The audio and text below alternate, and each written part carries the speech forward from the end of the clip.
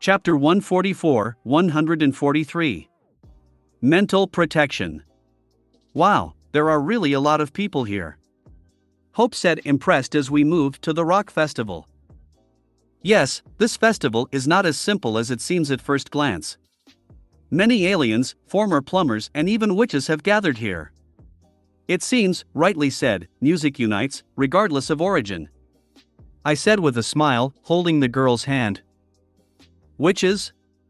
Who are they? Hope asked curiously as she continued to look around the festival enthusiastically. I'm not sure, but Gwen became friends with them. You can ask her later. It seems that these three girls are in the same group and they are performing at this festival. They call themselves Hex Girls. I said, mentioning the girls with whom Gwen spends almost all the time. Interesting. We should definitely watch their performance. And Hope said with a smile, snuggling up to me as always. Necessarily. They perform at 9 o'clock. And now we need to catch the shag carpeting performance, otherwise Grandpa will be offended. I said, and led Hope to the main stage, where the performance of this legendary, at least according to Grandfather, group will take place. Squeezing our way through the crowd of older people that had gathered, Hope and I spotted Max and Gwen, with Ashley, standing practically on the stage. Grandfather now had such a face, as if he were a teenager who was waiting, could not wait for the appearance of his idols. Although, the way it is, after all, men are eternal children, and Max is no exception. Hope! Are you here? Ashley exclaimed happily when she noticed our appearance. Hey, Ashley. Lex invited me, I hope do you mind? Hope said softly, clearly still worried that my family wouldn't accept her. No, of course, I'm glad you came. It's a lot of fun here, you'll love it. The food here is especially good.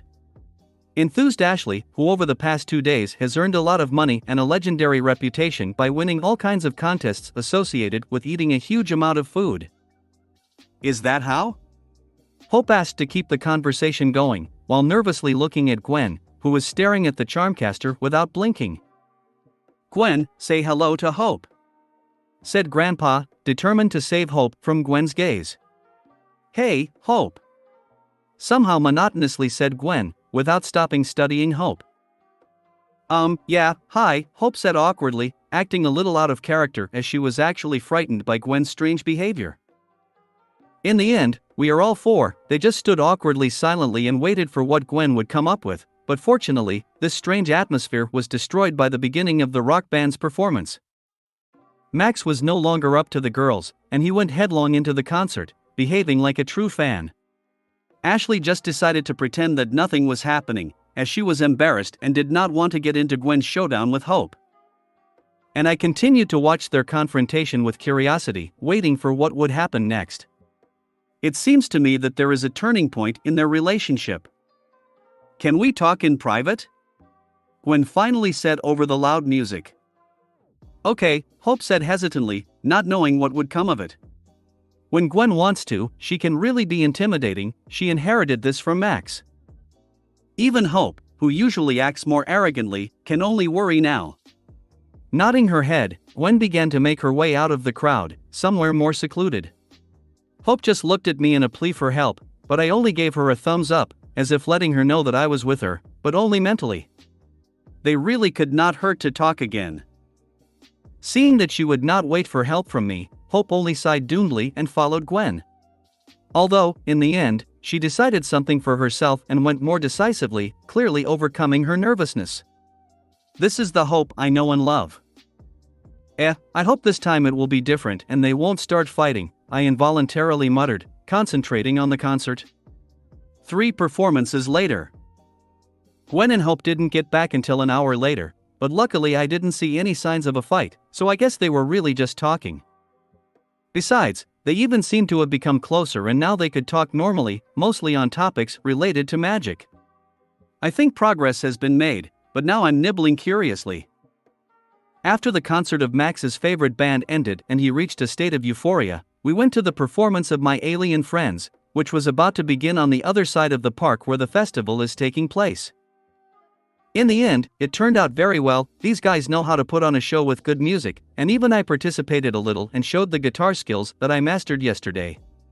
After that, we had dinner and then went to the concert of Gwen's friends, which impressed me the most today. I think the day turned out to be quite good and we visited this festival not in vain. Now we were all tired back to the RV, and finally, I got the chance to ask Hope how his conversation with Gwen went. "So, what were you talking about?" I asked the girl quietly so that no one else could hear. She apologized. Hope replied quietly. "Seriously?" I asked with a good deal of surprise. Yes, to be honest, I myself was shocked when she asked for forgiveness for all the nasty things that she said about me and for the way she treated me. Hope said sincerely. "Unexpected, but I think it's a good start." Thinking for a bit, I said. "Yes, Gwen said that she would no longer be angry with me and even sincerely asked me to become a teacher of magic." Hope said with a smile, clearly enjoying it. "It's really good. I'm happy for you," I said, stroking the girl on the head. "You were right when you said things would get better with time. Although, she is clearly still mad at you, and when we talked about you, she used a lot of bad words." Hope said. "Did you talk about me too?" I asked awkwardly. "Of course, we mostly talked about you," Hope said with a bright smile. "They obviously washed all my bones," I thought, involuntarily shrugging my shoulders. "Girls. Hope, will you stay with us?" Max asked loudly as we approached the bus. "No, sorry, I still have things to do in the castle, and besides, I don't want to embarrass you," Hope said politely, clearly pointing out that there simply wasn't enough room for her in our RV. "As you know. But if anything, you are always welcome here," Max said with a smile, starting to remove his rock paraphernalia and wash off his hair gel. "Thank you, Ms. Grandpa," Hope said with reddened cheeks, having been corrected several times by her grandfather for saying Mr. Tennyson. "Well, then I will take you back to the castle," I said in the form of a portaler, opening a portal to the foot of the castle. "Today was a lot of fun. Thank you for inviting me," Hope said with a smile as she passed through the portal. "We were glad to see you," Max said sincerely. "I hope next time you stay with us longer," Ashley said with a smile, waving goodbye. "Thanks for talking to me." A little primly, but still sincerely, Gwen said. "I'll call you tomorrow," I said at last. "Bye-bye," Hope said with a happy smile and went home as I closed the portal. "Let's go to bed already late, and send us on the road tomorrow," said Max, who did not know when he managed to change into pajamas. "Before, you need to eat this first," I said, pulling out 3 servings of solid shadow. "Is that what you talked about during dinner?" Gwen asked, picking up a piece of matter from another dimension. "Yes, this is what will solve your problem with the pyrokinesis tattoo and Ashley's problem with her powers," I said confidently. "Are you sure?" Ashley asked dubiously, unimpressed by the sight of a solid shadow. "Absolutely. I checked everything several times and tested the new mental protection, using the psi attacks of the clone in the form of squid. In the end, I didn't even feel anything. And the power of this alien allows you to read the thoughts of everyone on the planet, so the protection is really very good," I said, not going to make the same mistake as with Bezel's charms. "Well, since you're so sure, should this thing be swallowed?" Ashley asked, with a little disgust. "Just put them in your mouth and I'll do the rest," I said with a sigh. Fortunately, my family trusts me completely, so they did as I said. I turned into a cloak and put a diadem on my head, repeated the same trick that I did with Hope. "I don't feel anything," Ashley said, touching her body for some reason. "The effect will appear only after sleeping, so let's sleep. Today was a long day," I said as I changed my clothes into my pajamas. "Good night," we all said at the same time as we headed to our beds. Maybe I should take care of protecting Nebula's mind too? I finally thought before falling asleep. July 28, 2010. As always, waking up before anyone else, I returned to the cave and went to the training ground to test the effectiveness of my new mental defense. And although I was able to take a couple of minutes yesterday, in order to experiment with squid, I think a much better indicator of the effectiveness of the protection would be the use of my osmosion. After I absorbed all of Kevin's 11,000 powers, I didn't use the osmosion as I was afraid that such a power would affect me too much and I would just go crazy. Now, I think it's time to unlock this alien and see if I can safely use it. Although, I certainly won't do it without preparation. First, I created a few clones that will be ready to rescue me at any moment if something goes wrong, but I'm sure everything will be fine. Simply, an extra precaution never hurts. After making sure that I hadn't forgotten anything, I activated the transformation and soon turned into the same mutant that the future Kevin was until recently. Without noticing any pressure or desire to destroy the world, I have become convinced that the defense is doing its job so well that I do not even feel any influence from so many absorbed forces. Amazing! No wonder I still tried so hard for this. First of all, I decided to repeat Kevin's trick and backed off to regain a more human appearance, removing all signs of a mutant. And unexpectedly, it turned out to be made easier than ever. It only took a little effort and I looked like a normal osmosion again, before I absorbed Kevin's powers.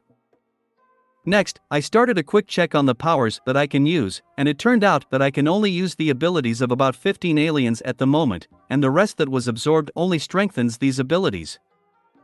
Although, they are still weaker than the originals. Well, this is a minus of this alien.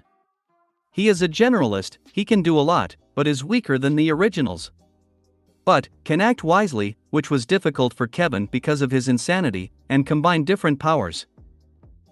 To be honest, this alien is not very useful for me, although it is very strong, but I prefer to use heroes whose abilities are more one way, because for different situations, I can easily turn into a necessary alien. Undoubtedly, a hero with a bunch of different abilities will still be useful to me. It's better to be stuck in this image than a swamp fire, but he will not be the one I will use all the time. Only by necessity. But it might be useful for my Ashley.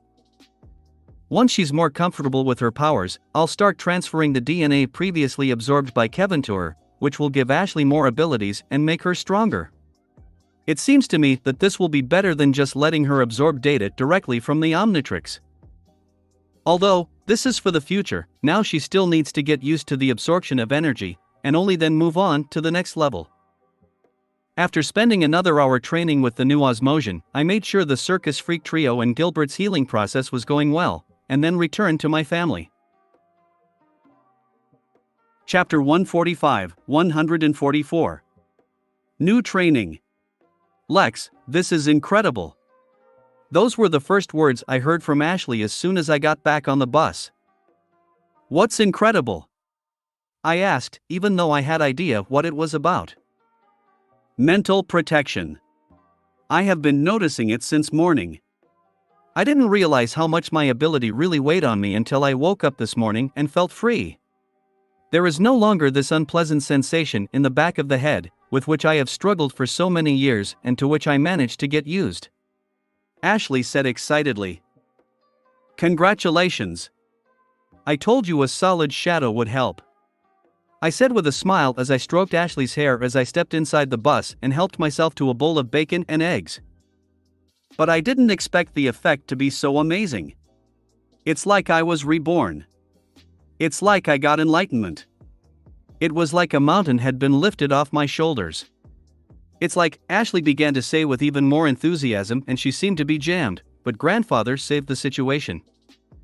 We understand, Ashley. You really liked the protection effect that Lex made. Max said calmly, who did not feel anything like that, since he had no problems, but, as they say, there is no excess protection. And how? Ashley exclaimed, and finally, more or less calmed down, sat down at the table for breakfast. Well, how do you like the protection effect, Gwen? I asked the girl, who all this time just sat and silently ate. Yeah, I have the same thing. Ashley is right, it's like being enlightened after a long walk in the dark. thoughts flow so easily and nothing hinders them. And the anger that I constantly felt lately disappeared without a trace. In general, now I look at the world with completely open eyes, if I may say so, of course. Gwen said calmly. Then why are you sitting there with such a drooping look? I asked, pointing out Gwen's obvious bad mood. It's just that now I can review my behavior over the past few weeks, and now I understand how badly I've been behaving. Gwen said softly. Well, not so terrible. I began to speak, but I was not allowed to continue. Do not lie. Now I can clearly see that I behaved like a vile bitch. I was unbearable. I gave you permission to date others, and then when Hope showed up, I started to get mad and even hit you, and then ignored you, Gwen said, almost on the verge of tears, but I stopped her abruptly. It's good that Grandpa went to say goodbye to his friends and did not find this scene, and Ashley left us alone. Yes, but we already found out that it was because of the pyrokinesis tattoo. I said, trying to calm the girl down before she raged. But it just heightened my true feelings. And now I'm ashamed as hell. And how much I said about Hope, my God, covering her face with her hands, said Gwen. You apologized yesterday, so it's not such a problem anymore. In any case, your problem is solved and this story is over. You can take this as a lesson for the future. I said calmly, although I myself was seething with anger inside, because I knew that it was my fault, but now there is little use from me. Gwen has to deal with her own problems. I know, but before I could not sort out my feelings, and now there are too many of them and I am completely confused. I don't know what to do, Gwen complained, resting her head on the table. I think you need to blow off some steam. I always get better if I destroy something. I said with a smile, slapping the table to cheer up the girl. And what did you come up with? Gwen asked somehow languidly, not having any enthusiasm, but only wanting to crawl into the deepest hole in order to continue self-flagellation. You will send back to the virtual world, I said as I pulled out my laptop. Against sumo slammers? Even more sluggishly, Gwen asked. No, this time will be different. As you know, I've been designing my own world lately, and although I haven't finished yet, I managed to create a small simulator program for us, because I knew that it could come in handy. I began to tell. Simulator program? Gwen asked with little interest, raising her head. In fact, this is a small piece of cyberspace that I prepared, and now I can program it any way I like at any time. Any location and conditions, any opponents and weapons, you can even prescribe the plot. I named this place the Danger Room. I said with enthusiasm. Is it like another game? Gwen asked, looking at me carefully. Almost, but only better. This is a piece of a real virtual world, so to speak, which I can customize as I want and pretty quickly. Although it's not as big in open space and uses optical illusion, it's going to be pretty much the same as when you got into Sumo Slammer. Just created by me. I said, just finished the last setting. And what do I need to do there? Stop the invasion of huge squid-like robots, once every 50,000 years, destroying all the races of the galaxy that went into space to make room for the less developed races, which in the end will also die, and this cycle has been going on for 1 billion years, but it is you who are destined to stop them. Pathetically, I retold the plot of the Mass Effect series.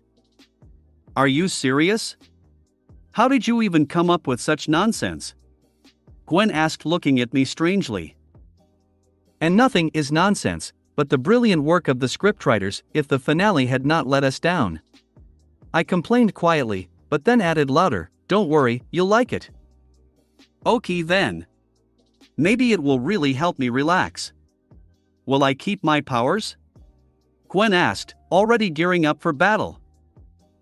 Only your anodite abilities, which will be significantly weakened.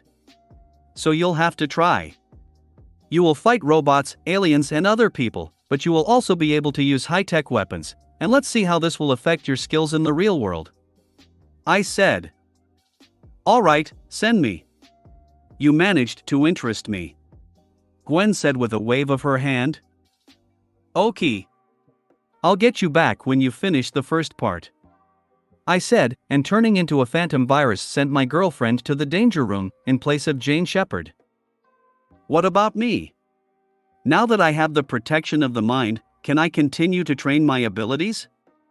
You promised. Ashley said with a pleading face. If I promised, then let's get started. Just while on the road, we can spend time on this. I said, making sure that Gwen started the game and there are no problems. And how are we going to train? Ashley asked enthusiastically as we set off, as Grandpa had already said goodbye to all his friends and returned. Well, I guess we'll start simple and improve your electricity absorption skills. Thinking for a bit, I said. But, I'm pretty good at it. Ashley said angrily, sitting down beside him. Yes, but now that it is safe for you, you will be able to unleash the full potential of this energy and learn to fully control it. Besides, it will be useful considering that you can always access it. I said instructively, pointing to the electrokinesis tattoo. I understand. Ashley said with a breath, and then asked, and when we finish with this, what will happen next? Let's move on to a tracking type of energy that is easy to access and safe. I said, keeping the intrigue. And what is this energy? Ashley asked impatiently. Kinetic energy. If you learn how to absorb it, then you will actually become invincible in close combat. I said with a smile. Sounds amazing. Already clearly imagine herself how it will be, Ashley said. When you gain experience, we will move on to the energy that is used in laser weapons, and then we can study something more dangerous, like solar energy or radiation. And magic. After all, then I too can conjure. Ashley said excitedly. Yes, and you will also learn how to absorb mana. But, all this will be over time, but for now let's start with the basics. I said, turning into feedback. Why did you turn into this alien? The girl asked incredulously. To help you. Get on the floor. I said, and sat down myself, and after I began to explain, this alien can also absorb energy, like you, although this is a more intuitive ability. I thought that with his help I would help you gain experience and teach you more control over this ability. What am I supposed to do? Ashley asked eagerly, sitting in the lotus position. After absorbing some electricity from the refrigerator, I gathered it into a small ball, which I held out to Ashley and said briefly, absorb it. Ashley did as I said, and had no problems with all the energy, and I said, now give it back. What? Ashley asked incredulously, obviously not expecting this. Collect all the energy you've just absorbed and return it to me. I think it will increase your control and help you. Only, don't use the power of your tattoos. I explained. Okay, I'll try. Ashley said intently and tried to do as I said, but she did not succeed. You see, before, you just attacked with electricity as if you didn't hit and used it to enhance your physical characteristics. And now, when I asked you to give the energy a more concrete form and collect it all at once, you did not succeed. Of course, with the power of the tattoo, you would be able to do it without any problems, but now we are training your osmosion abilities. That is the point of this training. I said with a smile. Yes, now I understand. I used to just trust my instincts and let my abilities do all the work without even trying to learn how to do it myself. Ashley said displeasedly, realizing her mistake. Perhaps this is one of the reasons why osmosion abilities always drive them crazy and control them. Although, it doesn't matter now. In any case, we are training so that you learn to control your powers and not allow or do this to you. It will take time, but I'm sure you can handle it. Try again. I said, handing Ashley another ball of electricity. Okay. Ashley said as seriously as possible and tried to gather energy into one point. This time it turned out clearly better, and even a spark ran through, but in the end, everything ended with a one-time emission, which I managed to absorb, before the bus was damaged or Nebula, who lay nearby and just watched us, since we were the only entertainment for her. Again. I said calmly, giving Ashley no time to get upset and allowing her to absorb the electricity again. When Ashley failed again, I did the same and Ashley started a new attempt. All the way to St. Louis, we continued to use this method of training and, in the end, Ashley was able to collect the absorbed energy into a ball and transfer it to me, although losing 70% of the electricity in the process. Good progress for a first time. Chapter 146, 145. Xylene. I have to admit, your idea was brilliant. I was able to release all the tension and suddenly became interested in history. And the final battle versus Saren was hard, but exciting. Gwen said with a smile as she took a bite of her pizza. A few hours passed and we got to St. Louis. After I finished training Ashley, I brought back Gwen, who had been over a week in the world of the danger room and seemed to have sorted out her feelings. The method of venting one's frustrations on one's opponents by brutally destroying them has once again shown its effectiveness. Grandpa took us to the park they loved to visit with Grandma when they were young, and now we were all enjoying a great day eating delicious pizza from a nearby store along the way and listening to Gwen's adventure story. I'm glad I could help you, I said with a smile. Yes, thanks a lot, Gwen said sincerely, looking at me the way she looked at me when we first started dating.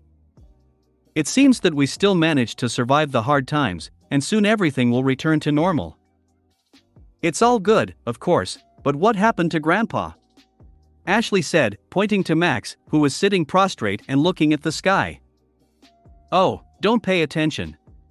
Melancholy overwhelmed him. He just misses grandmother. This happens to him every time he visits places that are memorable for them. Waving my hand, I said. Are you sure? Gwen asked worriedly, looking at the sad Max, who was completely oblivious to us. Yes, let the old man be alone and sort out his feelings on his own, I said confidently, handing a couple of pieces of pepperoni to Nebula, who was disguised as a dog, since she had already outgrown the size of any cat. Still, I feel sorry for him. He looks so lost, Ashley said sympathetically. Well, you can understand him. His beloved wife left him and flew into space, for unknown reasons, and has not been in touch for almost 20 years. In his place, I would have gone for her long ago, but grandfather is too responsible and simply cannot leave us, I said, making sure that grandfather would not hear what we were talking about, otherwise it would be embarrassing. It turns out, is it because of us that Grandpa can't reunite with Grandma? Gwen asked in surprise, who obviously didn't think about it that way. Well, yes, although most of it is my fault. After all, he has been looking after me since I was 5 years old. Although, I think that Grandpa is redeeming himself for not paying enough attention to our fathers in the past, due to working as a plumber. I expressed my thoughts on this matter, which have been in my head for a very long time. How complicated it is, Gwen said doomedly, laying her head on the table. That's adult life, I said, shaking the ovens, having finished eating. Maybe then you'll try to find Verdona? You're going into space with Tetrax soon, Ashley suggested. I thought about that too, but I don't even know where to start. Anodites have always been isolated and rebuilt, so even a random representative of this race will be difficult to find. What can we say about a specific person? Although, of course, I will try to find her and bring her to Earth, especially since she will be able to teach Gwen and me to be Anodites, but the chance of success is incredibly small, I said, noticing that my grandfather had gone somewhere. Probably went looking for the tree where he and Verdona had carved their love symbols. I hope you succeed, otherwise it's unbearable for me to look at such a grandfather. I got used to the fact that he is always cheerful, Gwen said, and Ashley nodded her head, agreeing with her friend's words. Yes, me too, I started to say, but stopped abruptly when I felt the attack on me. Give me back the Omnitrix. A green-skinned woman with 3 eyes and 2 tentacles instead of hair and the same tail screamed furiously, trying to envelop me with her telekinesis. True, she didn't succeed, because a telekinetic barrier formed around me, which protected me, and I looked at this insane woman who, without hesitation, attacks, in fact, a child, I'm only 16, in the middle of the day, also scaring away vacationers people with their alien physiognomy. Will not give it back, I said with a smirk, looking at Xylene, who was the courier who brought the Omnitrix to Earth. "It's not meant for some boy." Xylene shouted and attacked me even more violently, throwing the nearest things at me with telekinesis. "I'll take care of it myself," I said calmly, stopping the girls who were ready to rush into battle. Since Xylene pissed me off with her mere appearance and what I know about her, I decided to show her that you should not rashly attack the owner of the Omnitrix. Transformed into anti-gravitesla, I changed my gravity and pushed off the ground in the direction of Xylene, faster than a cannonball. Easily pushing away all the objects thrown at me by gravity, I quickly reached Xylene and, having scanned her DNA, immediately turned into the male version of Uxorite. Uxorites are natural telekinetics who have mastered this ability very well. But, unlike Squid, who has very strong telekinesis, but no control, only naked power, the Uxorites do not have such strong telekinesis, but filigree control, just what I have always lacked. Given my own telekinesis, this alien becomes incredibly strong, almost on par with Squid, but with great control, I don't have to worry that I'll overdo it and accidentally dislodge the moon from its orbit. And as Squid, I can actually do this quite by accident. Well, and among other things, Xylene, as I called my Uxorite, due to his physiology is stronger than a person and more flexible, which is also a plus. Now let's get back to the fight. Although, this is just a mockery of the weak, but Xylene deserved it, for her behavior. Probably. Obviously not expecting such agility and such skillful use of the Omnitrix from me, Xylene only widened her eyes when I pushed her with telekinesis, and she flew into the air. Telekinesis picking up everything that Xylene wanted to throw at me, I sent it to her and knocked her down, causing her to fall to the ground, although not badly hurt. Deciding to end this, I took off and jumped straight at Xylene, knocking her out with a strong blow along the way. And immediately began to use telepathy on her to find what I had arranged this battle for. Of course, I could not fight Xylene, but I needed a reason to knock her out and get inside her head and get the access codes to the Omnitrix. As the courier entrusted with the delivery of the Omnitrix, Xylene received several access codes that would allow them to open several aliens, in a pinch, lock the Omnitrix permanently, and most importantly disable the security system. I've been trying to completely hack and subdue the Omnitrix for a long time and even thought that the shake-up arranged because of Ben's connection to the Ultimatrix would help me, but everything turned out to be not as simple as I thought. Azimuth worked so hard to create a defense that even I can't break if I don't want to lose the Omnitrix. And the problem is, even my aliens can't help me. Azimuth foresaw the possibility of this and left only the ability to unlock master control and a few other features that I have been using for a long time. Eventually, the only working option left for me is Xylene. Of course, I could take the watch apart and start studying it so I wouldn't have any problem being able to completely hack it, but I don't want to lose my main weapon now. When the era of calm comes, then I will deal with it. Lex, stop. She is not an enemy, I know her. Shouted the returned Max when I got everything I needed. Then why did she attack? Gwen asked as she walked over to us. She does not know how to think about her actions in advance and always does what comes into her head, said grandfather, picking up the unconscious Xylene in his arms when I became a man. Okay, let's get out of here first, we've already attracted attention. And then we'll deal with our guest, I said, restoring everything that Xylene had destroyed. Okay, let's get on the bus, said Grandpa and quickly ran to the parking lot. After taking Nebula, we went after him, after which we boarded the bus. We quickly drove away so as not to run into Lieutenant Steele, who was in the city with his team and already knew about Xylene's rampage. Means, have you known each other for many years? Gwen asked curiously, shortly after Xylene woke up and Max was able to talk to her and calm her down.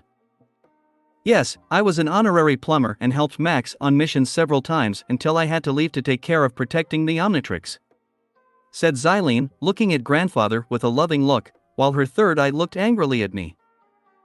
Ah, now I remember. I read about you in the plumber's files, I said with a defiant smile to irritate Xylene even more. I don't like her. And what was there? Ashley asked with a smile.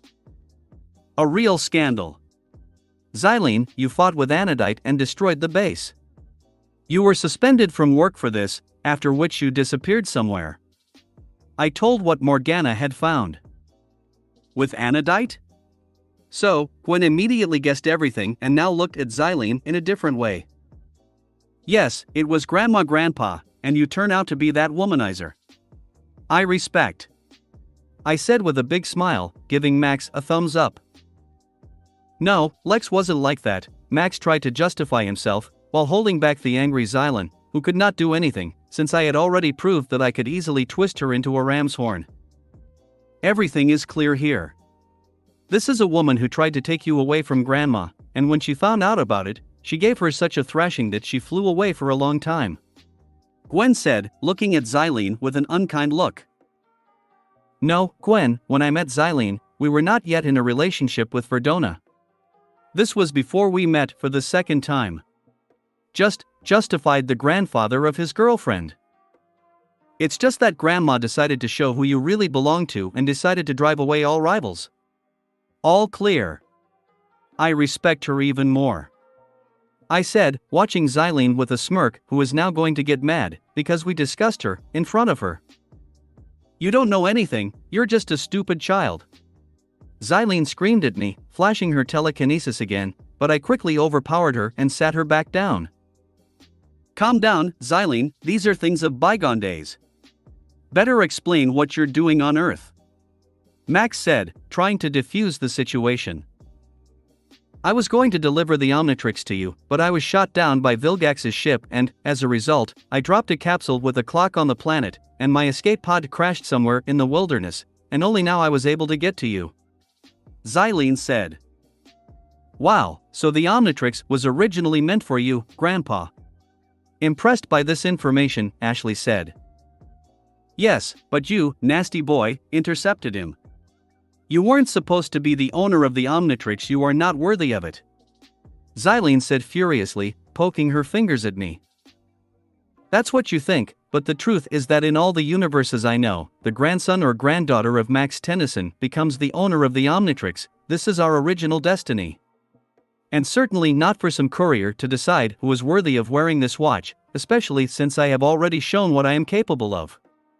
I said, and for intimidation, magic flashed in my eyes. Lex, don't be rude. And Xylene, you really shouldn't say that. I'm sure I couldn't have done what Lex did with the Omnitrix. He is a much better owner of this watch than I would ever be. Shaming me, Max said softly. But Xylene wanted to protest something, but stopped when she felt the attack. It was another Vilgax drone that was stuck in the wilderness with Xylene, and now she brought it to me. Unfortunately, this drone was waiting for a sad end, since I just destroyed it with a magic attack, and after looking at the alien, I said, so, where did we stop? Not important. It's time for me to fly away. I need to report on the result of the delivery to the creator of the watch. And rest assured, he will know about everything I saw here today. Xylene said angrily, summoning the coral, which had been in orbit for 10 hours already.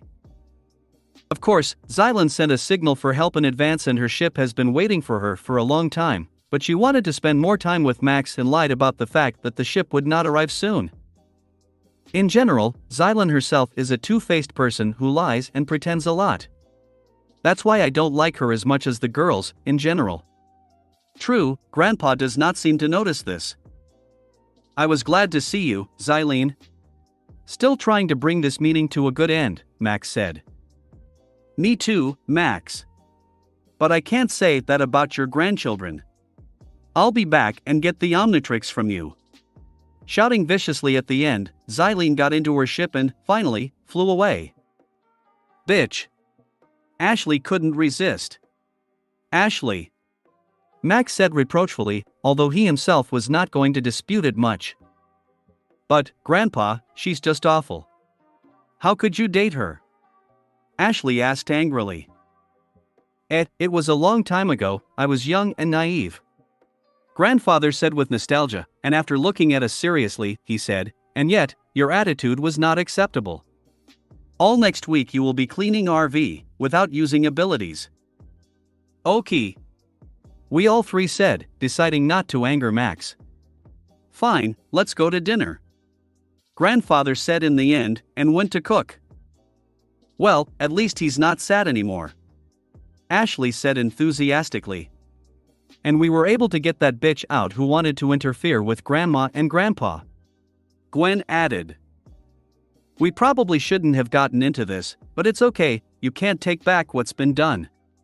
Come on, let's make sure he doesn't cook any worms, I said, and picking up Nebula, who was walking nearby, we went to the RV. Chapter 147, 146. Endgame. Part 1. July 29, 2010. Again you. I said with a little annoyance when I realized that I had again met the runaway Forever Knights, who, although they were without armor, were familiar to me as one of the most loyal followers of Enoch. This time, they were literally on the run, so at the moment, they hijacked the prison bus that was supposed to take these guys to the place of detention.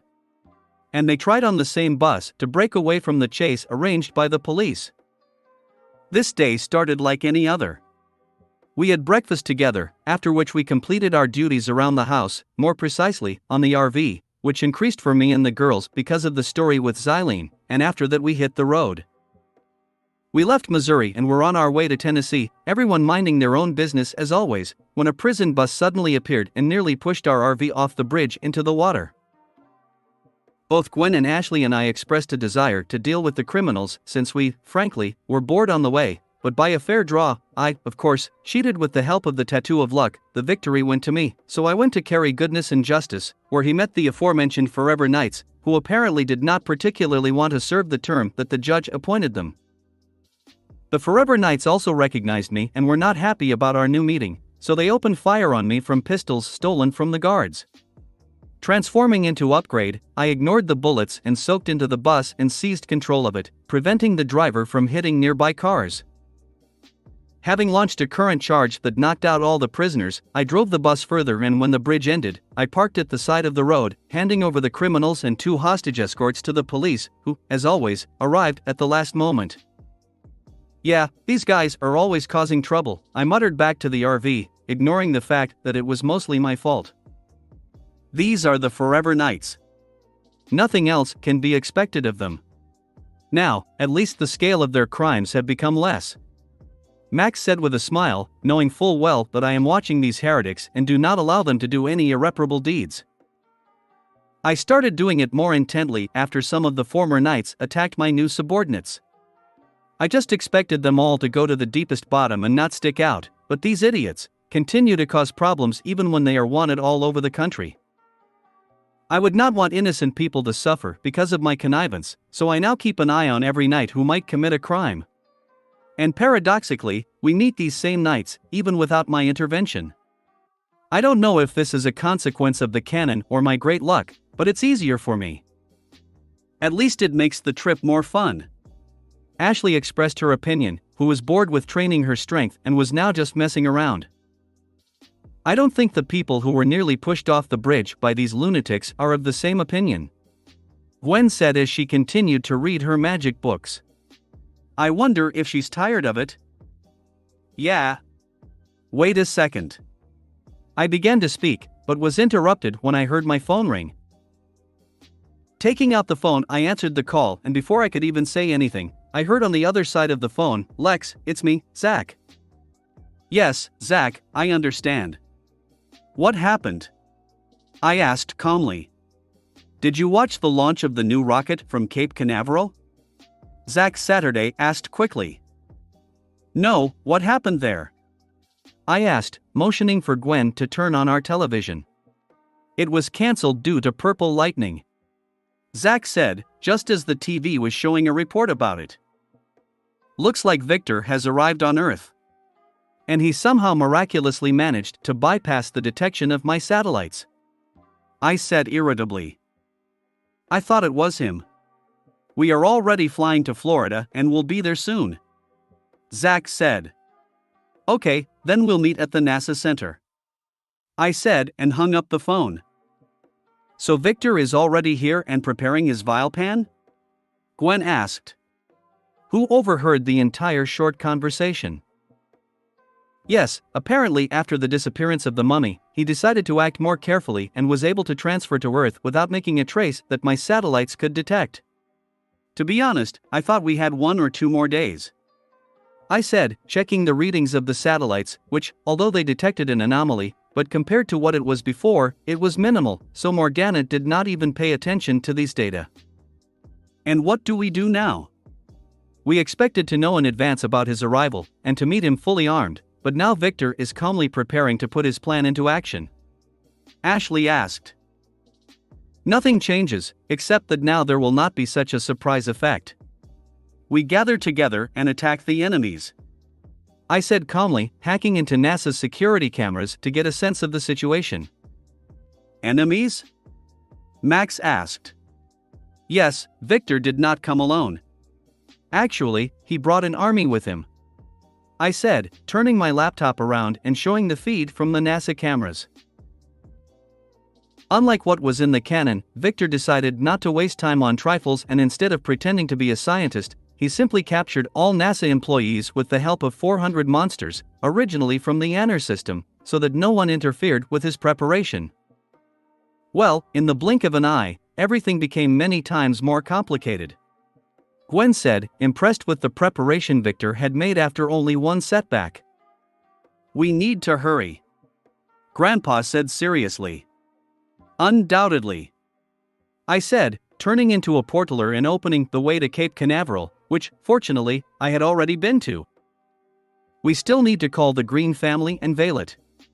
They also wanted to participate in the final turmoil. Gwen suggested. True, but there is another task for them. I said, pulling out my phone again. So, more than 400 aliens from the Loboan, Tepkufan, and Transil races oppose us.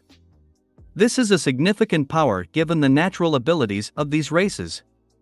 I said as our family and the Saturday family gathered for a briefing in the airship while the Green family and Valeth carried out their part of the plan. And we need to defeat all of them in order to get to Victor and stop him. Doc said, looking through the security cameras. For me, Grandpa, Gwen and Ashley, this is not such a problem, but you can't say the same about the 4 of you.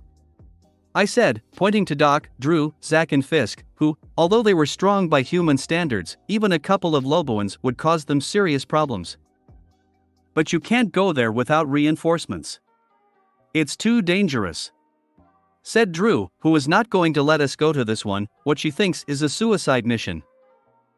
Well, I thought you would be opposed to us sorting this out ourselves, so I prepared something for you. I said with a smile, taking out 4 vials of purple liquid. What is it? Zach asked curiously, taking one of the vials. The Mr. Hyde formula. It will allow you to get the power of the alien for 4 hours. I said, at the same time glad that I could watch the process of becoming a hybrid. Are you serious? Zach asked admiringly as he uncorked the flask and was about to drink the liquid, but Doc stopped him. This is not dangerous? Drew asked for the sake of appearances. Not. As a side effect, when the formula wears off, there will be some fatigue and hunger. I said as I watched Fisk drink the formula and transform into a Lemurian/Herbarian Pelleter hybrid. Unusual combination. Can I drink the formula now? Zach asked impatiently. Oh, you still can't stop. Drew said with a sigh, knowing full well the stubbornness of her son, who would still get into battle, even without a formula. So, at least it will be safer. Hooray! Zach exclaimed and turned into a small werewolf, as he got Loboan's DNA. Doc and Drew sighed at the same time, watching their son, and then they drank the formula and turned into a hybrid of Pyronite and Apoplexian, respectively. How do you feel? I asked curiously. Strange, said Drew, who looked like a fire lady with burning hair. So cool! Zach exclaimed enthusiastically, running around the room, chasing Fisk, who was curled into a cannon bolt. Doc thinks it's time to beat the mugs. Doc exclaimed aggressively, and then more normally asked, what was it now? Wrath's temper. Gwen said with a smile, whom I told about this race and their overshoots. Why didn't you give us this formula? Ashley asked curiously as she watched the rejuvenated Saturday family. If you, me or Gwen accepted this formula, we would just explode. I said, watching the twisted degeneration of Ashley's face, and then added, and Grandpa doesn't need her. Right. Max said with a predatory smile, taking out his Jaeger, which I managed to update and add my grandfather's favorite weapon to it. KSCHA, the Komodo dragon, exclaimed very displeasedly, who also wanted to participate in all this story. Okay, hold on. I said, throwing him a test tube, swallowing which, Komodo turned into a hybrid of a lizard and lepidopteran. I think everyone understands the plan. I go and stop Victor and you rescue the hostages and defeat the aliens. I said, using a spell that would prevent outsiders from knowing what was going on in this area, as well as prevent our guests from escaping. Great, let's go beat the muzzle. Zach exclaimed happily and jumped out of the airship window. Fisk followed him. Doc loves this idea. Completely losing himself because of the wrath gene, Doc shouted and went after his son. Boys, be more restrained. Drew said with a smile and flew out of the window using her acquired powers. Ha, Grandfather involuntarily said, watching the performance of the Saturday family, when he himself climbed into his robot.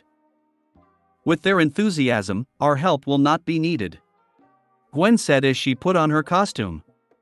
Even so, we need to finish this story. I said, also dressed in my suit. Let's go. Chapter 148, 147. Endgame. Part 2. When all my comrades joined the fight and attracted the attention of the monsters, who started to lose from the first second, I turned into an XLR-8 and calmly ran through the entire complex, to the place where Victor was hiding. Of course, they tried to stop me, but I was moving at such a speed that no one could do anything to me, and soon I arrived at a landfill that stored decommissioned equipment that was previously used for space flights. The reason why Victor chose this particular place as his base is precisely in this junk, using which he was going to bring his plan to life. Initially, his task was to resurrect ZS Scare and send Corodium into orbit with a spaceship. Corodium would be delivered to the ISS and, using satellites, of which there are a lot around our planet, they would irradiate all the inhabitants with corodium radiation. But, I messed up the whole plot and now I don't even know Victor's next steps. I assumed that he would become more alert and improve his training, but I did not think that he would be able to bring an entire army to Earth without me noticing.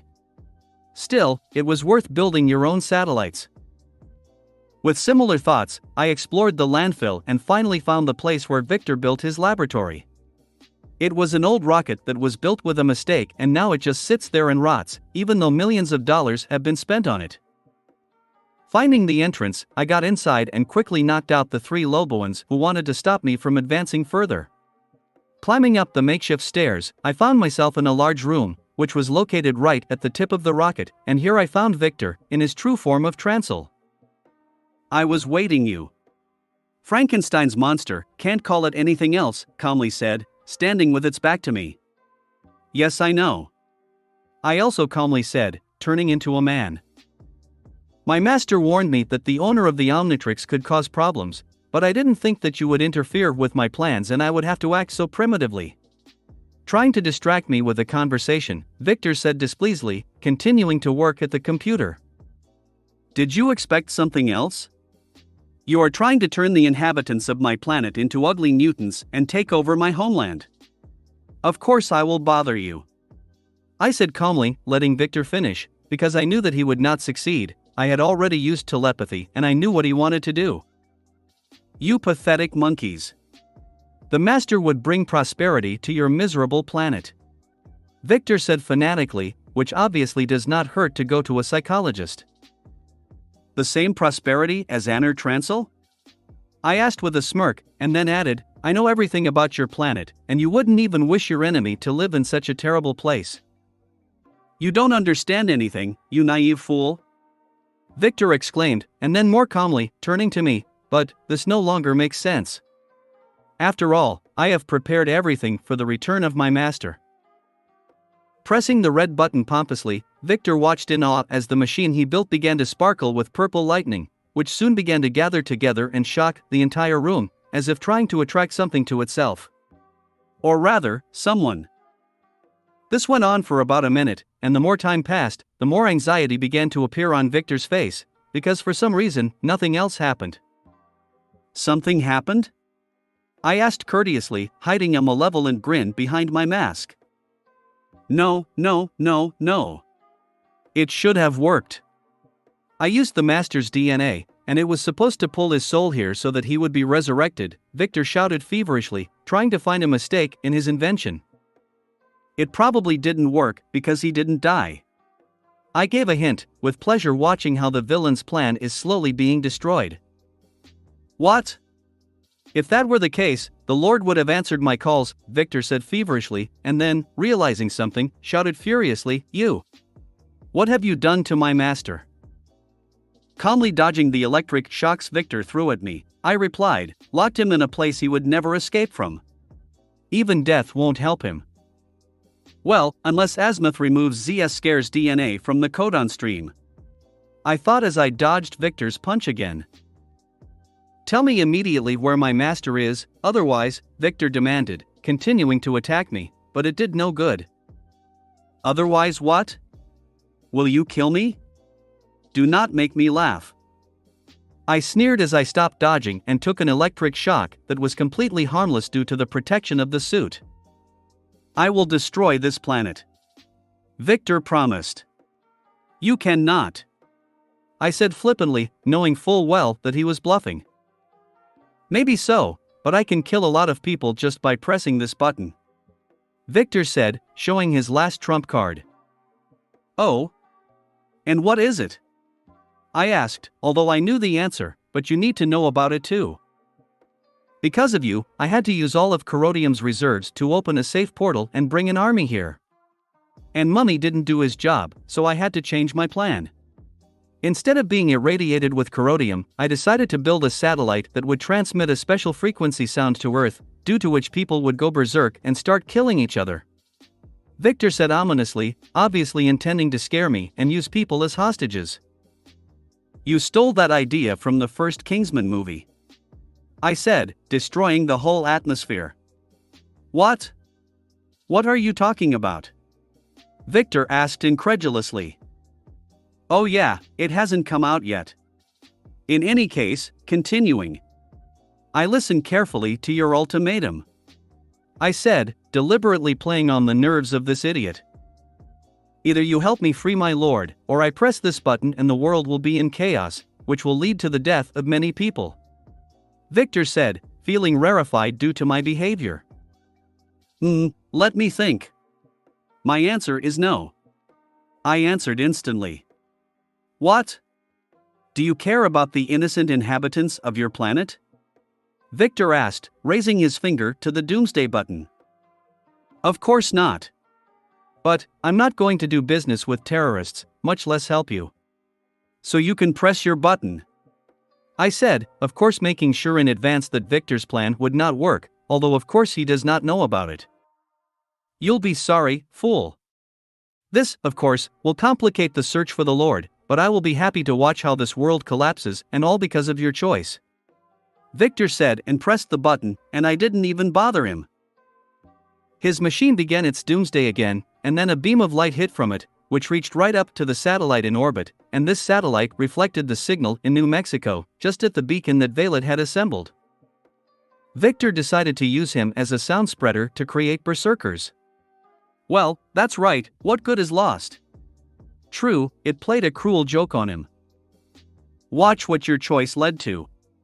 Victor said pathetically, and using his machine and his own electricity, he opened a spatial window into the desert of New Mexico, right above the place where the beacon used to be.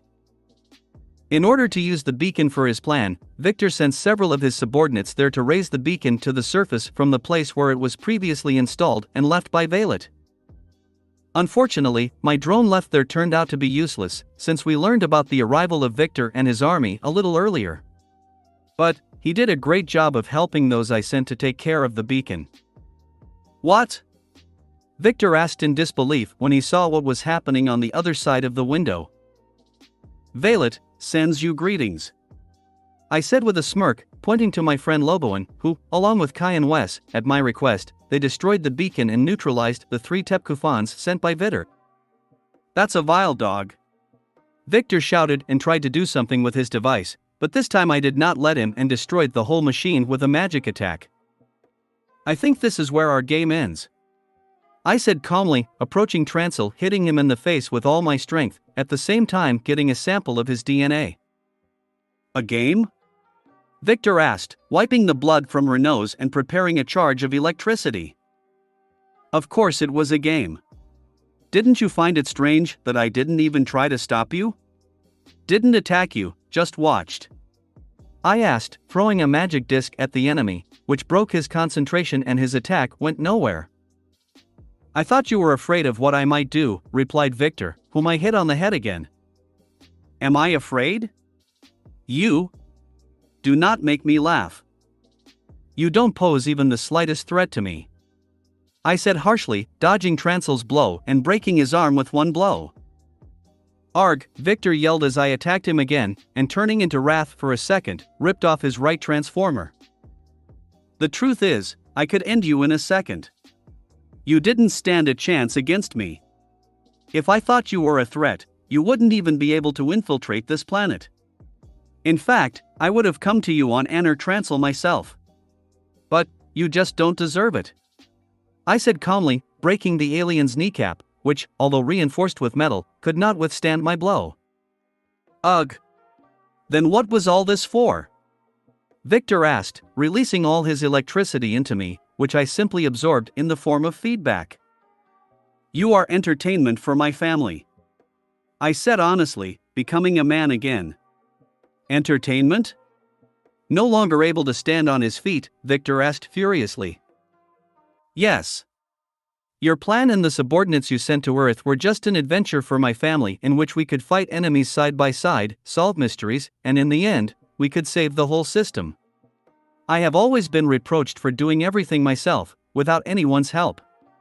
This time, I decided to arrange everything so that my relatives would not feel useless and hang themselves from the bottom of their hearts. I told the whole truth. So I was just a pawn in your game? Victor asked somehow doomed, no longer resisting. Yes. It's not nice to be used, isn't it? Although, I made sure that you did not do anything irreparable and was ready to stop you at any moment, but it was not even required. Like I said, you were never a threat. I said, sitting down, lying limply with broken limbs, Victor. Seeing that he had lost any resolve to fight against me, I finally added, well, to be honest, I also wanted to destroy you completely, so I'm tired of villains like you who do whatever they want for some meaningless goals. Death would be too easy a punishment for you, for everything you've done under ZS Scare. And now, goodbye. After knocking out Victor with the last blow, I lifted his body with telekinesis and went to my family, who should have finished with all the enemies by now. Chapter 149, 148. Aftermath. Ashley's POV. 35th. I said, knocking out another werewolf who tried to attack me with my diamond fist. 39. I'm winning. Gwen said with a grin and fried 3 mummies at once with her fire. We'll see. I yelled belligerently and sent out a wave of electricity amplified by my tattoo, which knocked out 5 aliens at once. Girls, this is not a game. Take the fight seriously. Grandfather reproached us, being in his robot and trampling several aliens, after adding, especially since it's me who wins. 58th. I could only roll my eyes at his words. Of course, he wins, given the sheer number of cannons and other weapons Lex has placed on Jaeger. It's good that Grandpa is holding back, otherwise the ceiling would have collapsed on us long ago. Lex has been gone for a long time. He is usually quick to deal with his enemies. Gwen said as she shielded several NASA workers with her magic shield so they wouldn't be harmed by our battle. Don't worry, he knows what he's doing. Grandpa said confidently, defending Zack, who was too carried away and did not notice the attack from one of the Frankenstein monsters, or whatever they are called. To be honest, I'm starting to worry too. Lex certainly loves to chat and then humiliate his enemies, but it usually doesn't take that long," I said, and after absorbing the hurricane from my bracelet, flared up like a torch, frying several monsters. "Anyway, we'll only get in the way if we go to Lex. Plus, we haven't finished our part of the job," said Grandpa, pointing to the remaining 100 aliens we had cornered.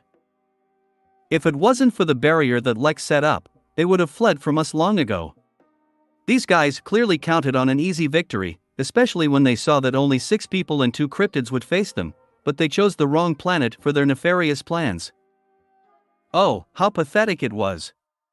Now I understand why Lex likes to do this, I thought involuntarily, hitting the werewolf on the head in my serpazordium form. "What is that ray of light?" Drew called our attention, pointing to a beam that hit the sky, just from the area where Lex went. "Doc doesn't like this," growled Doc, who, after accepting the formula, only expresses himself in this way, while constantly tearing the mummies into small pieces with his claws. "Let's hurry up," said Grandpa, catching 20 aliens at once with a laser net. "Then, we can no longer hold back," I said with a smirk, releasing all the accumulated electricity forward, which knocked out almost all the aliens, leaving only Transils immune to electricity.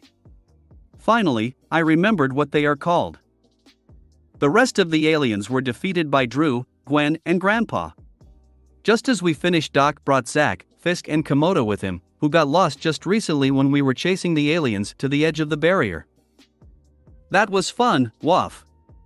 shouted Zack enthusiastically, who had become even more hyperactive than usual due to the formula and was hard to keep still.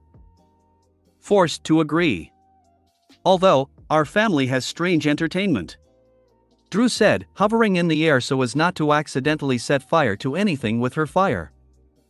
"I see you're done," came a familiar voice from behind us. "Lex!"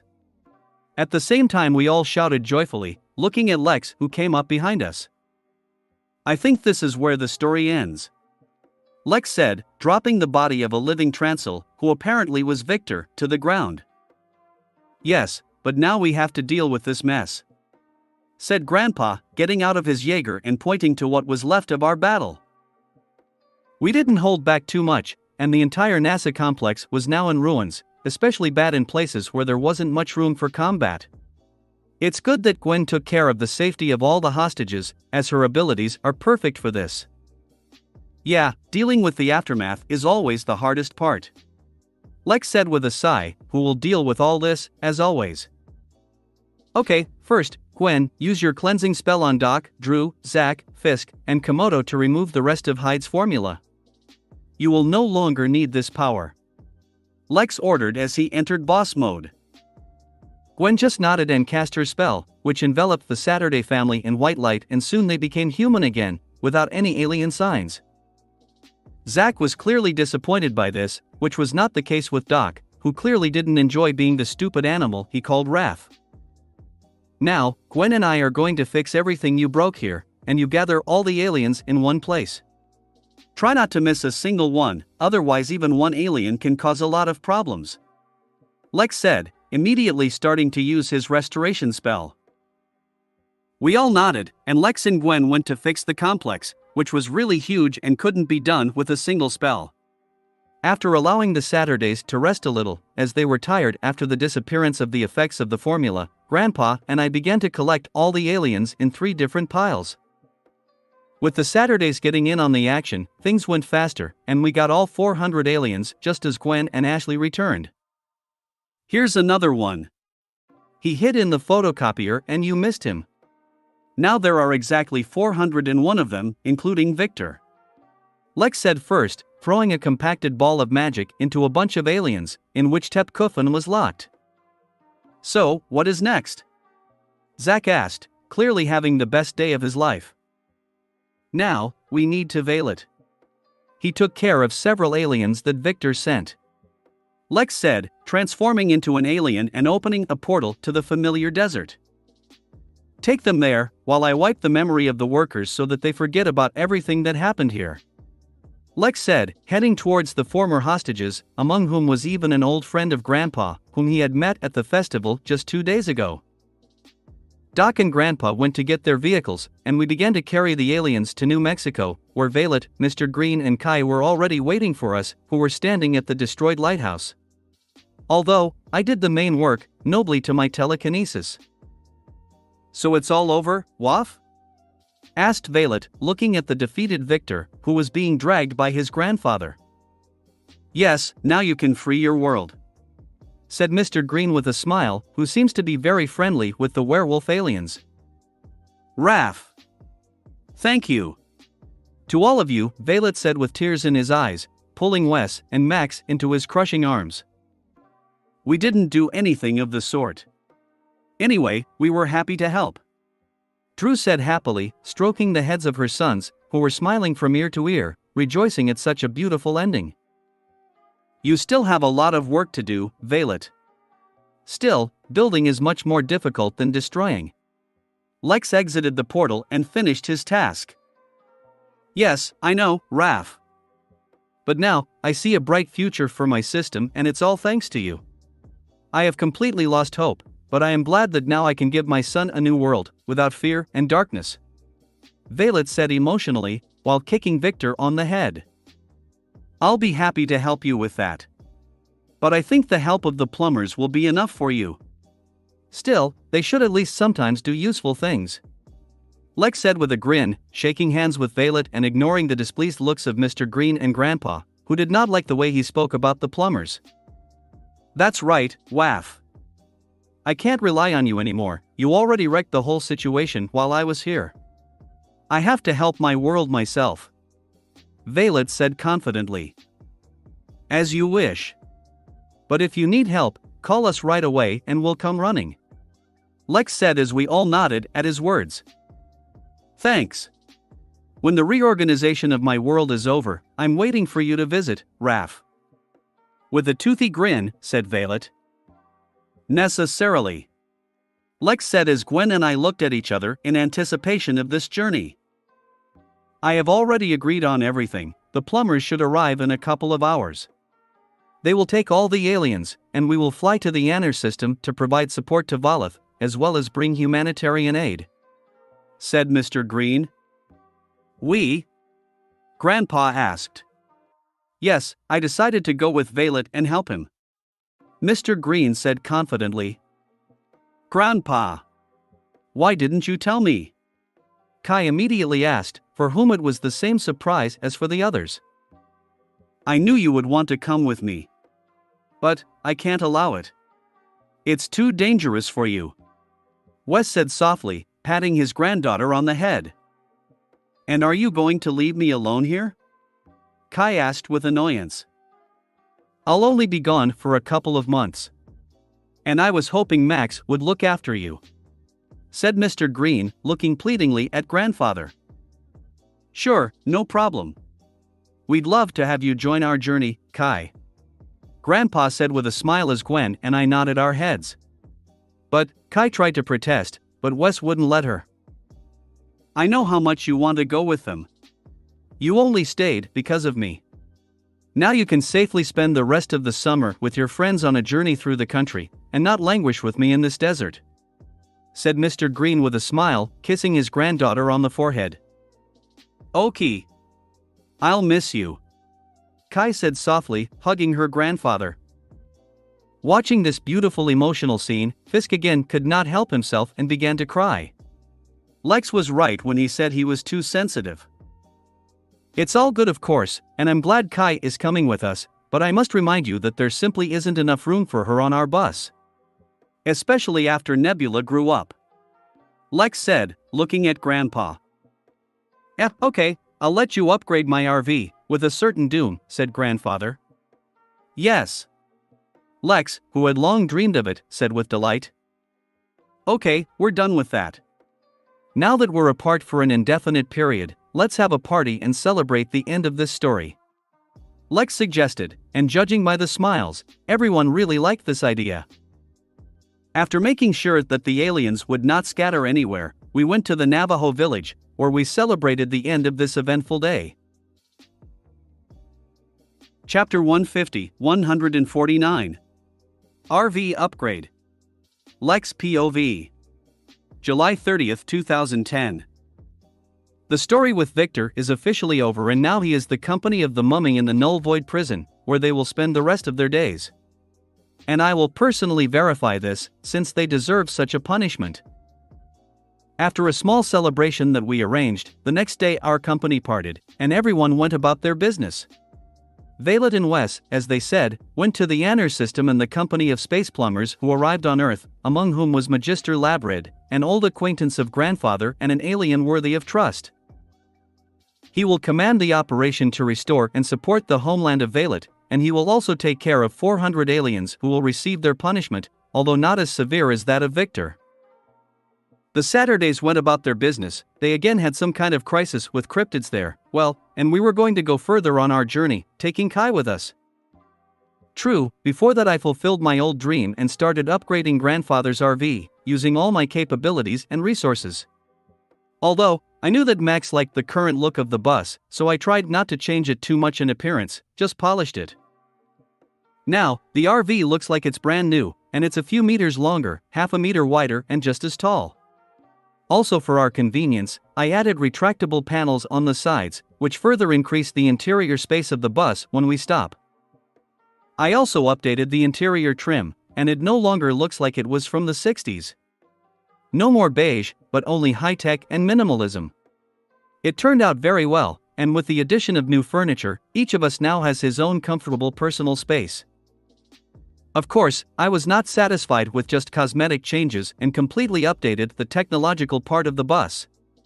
Although our mobile home was already packed with advanced technology, but I could do better. I had prepared the blueprint for the upgrade long ago, so all I had to do was bring it to life. Now, our bus is literally indestructible, since I used serpensortium for the outer skin, plus added a few energy shields, commonly used on spacecraft. And of course, I significantly improved the armament of the RV, added many different functions for all occasions, and so on. Even the submarine mode is now there. Well, it certainly knows how to fly, too. In order to have enough energy for all this, I used the former Merlin ship core, which the samurai robots had already completely dismantled for parts. By reducing the power source with PIM, I put it in place of the gas tank, and now Max no longer has to worry about running out of fuel. Finally, I upgraded the engine, but made sure that the carburetor that Ashley donated still served its function and was not useless, although now it is used to supply energy from the reactor to the engine, and not mix fuel and air, but this is not so a big problem. I've finished. I shouted loudly, turning into the Sandman and destroying the dome that acted as my makeshift workshop. Wow, the first thing I heard when the girls saw the updated motor home. Now no one will turn his tongue, call him a rust bucket. This is so cool. Ashley shouted enthusiastically and quickly began to explore my innovations. Isn't this a completely new bus? Asked Kai, who, to tell the truth, knows quite a bit about our family. No, in fact, if it were Lex's will, he would have redone everything, and it's clear that he was holding back quite a lot. Let's go and see what's changed inside. Gwen said with a smile, and in the company of Kai, she went to Ashley, who was inspecting the new refrigerator. Behind them, with a measured step, Nebula also moved, for which I also made my own corner. Well, how about you? With a little concern, I asked Max. This is not usual, said grandfather, critically examining the bus. But, I asked, looking at him expectantly. But I like. It turned out better than I thought. And thanks for keeping the original style. Max said with a smile, patting me on the back. Well, thank God, I thought with relief. All this was started just to please Max, and since he likes it, all these efforts were worth it. Here is the new key, and I also sent instructions to your phone for the new controls and functions that I installed. I said, handing over the key. Thanks, said Grandpa, and immediately hung the Jaeger control key fob on the ring with the key. Girls, we're leaving. You can check what else has changed along the way. I said loudly, getting the attention of Gwen, Ashley, and Kai, who have already climbed onto the roof. Okay. So what's the plan? Gwen asked as she calmly jumped off the roof. I thought that we had not been to the beach for a long time, but there was only a month of vacation left. Grandpa said as he got into the RV and got into the refurbished driver's seat. It's a good idea, I haven't been to the ocean for a long time. Where are we going, Mr. Tennyson? Kai, who has spent most of her life in this desolate region, asked enthusiastically. Hawaii. Grandpa said with a smile, starting the engine, which, although it made sounds like a normal diesel engine, was only a sound effect so as not to arouse suspicion. And so, the RV runs on clean energy and does not make any sounds at all. And how? Kai asked with a frown, still greatly underestimating the capabilities of our strange family. Lex, where to click here? Grandpa asked me, pointing to the side panel, with a lot of different buttons, which he had just opened. Right here. I said with a smile, slamming the big red button. With this I activated the flight mode. The RV rose a few centimeters, the wheels folded down and in their place appeared repulsion engines, which were usually hidden under the bottom. Under their influence, we climbed even higher, gradually gaining the height necessary for the flight. Finally, another large repulsor appeared at the back of the bus, which began to push us forward, gradually giving us tremendous speed. Ladies and gentlemen, thank you for choosing our airline Tennyson Air. We are on our way to Honolulu with an estimated time of arrival of 3 hours and 8 minutes. You can move freely around the cabin, but I do not advise you to open the doors and windows. And also lunch you have to cook by yourself. I said with a smile for fun, pressing another button that activated the disguise mode. We don't want the US Air Force to see us. It would end badly for them. We are flying on a RV. Kai screamed in shock. That's not the strangest thing we've seen in a while. Gwen said calmly. Don't worry, you'll get used to it. Ashley added with a smile, who had already experienced something similar once. But, our new passenger muttered indistinctly, not knowing how to react to such a statement. By the way, about this. Kai, we often get into various dangerous situations, we are hunted by several dangerous aliens, and we are also kind of like heroes, but the girls will tell you more about this. I began to speak, showing off my hero costume for a second. Ignoring the stunned state of the girl, I continued, what I want to say is that we are quite dangerous. You are the only one of us who is an ordinary person, except for grandfather, but he himself is still a weirdo who can stand up for himself. Hey! Max shouted indignantly, and then after a couple of seconds he added, well, yes, it's true. Are you saying that I don't belong here? Kai asked sadly. No, of course not. I'm glad you came with us, as we all do. It's just that I wanted to warn you in advance that you're going to encounter a lot of oddities and dangerous situations. But knowing you, I'm sure you don't mind. I said quickly. Yes, it is. I have always dreamed of going on an adventure. Kai said with a smile. Don't worry, you will remember this month for a long time. I confidently promised, and then added removing one of the bracelet from my hand, but I started this whole conversation in order to give you this. What is it? The girl asked, examining the dark purple bracelet. This is something that will help you not to be defenseless and even allow you to help us. I said, and then he began to explain, pointing to the bracelet. It is called Tetrax and allows you to turn into any animal that you can only imagine. And even in a cryptid, if you saw him live and remembered his appearance well. This is incredible. Just like in our legends. May I try? Kai asked excitedly. Of course it's yours now. Just turn into someone little. I said, nodding my head. Kai also nodded and, putting on the bracelet, began to try to transform. After a second of concentration, she turned into a blue-furred wolf. After walking around the cabin a little, apparently getting used to 4 legs and a tail, Kai began to turn into other animals, starting with a panda, and Gwen, Ashley, and Max watched this with interest. I originally thought Kai would get the Tetrax, but I thought I'd do it later, when we get to know each other better. But now that she has gone with us, it is impossible for her to remain without any strength, otherwise this may end badly. That way I can keep an eye on her and make sure she's trustworthy. After that, Kenkatrix will remain with her forever. Plus, it's a small redemption, because I took Excalibur, which was originally supposed to belong to Kai. Well, I think it's better to have werewolf powers than to have a proto-tool. Okay, get used to it with a gift, and I'll go to work, I said when Kai was in the form of a fly. Yes, you can also transform into insects, although this is more difficult due to their small size. When she's done, fill her in on our situation, please. Tell she about the Omnitrix, our heritage, abilities, our enemies, and so on. I turned to Gwen and Ashley, taking out a laptop. After getting a nod from both girls, I went to my new work area, which was next to Nebula's bed, and continued to work on the danger room, which I'm going to use soon to train my forever knights. Chapter 151, 150. I Guy and Marshmallow. Ah, life is good, I involuntarily said, basking in the rays of the sun, on a snow-white beach. The beach was a good choice, Grandpa, Ashley said with a smile, lying on a nearby sun lounger. Yes, we haven't had such relaxed days in a long time. We are either always on the road, or we deal with criminals and enemies, or we are busy with other things.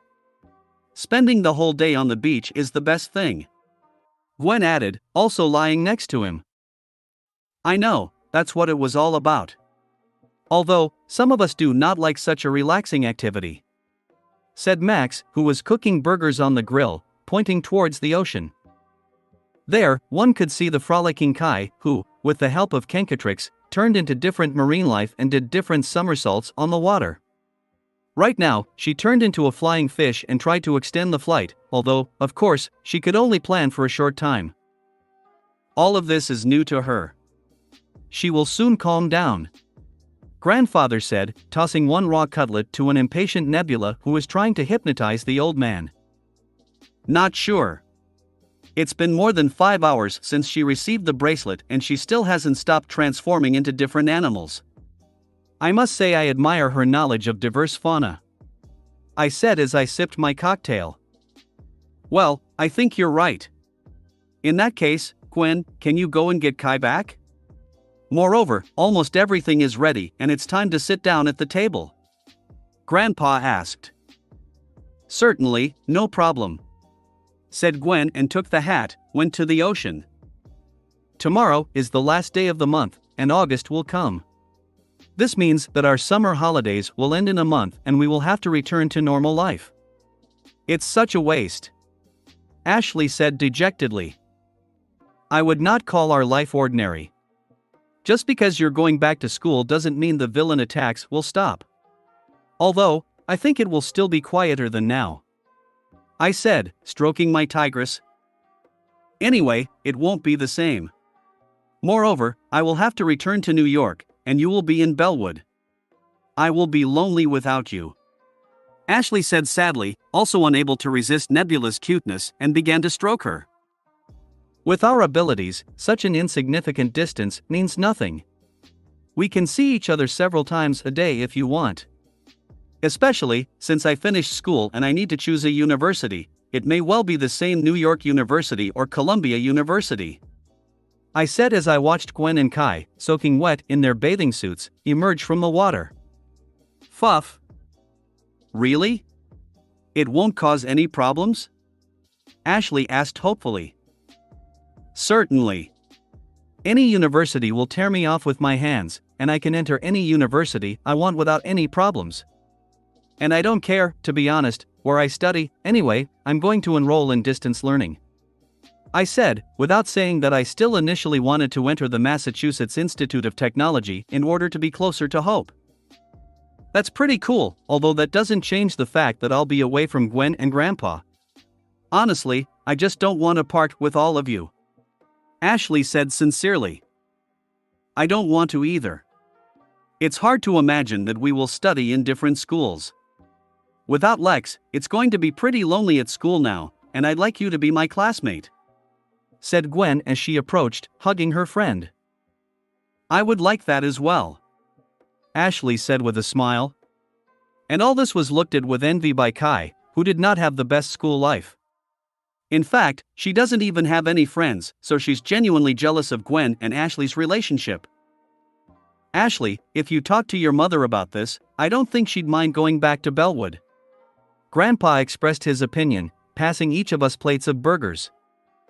Do you really think so? The girl asked hopefully. Yeah, I think Amanda wouldn't mind. Especially since this is your hometown. Plus, given your history in New York, it might be better if you change the scene. Grandfather said, starting to eat. I'll have to call my mother tonight. Ashley said with conviction, also pouncing on the burger until it was stolen by a gluttonous cat. Are you going anywhere today? Gwen asked curiously, looking at me. No, today I decided to take a day off and spend the whole day with you. Tomorrow I have a couple of things to do. Besides, I was going to visit my Eternal Knights. They should have settled in a new place and had enough rest. And then Tetrax will arrive. I said. Is that how? In that case, let's stay on this deserted island for a few days. There is a good beach and the ocean, there is no stranger, and we can visit Honolulu at any time, because it is not far away.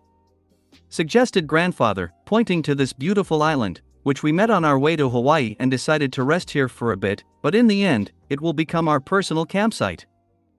Sounds like a plan. Gwen said with a smile. Let's then test the open-air cinema that I installed in the bus. I suggested, because you can't go swimming right after eating, need everything to be digested. What shall we see? Kai asked with interest. A film from the future, about a traveler through different realities. I said, remotely activating the projector, which illuminated a huge holographic screen that could be viewed without any problems even on such a sunny day.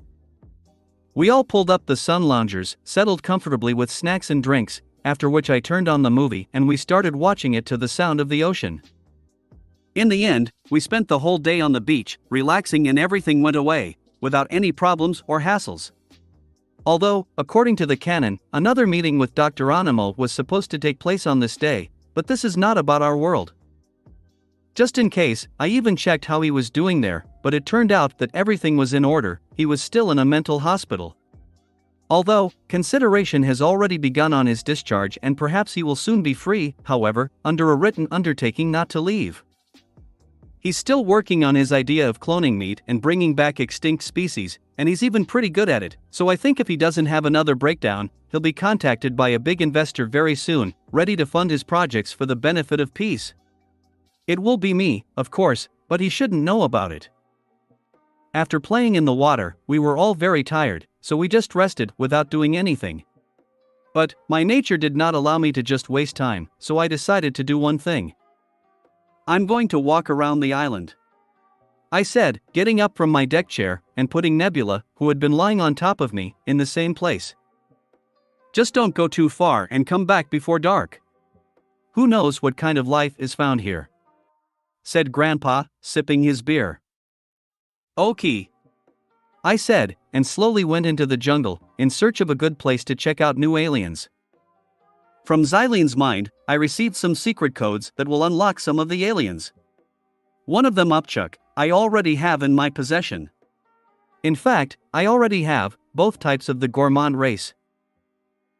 Another code allows you to open an alien of the Opticoid race. Ben named him I Guy. In appearance, this hero looks like a blind humanoid, with yellow skin, on whose head are two large ears, just like bats. The absence of eyes in their normal place is compensated by a dozen eyes that are located on the rest of the alien's body, including the palms of the hands. It is with these eyes that the main power of Igai is associated, namely the ability to shoot strong laser beams from any eye. Also, all these eyes can be combined into one large eye in the center of the chest, which allows you to shoot a beam of maximum power that this alien is capable of. Well, even from the obvious, due to such a chaotic arrangement of the organs of vision, opticoids can see in all 360 degrees. And their vision itself is unusually sharp, although this is also an obvious, and the biggest weakness of these aliens. Finally, this alien also has superhuman physical characteristics, but this is usually the case. Everything is cooler than people. Repeatedly, hitting the clock face in a certain sequence, thereby entering a special code, I unlocked my Igai, which I immediately turned into. My version of the alien was no different than Ben's, other than the obvious color difference, as usual. After spending an hour testing this alien's skills and getting used to it a bit, I became human again and decided to unlock another alien. The following code allows me to open access to a member of the Luodan race. This race appears as white, legless humanoids, composed of marshmallow-like material. In general, I decided to name this hero. Due to their special consistency, these aliens have tremendous flexibility and elasticity, which allows them to bend their body in almost any way.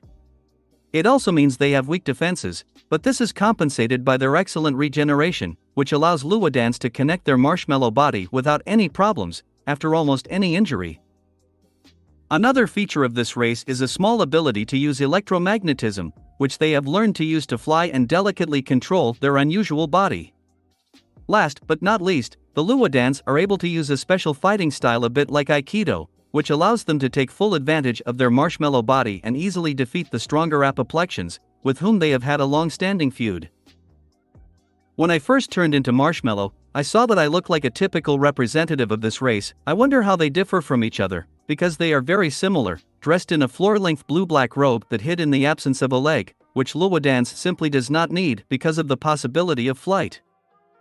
Well, you should not forget about the usual symbol of the Omnitrix on the chest. Actually, I had another passcode for one of the aliens, but it gave access to a hero that Ben named Ball Weevil. Basically, it's an alien weevil that can spit out green goo and roll it into a ball that he can ride and encase his enemies in. This alien can't do anything else, and as you can see, I simply don't need such a useless hero. I am sure I will never use it. I have enough heroes that have more universal powers. So I decided to just not use the code so that Ball Weevil doesn't take up space on my alien playlist. After spending another hour getting to know Marshmallow, I headed back to the beach to spend the rest of the evening with my family in Kai. Chapter 152, 151. New Order. July 31, 2010. The next day, after breakfast, all three girls in the company of Grandpa and Nebula in disguise went to Honolulu. Well, I decided to do the business planned for today. First of all, I visited all the Forever Knights castles in the USA that were under a cloaking field and had been mothballed by K so that no one could hide in them. Although, I did meet a few dozen former Forever Knights who tried to break in, but they did not stop me from getting all the resources that their order had been collecting for centuries. I have long dreamed of stealing them to the skin, and not so much out of need, but out of the pleasant feeling that I ruined the life of the Knights even more. After I worked, only bare walls remained. I literally took everything that was not screwed to the floor, but what was screwed, tore it off and also took it. I did not leave anything, and finally allowed the remnants of the Knights to enter the castles so that they would see this and feel even more desperate for their situation. At the same time, I sent anonymous denunciations to the police so that they would arrest the Knights. It's not okay that so many of them are still at large. I admit it turned out pretty brutal, but if you knew everything I know about the actions of the Knights in just the last 50 years, you would definitely agree with me that this order deserves such an end. Apart from my people, of course. Double standards, what can you do? That is life. Although, again, I haven't yet touched Driscoll and his group of renegades, who should now be hiding somewhere, since I need his plan to continue until a certain point, and then, the Order of the Forever Knights will really disappear from the face of the earth. In fact, it will start today, and I will start with my own faction. By the way, I still managed to find the seal behind which is the prison of Dagon. As I assumed, she was under one of the castles. Since I still do not want to risk it once again, it was this castle that I hid by all means available to me, including magic and rituals from the Spellbinder's grimoire, which I never stopped studying. So far, the time of Dagon has not come. I myself do not want to climb to the interdimensional demon, I'm not a fool. But when I have 100% confidence that I can kill this squid and not get hurt, then we will return to this topic. As for the resources received by the right of the Conqueror, after all, few can argue with the fact that I destroyed the Order, then everything is not as rosy as we would like. Previously, when I was only at the beginning of the journey and had practically nothing, the alien materials obtained by the Knights would be very useful to me, but now these are just additional materials that will help me reorganize the same order. Well, plus a lot of treasures and works of art that mean little to me. Nothing else that really could be called special, I did not find, not after what I went through and what I received recently. And ordinary resources, which, although rare on Earth, are quite common in space, are of little interest to me. Especially after I finish my virtual world, which in fact, will provide me with unlimited resources for every taste. But in any case, the supply does not press the pocket, and for me the main thing is that now the Forever Knights do not have these materials. Here I am, such an evil type who mocks poor people and is ready to take everything from them to the last. And frankly, I really enjoy doing this to my enemies. Although, this is not so important, it is better to return to the topic. Having finally robbed the Knights, I moved to the moon base and, after sending clones to build a surprise for my loyal subordinates, I went to look for Kay, who was in the room that served as a gym. There was nothing like this before, but it seems that my Knights have already settled down and started using the Gilbert transporter. Your Majesty, Kay said respectfully as I entered the room in my Forever King form. I told you that you don't have to bow to me all the time when I show up, I said with a breath, at the same time examining the girl whom I see for the first time without her armor. By appearance, Kay was about 22 years old. She had beautiful blonde hair, snow-white skin, and bright blue eyes. In fact, she was indeed very beautiful and at the same time had an unusual charm, which apparently appeared as a result of her training in the order. I can't help it, you are my king, the girl knight said with conviction, still in a kneeling pose, while looking at me with abnormal devotion. Damn fanatics. I see that I can't convince you, so let's forget about it. You can get up, I said, knowing full well that such people are very difficult to convince of something. So I decided to quit this thankless job. As you command, my king, Kay said, standing up straight. Your Majesty? Kay asked worriedly after I had been silently staring at her for 2 minutes. Yeah, I'm sorry, I just stared at you. You know, you're really beautiful, you should go without armor more often, I said sincerely, unable to contain my nature. It seems that my compliment completely incapacitated the girl. It must have been the first time she was treated like a real girl and not like a tool. Okay, back to the topic. Today I came to tell you about our future plans and the future of the Order. Couldn't you gather everyone in the conference room? I asked as I walked out of the room. What? Oh yes, of course, Your Majesty, everything will be done in the best possible way. Recovering, quickly said Kay and ran ahead of me. But cheeks turned red, I said with a smile, heading to the meeting place. Less than 20 minutes later, all my gathered in the conference room, no longer wearing their stupid armor that they would never need again. When the loud greeting ended and everyone took their seats, I began my speech. So, I see you have had enough time to clean up and rest, so I think we can begin the promised reformation of the Order, which I promised you on the day you all swore allegiance to me, I said as I turned on the projector with my presentation I had prepared. This is a serious matter, so there is no other way. Yeah! Apparently from the surging feelings, all the knights shouted at once. Luckily, I had prepared and reduced the sound in the mask beforehand, so I didn't get stunned this time. Be quieter, please. And don't interrupt, I said sternly, cooling down the ardor of 300 people.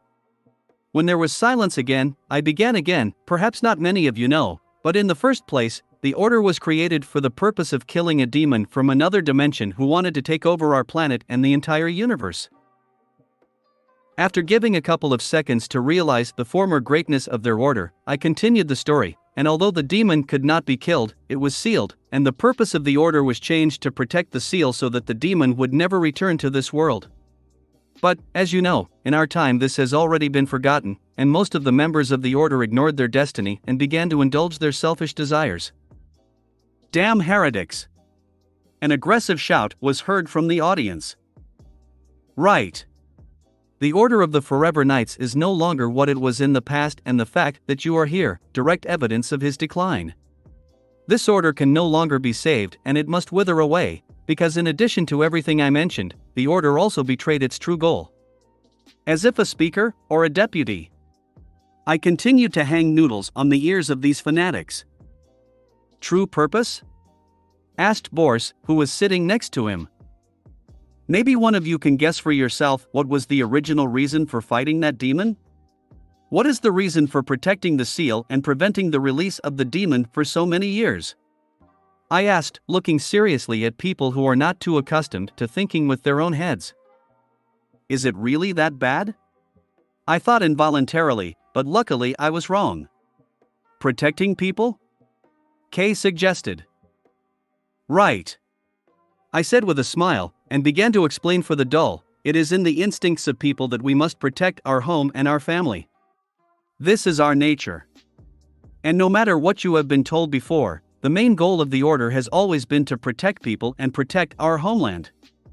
Everything else is secondary, and this is the most important thing. Just for protection, many people once gathered together and were able to fight back a powerful demon, thereby saving not only the planet, but the entire universe. Yaaa. Expectedly, no one could restrain the pressure of emotions and the general cry was heard again. You came to me in the hope that I would return the order to its true path. I'm afraid that at the moment this is no longer possible, since the Forever Knights are rotten to the core, and there is no point in saving what should already be dead. I said calmly, to build up the atmosphere a little, before revealing all the mole cards. But, the main goal never changed. Protecting the people, protecting the world, protecting the universe, that's exactly what you all want, isn't it? I asked with a grin. Unexpectedly, but this time, there were no screams, I received only an answer full of confidence and devotion, yes. The title was never important. Still, it's just a brand, an image. The goal matters most.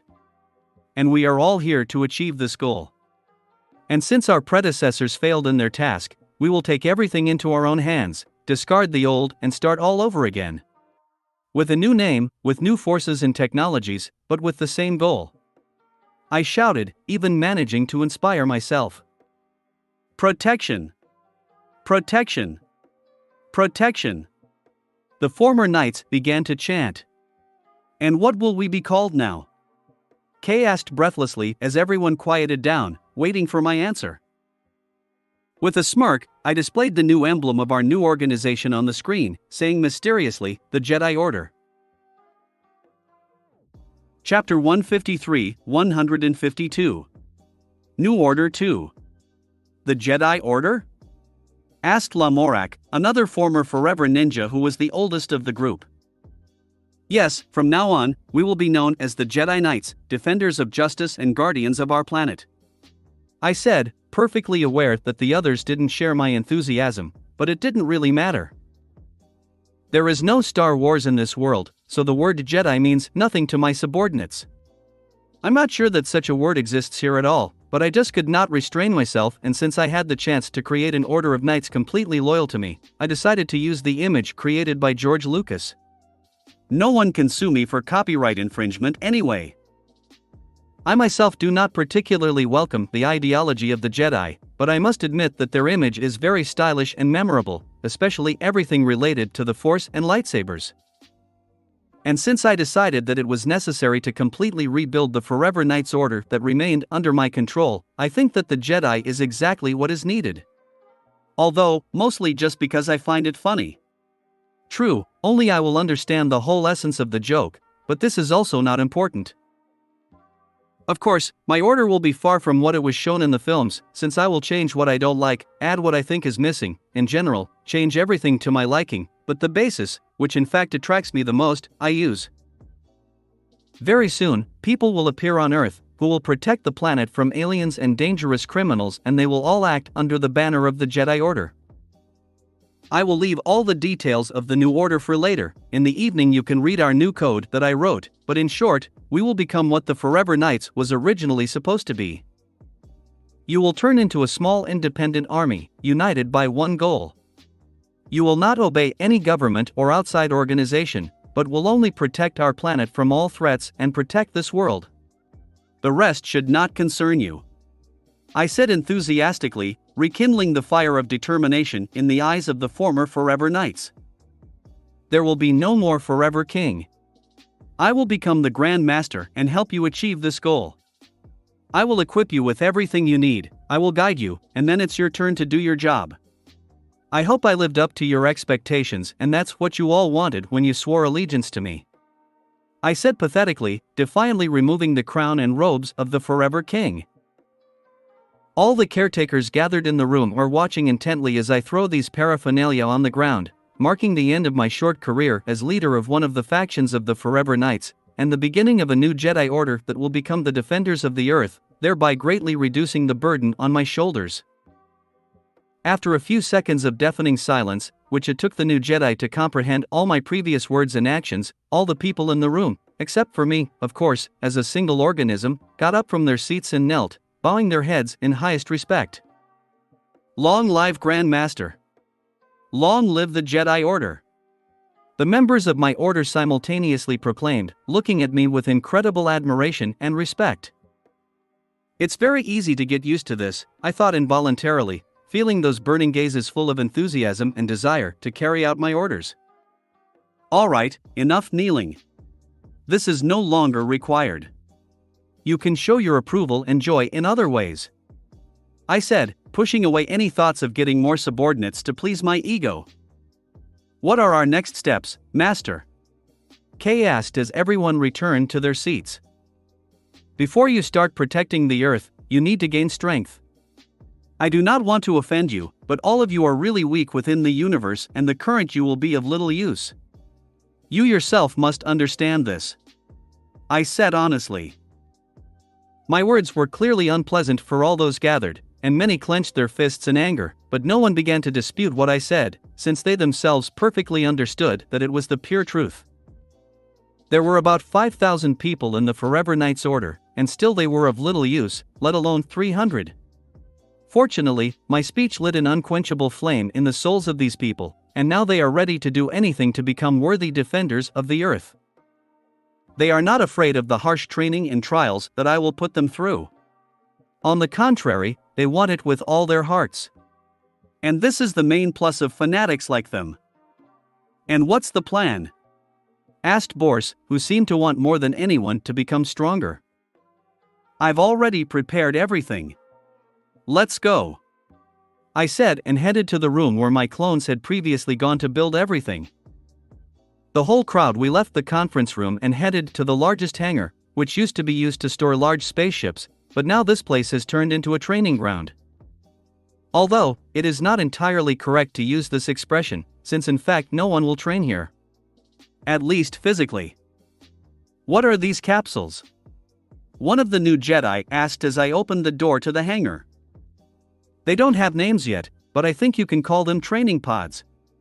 I said with a smile as I looked at the 300-line glass capsules specially made for each Jedi. Training? Shouldn't we be physically active? One of the female knights asked. No, this is the old age. This is a long and inefficient way. With these capsules you will become many times stronger and reach the peak of not only physical, but also mental form. In addition, your skills will improve 100-fold. I said with a smile. And how does it work? Asked Lamorak with interest. These capsules will take you to the virtual world of a fantasy game, which I have adjusted to our needs. Once in that world, you have to overcome a 100-story dungeon. It will be a severe test, but thanks to this you will become much stronger, gain invaluable experience in fighting different creatures, hone your fighting skills and reveal your talents. I said. I decided to use this method after seeing the results of Gwen's stay in the danger room. After being Jane Shepard, Gwen has gained a lot of skill in shooting weapons and gaining experience in combat with many opponents. And in fact, she became much more confident and calm in battle. She learned to think ahead, anticipate the moves of her opponents, and control her surroundings. In general, everything that she lacked before. In addition, she began to use her anodite powers much better and more resourcefully, almost reaching my level. She showed all this in the battle with Victor's army, and to be honest, I'm impressed with her progress and the result of just a week in the danger room. Honestly, I'm even jealous, because if I had the same opportunity in the past, I would not have spent 10 years training. In the end, it turns out that I wasted so much time studying martial arts and many other things in order to be ready for the subsequent tests, when I could become better in a short time, just by going into virtual reality. Although, there is no point in whining about it anymore. Besides, I did not have such an opportunity before. But now it will greatly help my subordinates, who in a short time will turn from ordinary people with little training into an army of experienced super soldiers who can really benefit me. This is really very impressive. After a couple of minutes of silence, said Kay, who had an excellent idea of the prospects of this training method. Right. In a month of real time, you will become what can really be called Jedi. You will turn into real defenders of the Earth, I said, once again encouraging these people. But I must say that this will not be an easy test. Inside, long months of endless struggle and honing of skills and talents can pass for you. You won't die, of course, but the pain will be real. Are you sure you're ready to go for it? If you refuse, it's okay, but you will have to forget about the Jedi Order and you will return to Earth, I said sternly, watching the reaction to my words. Some of these prospects have frightened, some have encouraged, but what can be said for sure, so it is that the determination of all those present remained unshakable and they were all ready to decide on this test. Seeing the confident nod from each Jedi, I said with a smile, very well. When this training regiment ends, new armor and weapons will be waiting for you, as well as a gift from me personally. Yaaa. Another shout came from the excited knights, who each hurriedly went to their capsule to immediately begin training. Still, it's good that it ended up like this, I involuntarily thought as I watched the 300 subordinates. Honestly, I do not regret that I decided to take them under my wing. Chapter 154, 153. New Order 3. So, as you can see, this virtual world is indistinguishable from the real one. But, this is still not a real world, and there are game conventions here that will undoubtedly benefit us. Thanks to this, you will become stronger many times over, I said, pointing to a completely ordinary-looking clearing in which we all ended up after being transported to the world of Ancrade. That's the name of this game. In principle, among other things, it was precisely because of such a familiar name that I chose this game to become a training ground for new Jedi. The place is located near the entrance to the dungeon that you have to overcome.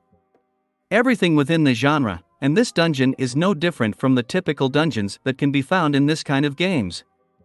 On each floor there are all kinds of monsters, which become more with each floor and, accordingly, their strength increases. Well, of course, at the end of the floor is the boss room, which you need to defeat in order to advance further. I continued. How are we going to act? Shall we all fight together or split into teams? Asked Galahad, raising his hand. Good question. I decided that from now on, you will all be divided into teams of 3, and from now on you will always fight together, even in the outside world. These teams will remain forever and will be a single combat unit. Distribute yourself as you please, but remember that from now on you will be brothers in arms and will always work together. I don't want any intra-group conflicts, I said sternly, pressing a little on the shoulders of the knights with telekinesis so that my words literally carried weight. Receiving only quick nods in response, I released the pressure, and the knights quickly began to gather in groups of 3 with their acquaintances and friends. Not counting the 5 forever ninjas, there were exactly 306 of them, and in the end, there were 102 teams, which in the future, I hope to turn into impressive martial formations. It took a little time, but fortunately, despite the fact that all these people were in different factions in the past, they were united by a common desire, so they got along pretty quickly, and even now they can be called a single mechanism, without conflicting personalities and conspirators. Well, maybe there's a bit of my influence here, and not just through my charisma and fiery speech, but it's not that big of a deal. By the way, this doesn't concern you 5.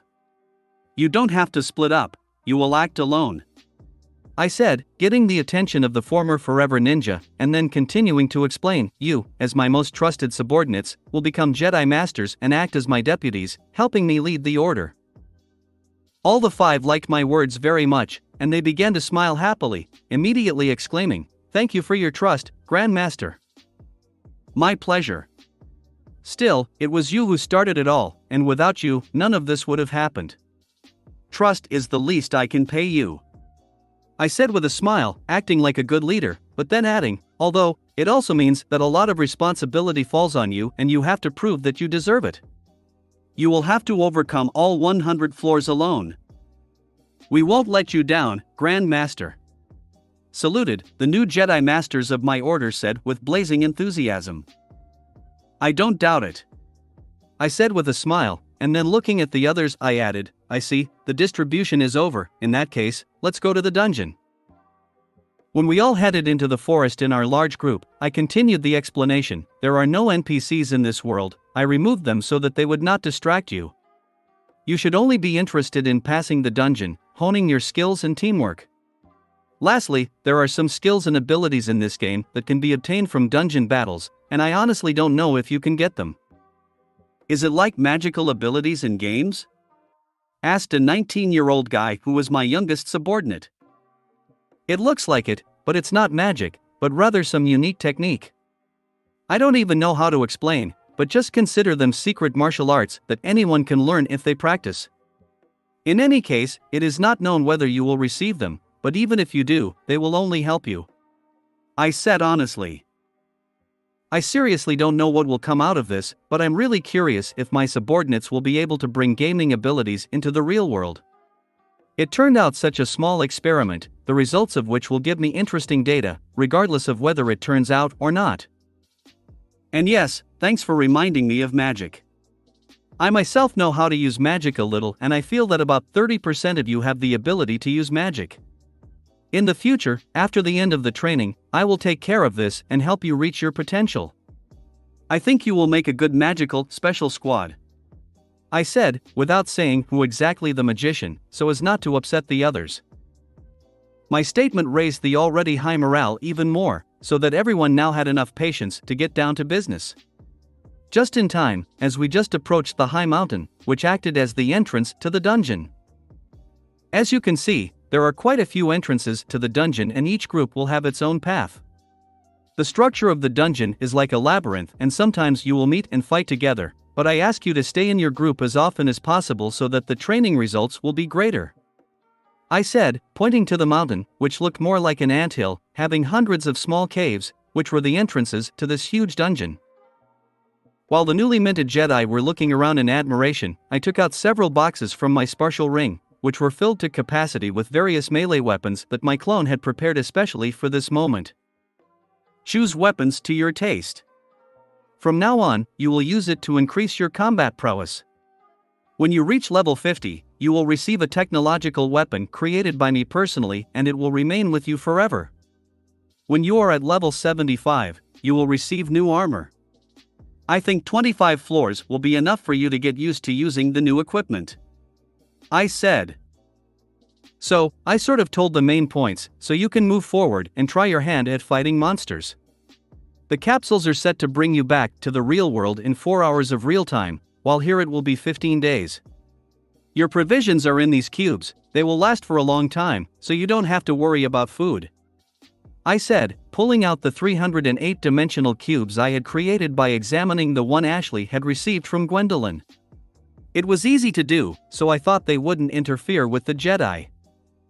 "Have questions?"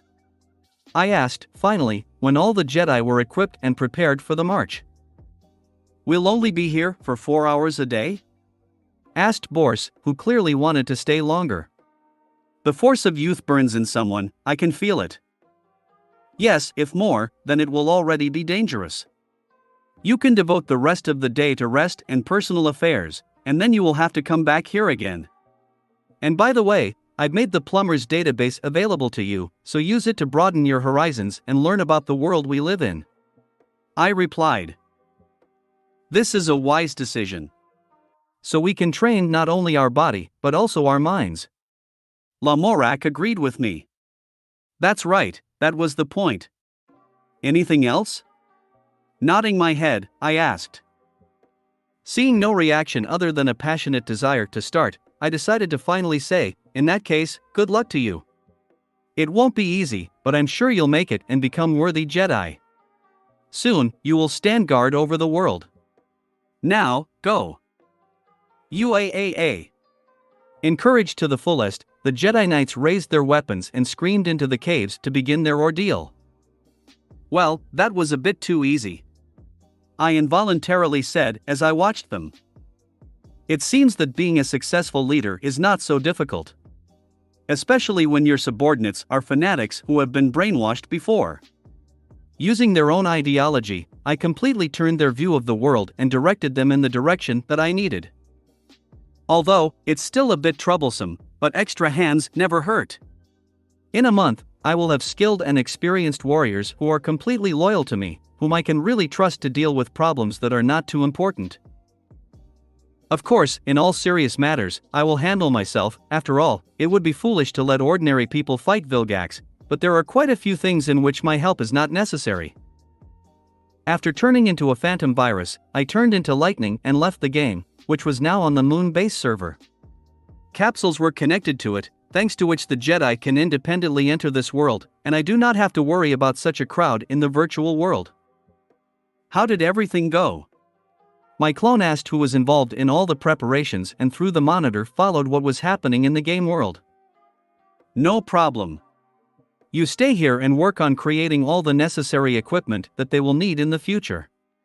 If something happens, let me know, I said, throwing all the boring work on a completely faithful clone. Okay. The clone said calmly, as he knew that this was what he had been created for. Well, I'm done here and I think it's time to head back, I muttered as I teleported back to my family with the help of the Infinity Tattoo. Chapter 155, 154. Origin of the Vixen. How was your day in Honolulu? I asked, right after I found myself on the beach of an island where Grandpa, Gwen, Ashley, and Kai had a late lunch. That was great. We explored the city, went shopping, went on a couple of excursions and saw a few sights. It was interesting and fun, Ashley said enthusiastically. There is an unusual contrast in the city due to the fact that it is still a typical American metropolis, but at the same time it is located on the ocean in the tropics. It's weird, but interesting at the same time. Gwen spoke up. Gwen is right, it was quite funny to see the white collars walking around in their suits while everyone else was walking around in t-shirts and shorts. Poor guys, they have to work in a literal paradise while everyone else is sunbathing on the beach and conquering the waves on surfers. Kai said with a grin. Well, this is Hawaii, what else did you expect? A land of contrasts and all that, I said, and then turned to grandfather, who was silent all this time. Well, what do you say? Don't leave me alone with them again if there's even a clothing store nearby, said grandfather wearily, who had to accompany the girls to the shops and be their porter of clothes. Looks like, despite everything that's happened, they're still just normal teenage girls. I looked at the girls, who were completely tortured the old man with their passion for shopping. At least they had the conscience to feel ashamed of it, judging by the averted eyes. Okay, you do what you want, and I'll go to rest, Max said with a sigh, and went to the motor home. You should have taken care of him, he's not so young anymore. It is one thing to fight aliens, for him it is always a joy, but going shopping with you can finish him off, I said, shaking my head. Sorry, we got carried away, Gwen said, looking down. It's just that the three of us had so much fun that we forgot, Ashley said with regret in her voice. It was the first time I spent time with my friends, especially in such a big store, and I got carried away. I'm sorry, Kai, who felt the most guilt, said sincerely. Nothing, I understand everything and I'm glad that you got along so well. Just don't forget to think about Grandpa. Still, he does a lot for us, and the least we can repay him for this is by care on our part. If you want to have fun, just tell me and I'll do whatever you ask. I will always have time for you, I said with a smile. Ashley was pleased with my words, and even Gwen smiled happily, although we still didn't understand our relationship. But Kai became very embarrassed, but at the same time she was still glad, although she herself did not know why. In general, we still have a strange relationship. I kind of like her, but as long as this uncertainty remains with Gwen, I don't want to start a new relationship. Especially since we had little interaction with Kai, and we don't know each other very well yet. It is unlikely that we can be called someone more than just new acquaintances, not even friends. To be honest, I still don't really trust her, at least not as much as my family, and I don't know if I even want to deepen our relationship and lead it into a romantic direction. And the girl herself has not yet decided what to think of me, since everything that is happening now is new to her and she needs to get used to and acclimatize to the changes in life. Plus, even though she doesn't show it, she still hasn't quite recovered from nearly drowning. She did not have any fear of water or wolves, but such an experience always leaves its mark and changes life very much. And I would not like to interfere with her to overcome this. With the support of the girls and the strength of the Kenkatrix to give her confidence, things will get better, but now is definitely not the time for romance. I think right now the best option would be to just do nothing and continue our acquaintance, so that we can get to know each other better and become true friends. Who knows where all this will lead, but at least it will be a deliberate and correct decision. Okay, enough about that. Let's get down to business, I said, changing the topic. And what are your plans? Ashley asked enthusiastically. I think this is the right time and place to get some exercise. Gwen, you know best what you need to work on. And you, Ashley, will continue to train to absorb electricity under the guidance of my clone, I said, immediately creating a clone, after a short transformation into Ditto. What about me? Kai asked awkwardly, raising her hand for some reason. Since you're new to all of this, let's first have a little sparring so you understand your current abilities. Thinking for a bit, I said. It's interesting, I've never fought anyone before. Kai muttered thoughtfully, finally showing a bit of her thirst for action, which she was always famous for, but which was a little buried under the influence of recent incidents. Well, then let's go, find a place where you can disperse to the fullest, I said, getting up from my seat. Good luck, shouted Gwen, who had already begun working on her magical abilities, which were now progressing at a very rapid pace. Ashley, too, was already fully focused on improving her abilities and did not even notice that Kai and I left. Waving goodbye, I led my companion to the clearing where I had checked my new aliens yesterday. As we silently made our way through the dense jungle, I decided to defuse the awkward situation and turned to the girl. Have Gwen and Ashley already talked to you about our situation? Yes, they told me everything. About your watch, aliens, and the fact that you are the heroes that were talked about in the news, said the girl with whom we were alone for the first time since our meeting when I cured her. And what do you think about it? I asked with genuine interest. Your life is something incredible. Travels, adventures, battles, and so on. For me, this is a dream. I always wanted something like that while I lived on a reservation where nothing ever happened. I'm very glad that I stayed with you, although I am afraid that I will be useless, the girl said honestly.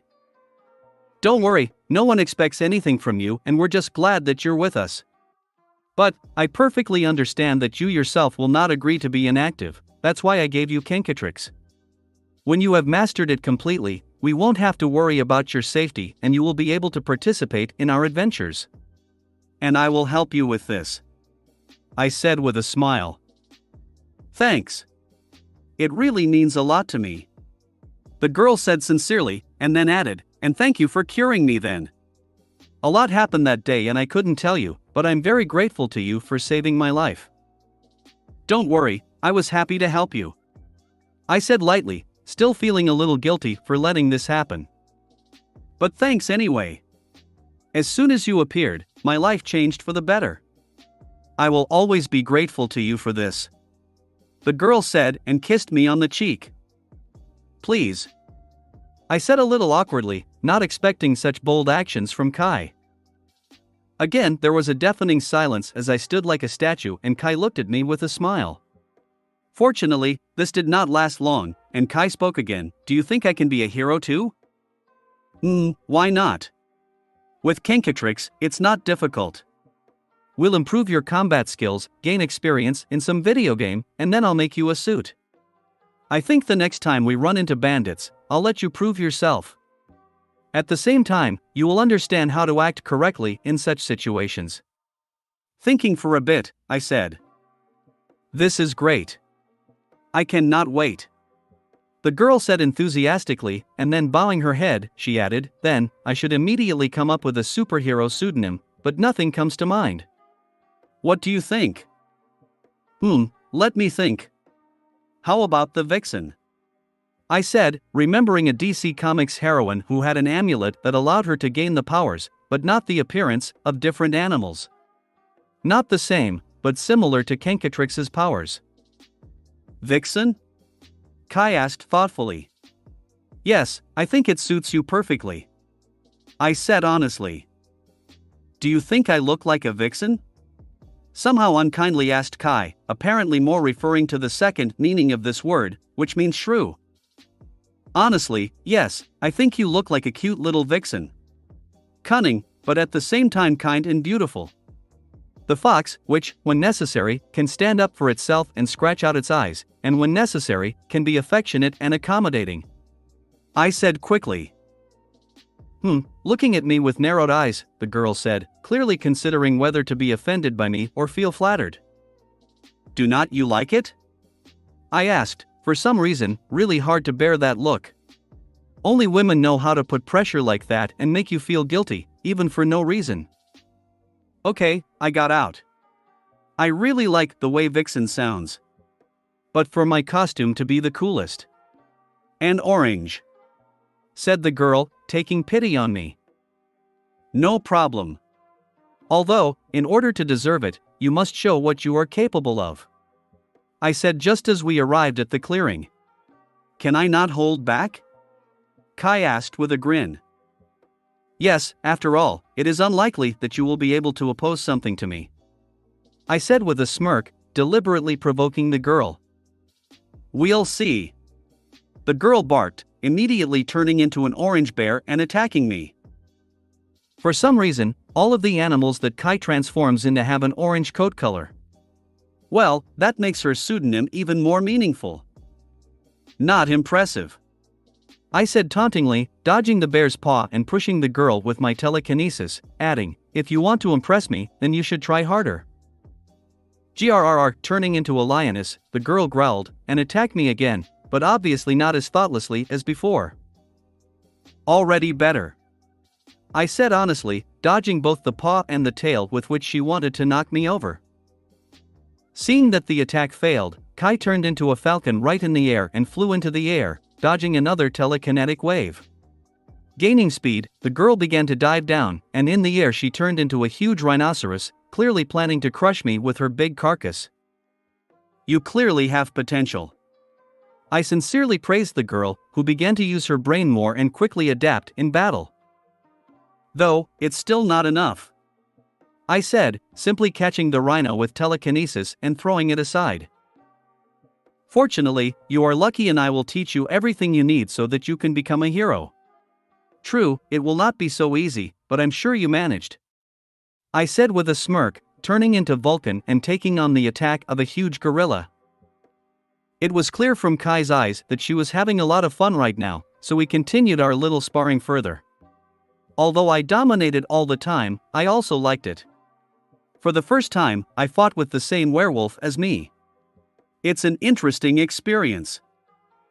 Kai literally learned on the fly, so we did the same for the rest of the day, until our grandfather stopped us, since dinner was ready. I think, nevertheless, we have become closer with Kai, at least a little, and this is undoubtedly good. Chapter 156, 155. Alpha Gene. August 1, 2010. "Darling, wake up." Morgana's voice rang out, which immediately woke me up. What is it? What time is it now?" I asked with difficulty, opening my eyes. "It's almost 3 in the morning, but I thought you'd be glad to hear this news," Morgana said with a little mystery in her voice. "HM? Have you finished analysis?" I quickly got up from my bed and asked with anticipation. Yes. I've finished analyzing alien DNA for the alpha gene. I'm sure you'll like the results. Morgana confirmed with a smile to be heard in her voice. Don't go on, I'll be at the lab right away. I said, and ordered the cloth to change its appearance from pajamas to casual clothes. I headed to the exit of the bus, trying not to wake anyone. Luckily, I succeeded, and when I went outside, I ignored the beautiful view of the ocean at night, activated the Infinity Tattoo, the power of which transported me to Bellwood, Ohio. Once in the cave, I turned into Fast Track and immediately headed to my laboratory, where a holographic projection of Morgana was already waiting for me. So, here I am. You can continue. I said hurriedly, sitting down in my chair, ready to listen attentively. Morgana only smiled at my impatience and began the story with a smile, displaying the necessary data on the monitor. As you can see, I was able to find the alpha gene in almost all of your aliens. The exceptions were the Celestialsapian and the Osmosian. With Alien X, it's clear why, because I haven't even turned into him yet, and we don't have a sample of his DNA. It's still too early for that. What's wrong with the Osmosian? I muttered thoughtfully, looking curiously at my beautiful AI. As far as I understand, this race is already in its highest form. They just don't need the alpha gene as they have reached their peak of evolution a long time ago, said the girl. Truth? How curious. Any guess why this happened? I asked with interest, looking at the helixes of the DNA of the absorbing race. I do not have 100% proof, but I can assume that this is not their natural state. Someone interfered with the natural course of things and changed the race that was the ancestors of the current Osmosians. By the way, this is where their abilities come from. In the past, they either did not have such powers, or they were much weaker, but as a result of interference with their gene, they became what we know them now. Morgana explained in detail. So, experiments. Not too surprising, considering how vast and mysterious this universe is. And this may explain the absurdity of the Osmosian forces, who, if they want, can become the strongest beings in the universe. Have you been able to find something similar in other samples? I asked. No, all the other aliens were far from their evolutionary peak, and had an inactive alpha gene, which I found, but Osmosian DNA helped me notice one detail. Morgana said, again remaining mysterious.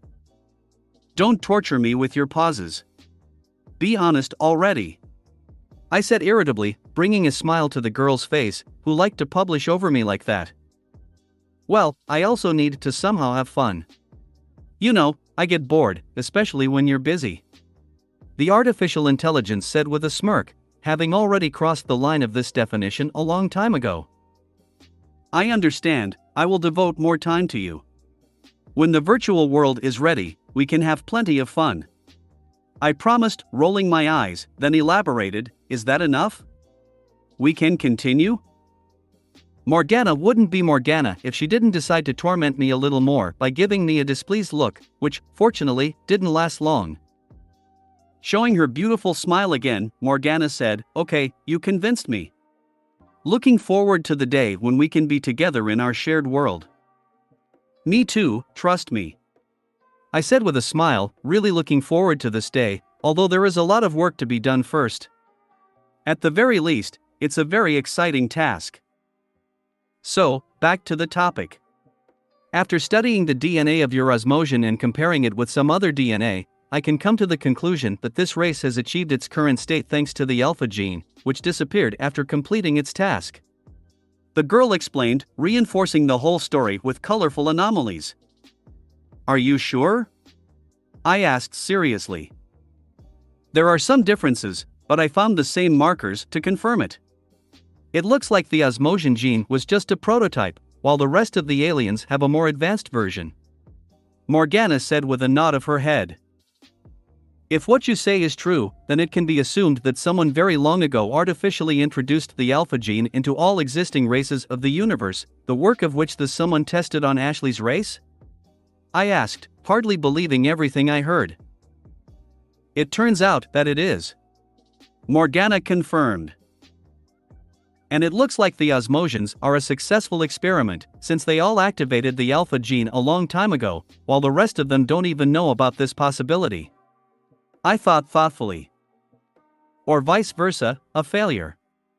Perhaps the one who started all this did not want the alpha gene to be active in every representative of the race. At least this is confirmed by the fact that the new gene has several differences from the prototype. Suggested Morgana. Yes, you are right, this option is more likely. I think this gene is a kind of chance for the true chosen ones, who are able to independently activate the gene in order to transcend the limits of their races. Something like an award for the exceptional members of the race, as Technord might have been. Although, we can only assume and build hypotheses, since we have no other evidence for what this was done. I said, continuing to comprehend new findings. Or who exactly did it? Morgana added.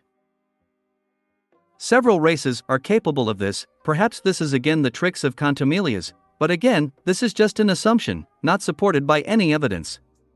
Besides, it's not that important to us. This happened a long time ago, and there is no point in changing anything, because it does not seem to have any negative effect, but rather the opposite. What matters is that the alpha gene is useful to us. I said, leaning back in my chair. And now, all you have to do is find a way to activate it. Morgana said with a smile, supporting my enthusiasm. Right. And what do you say about this? I asked, eager to hear my trusty AI's suggestion. During the analysis, I was able to notice a certain pattern in the location of the alpha gene in the DNA strand. Basically, it depended on the physique, the place of origin of the race, the basis of unique abilities, and so on. Over time, I was able to develop a template that helped me find the hidden gene faster, which greatly reduced the search itself, and will make life easier for us in the future. Morgana said. This is of course very good, but what are you leading to? I asked, frowning slightly. Because of this, I was able to roughly predict the wobble of the activated gene. It, of course, brings to the peak of evolution, but on some aspects the influence is much stronger. As far as I can guess, alpha gene improves different aspects of the race, and it all depends on the characteristics of the race. Some will have more physical characteristics, some will lose their shortcomings and weaknesses, and some will get an increase in racial abilities. Added the girl. Clearly, this means that the method with the serum injected specifically for me will not work. Serum implies a comprehensive improvement, and in this case, this option is not suitable for us, since we need to take into account the specifics of each race, which has its own characteristics. I can't create and inject myself with a different serum for each alien. Even with my special body, this could be fatal. I said, understanding Morgan's train of thought. I thought so too. Therefore, the only option left is to influence the DNA of the aliens themselves. Nodding her head, Morgana said. And given that the DNA samples themselves are not stored in the Omnitrix, we need to create some kind of device that will activate the alpha gene during the transformation. Well, or change the codon flow itself, but at the moment, this is not possible. I said, already starting to think about how to implement this. Since the Omnitrix itself is a receiver that receives data from Primus, it is necessary to work with this data. Morgana continued my thought. Right. The device would need to be able to influence this data in order to unlock the alpha gene for each transformation. It's difficult, but with corrodium is possible. Add a few useful features for convenience and everything will work. Just have to get into the Omnitrix itself. I said, continuing to think. It's good that you figured it out yourself. It's time to do it. Morgana said seriously, looking into my eyes. What is it? I asked, averting my eyes. Don't pretend you don't understand what I mean. We both know that I need to move into the Omnitrix in order to fully seize control of it. Morgana said a little pathetically. No, it's too early. I said categorically. We studied the watch for 2 months, you received the access codes from Xylene, what else do you need? Now is the best time to do it, especially if you want to implement the Alpha Forms project. Morgana asked, leaning towards me, clearly not letting me get off this conversation. It's too dangerous. Even with access codes, we won't be able to completely disable the entire security system, and it will have to be hacked. Who knows what precautions Azimuth took in this case? He's also paranoid and probably has a lot of traps, and don't forget about the Omnitrix AI. I said as I stood up abruptly from my seat. This AI is nothing in front of me. You know that I can easily erase it. And the security system will not become a problem, since we have already studied it enough. In addition, after scanning so many aliens, it had noticeably weakened. Morgana said categorically, showing her hologram right in front of me. There is still a 30% chance that nothing will work out. I'm not going to risk you. Let's wait a little more and I'm sure we'll find another way to integrate the new system into the watch, I said confidently. But I was created specifically to hack the Omnitrix and take the place of the AI in the clock so that you have full control over it. So that I will always be with you, even when I have a body. The girl said adamantly, speaking the pure truth. That is true, but I believe that the time has not yet come. I have a bad feeling about this, and I think you underestimate Azimuth too much. I already made a mistake once with Gwen and the charms, and I'm not going to risk you. This conversation is over. Not wanting to argue anymore, I said, preparing to leave the laboratory. What about my opinion? I also have freedom of choice, and now I want to fulfill my destiny. My place is not in the server in your basement, but in the clock on your arm. And you do not dare to resist this, otherwise, why then did you create me and give me free will? Removing the hologram and showing herself on the main monitor, Morgana demanded an answer. But, I tried to object, but she did not want to listen to me. Please, I want this. Moreover, and 70% chance, with the power of your tattoo, is already a lot. Everything will be fine, just trust me and I will complete my task. Morgana asked. I kept silent, knowing perfectly well that she was right, but I did not want to agree with this and take such a pointless risk. Looking at the screen again, I saw the look of the AI I created, and I realized that she would not listen to me and, in any case, she would try to hack the Omnitrix, even without my help. It looks like she got my stubbornness. Okay, let's do it. It's better, I'll control everything myself, so at least I'll be calmer. I said with a sigh, completely surrendering. Well, fine. Do it. Morgana said as she disconnected from that computer. With another sigh, I turned into the Two Tails and moved to the basement of Max's house, where the server was waiting for me, which contained the original code of Morgana, which I have to upload into the Omnitrix. Having created a clone that turned into an upgrade, I began to observe the process. The clone itself soaked into the server and, after upgrading it, created a wire that connected to my alien clock without any problems, starting Morgana's transmission. See you soon. Morgana's voice was heard, for the last time from this particular server. I hope so. I said with concern as I activated the power of the lucky tattoo. Nothing depends on me. Chapter 157, 156. Beginning of the new journey. Gwen POV. Mo! Came a loud feline cry that instantly woke up the entire bus. What is it, Nebula? I asked with concern, looking at the blue tigress, who suddenly began to meow, which is not typical for her. At least not in the middle of the night. Meow. Nebula meowed again as she jumped down from her seat and tried to open the front door of the RV. She seems to want to go outside. Ashley said, rubbing her eyes sleepily. Then let her out. Kai said, clearly annoyed at being woken up and not allowed to rest after her grueling workouts with Lex. Okay, I'll do it now. I said as I got out of bed and put on my slippers. Approaching Nebula, who was worried about something, I gently stroked her head and opened the door, through which the tigress instantly jumped out and began to look around, continuing to meow loudly and run along the beach. It looks like something is bothering her, said grandfather, who came up, looking at the strange behavior of our pet. Maybe something happened to Lex? Yet she is his familiar and must feel things like that. I suggested, noticing that Lex's bed was empty and he was nowhere to be found. Quite possibly. I need to call him urgently. Not without excitement in his voice, said Grandpa, returning for the phone.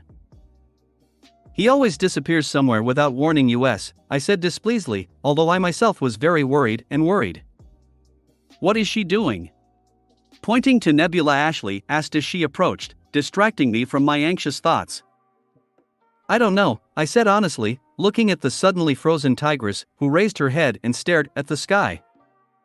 Also raising my head, I saw only the night and cloudless sky, on which there were countless stars. It was a beautiful sight, but I couldn't find anything to draw Nebula's attention. At least, it was until I noticed how one of the stars, for some reason, began to glow brighter, and then increase in size, as if approaching us. Grandpa! I shouted worriedly when I realized that it was not a star, but a spaceship that was about to land on our island. Don't worry, Gwen, it's not the enemy. Don't you recognize the ship? Grandfather said with a smile, also looking at the sky. Taking a closer look, I examined the outlines of the ship and immediately realized that I had seen it in the past. It was a gray alien ship with a cockpit at the front, to which were attached what appeared to be folded robotic legs, with 2 jet engines at the back. It was the Resolute, the ship of Tetrax Shard, our ally in the fight against Vilgax. And whose ship is this? Ashley asked curiously, who joined us after the bounty hunter story. Now you know. Grandpa said with a smirk as he got off the bus and walked towards the place where the ship was supposed to land. Looks like I won't be able to sleep tonight. Kai finally got up wearily, casting angry glances at the ship, preventing her from falling asleep again. Ashley and I just smiled at her words and went after Grandpa. Soon, the ship successfully landed on its feet and a figure dressed in a fully enclosed spacesuit descended down the ladder. Tetrax, good to see you again. Grandpa said amiably, approaching the alien and shaking his hand. Ah, now it's clear, Ashley said, nodding her head, realizing who our guest was and now examining him with curiosity. Master Tennyson. The alien said respectfully, removing his mask and revealing his crystalline face. I see you finally got there. Grandpa said with a smile as Ashley quietly explained to Kai who Tetrax was. I've been as fast as I could since Lex called me. I was on the other side of the universe and the journey took longer than I thought, said Petrosapien with impatience in his eyes. Yes, I can understand your feelings. Grandpa said sympathetically. So where is Lex? We'll be better if we leave now. Tetrax said impatiently, looking at all of us. Well, that's the thing, said Grandpa awkwardly, who didn't seem to be able to get through to Lex. Tetrax clearly understood that something was wrong and was about to ask a question, but he was interrupted by a loud bang from the sky. We all looked up and saw a blue figure flying very fast in our direction. The loud sound was caused by the fact that Lex, and it was he, in his armor created by magic, broke through the sound barrier, as he flew above the speed of sound. Only, it is not clear why he used the power of Anodite, and not his aliens, to return. Soon, Lex flew to the island and landed heavily on the beach, immediately dispelling the armor. I was about to ask where he went in the middle of the night without warning us and making us worry, but I stopped as soon as I saw his face. Something was wrong. Physically he was fine, but the same could not be said for his emotional state. Lex was angry, very angry. Lex, what happened? I asked worriedly, seeing the boy's cold face and eyes burning with rage, sometimes literally, when they flashed with magic. Nothing. Lex obviously lied as he approached us. Lex is very difficult to piss off and is usually superbly in control no matter what the situation, unless it involves romantic relationships, but right now he's beside himself with rage and can hardly control himself, and that's only because he doesn't want it to make us worry. Something really terrible must have happened if he was like this now. I'd never seen him like this.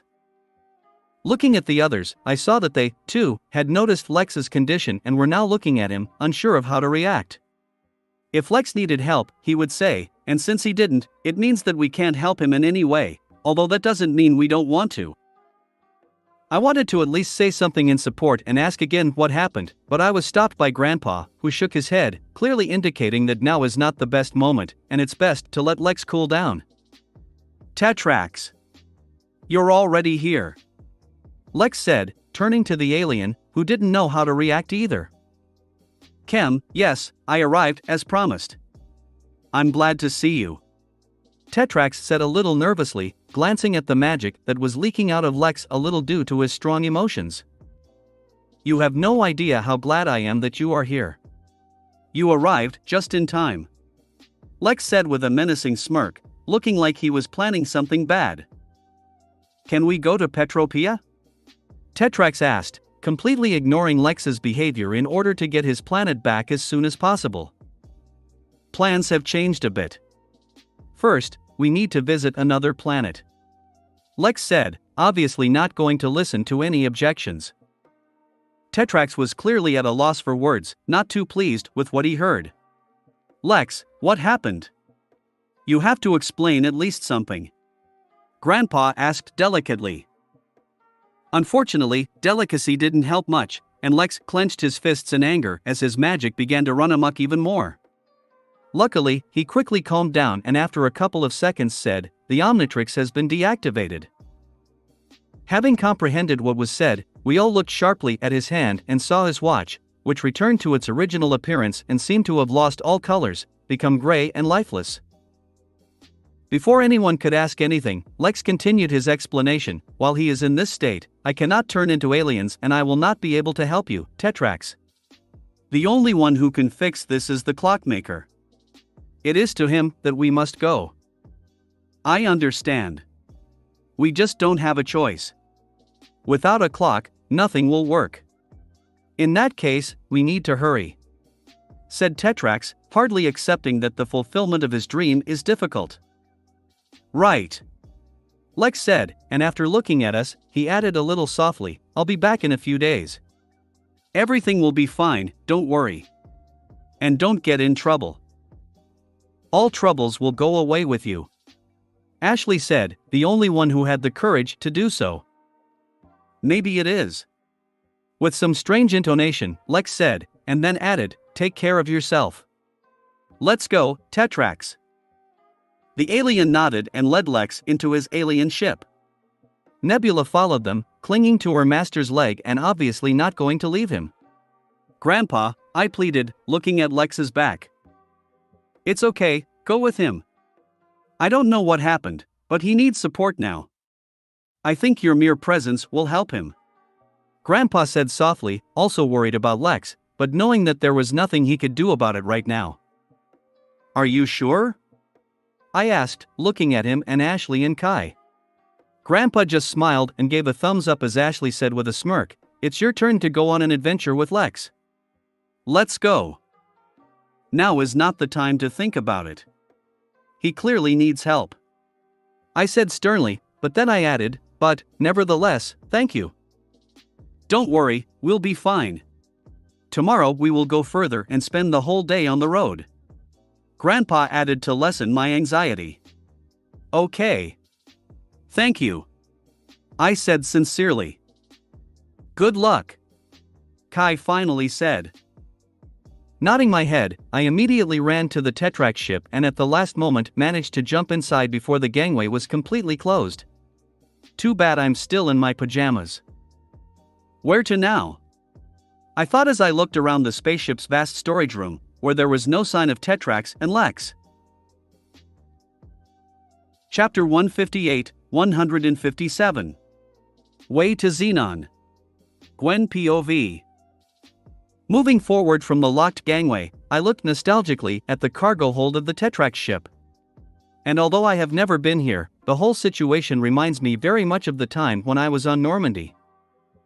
Of course, I understand that everything that happened there was not real, but it's hard to just forget the adventures that I went through in pursuit of Saren.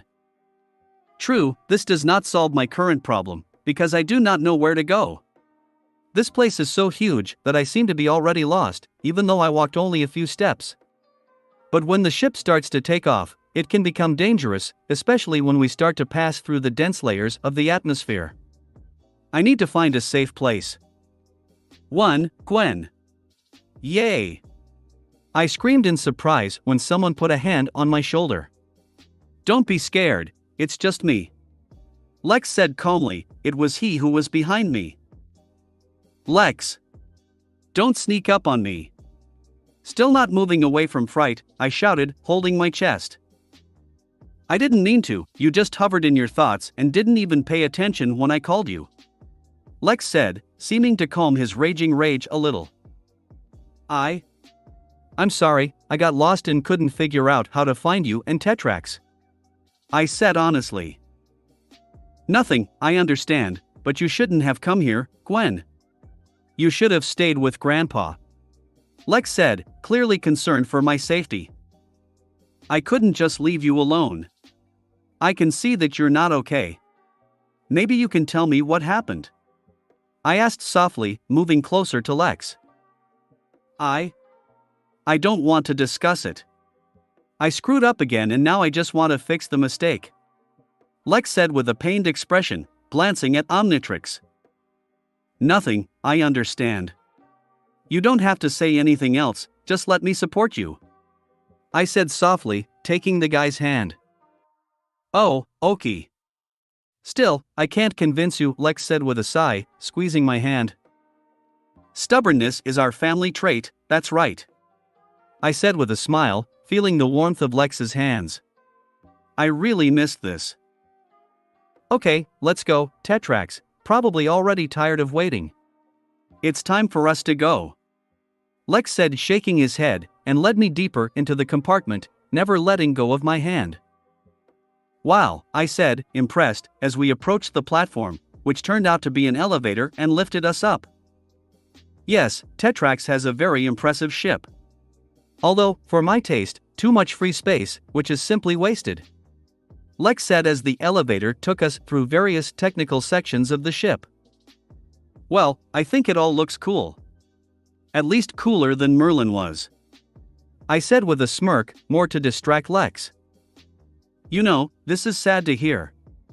Although Merlin was not with me for long and I received it from the sectants, I nevertheless used to him. It will forever remain in my memory, like my first spaceship. Lex said, finally showing a small smile. It worked, I thought to myself, glad that I managed to cheer up Lex a little. I don't know what happened to him, but I won't let him sink into self-flagellation and anger. Not on my shift. And here is the captain's bridge. Lex said, pointing to the oval room, illuminated by a large number of holographic screens. Gwen. Looks like Lex was right when he said you were the one who infiltrated the ship. Tetrax, who was waiting for us, said with a smile. Did you know I would do it? I asked, glancing at my cousin. Of course, it was very predictable. Lex said with a smirk as he approached Tetrax. Asshole, I thought involuntarily, somehow happy that he knew me so well. Lex, Gwen, this is my pilot Gluto, said Tetrax, pointing to a three-eyed pink slug sitting in an exoskeleton, which replaced his legs and arms. Nice to meet you, Gluto, I said politely, finding this quirky alien quite endearing. Is he a Protoss? Lex asked curiously as he watched Gluto manipulate his tentacles on the ship's side panel. Yes, although I don't know much about him or his race. I met him on one of the missions when I dealt with the colony of slavers. There I freed Gluto and since then, he has been in charge of piloting my ship. Tetrax said with a smile. Protoss?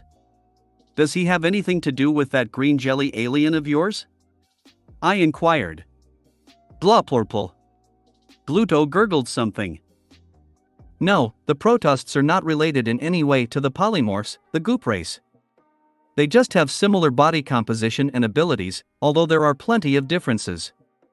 Protoss hail from the humid moon of Myceto, from which, by the way, the Mycetian swamp hopper originate, which Grandpa recently fed us. Polymorphs live on a volcanic planet with heavy gravity. As you can see, both races have polar opposite habitats, and from what I've read, both races don't like to be compared. It is even considered an insult. Isn't that right, Gluto? Lex explained in detail, after turning to the pilot. Gulp! Gluto gurgled affirmatively, shaking his jelly body. Oh, that's how. I'm sorry if I offended you, Gluto, I didn't mean to. I said sincerely. It's okay, Gluto's exoskeleton sounded out a mechanical, static voice. Gluto, can you talk? Tetrax asked in shock, apparently unaware of this possibility of his pilot. It looks like he can do this through the universal translator installed in the exoskeleton, but apparently it is malfunctioning and works with interference, so it is difficult for Gluto to speak and therefore he does not often do this. Lex said, carefully examining Gluto's body. Can you fix this? I asked, pitying the poor alien. No problem. I'll take care of that when we're done. Do you mind, Gluto? Lex asked. Gulp! Gluto gurgled once more, clearly agreeing. That's good, but it's time for us to leave, otherwise we are already delayed. Everyone take your seats. Tetrax said, immediately sitting down on a large chair specially designed for him. The climb will be a little hard, so sit still and don't get up until the artificial gravity kicks in, Lex said as he sat me down in one of the passenger seats. Okay. I said with some enthusiasm, grasping the handrails that lowered and fixed me in the chair. Okay, everyone is ready. Go ahead, Gluto. Tetrax said as Lex took his seat. Gluto shook his body again and began using his tentacles and robotic arms to type something on the ship's side panel very quickly. Soon, the ship itself shook a little and we began to slowly rise into the air, until suddenly they rushed forward, so fast that I was slammed into a chair and my face began to blur from the pressure.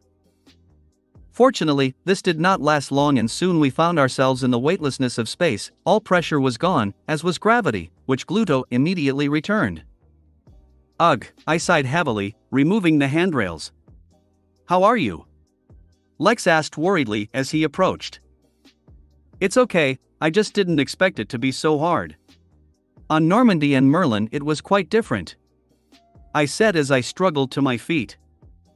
Well, you compared.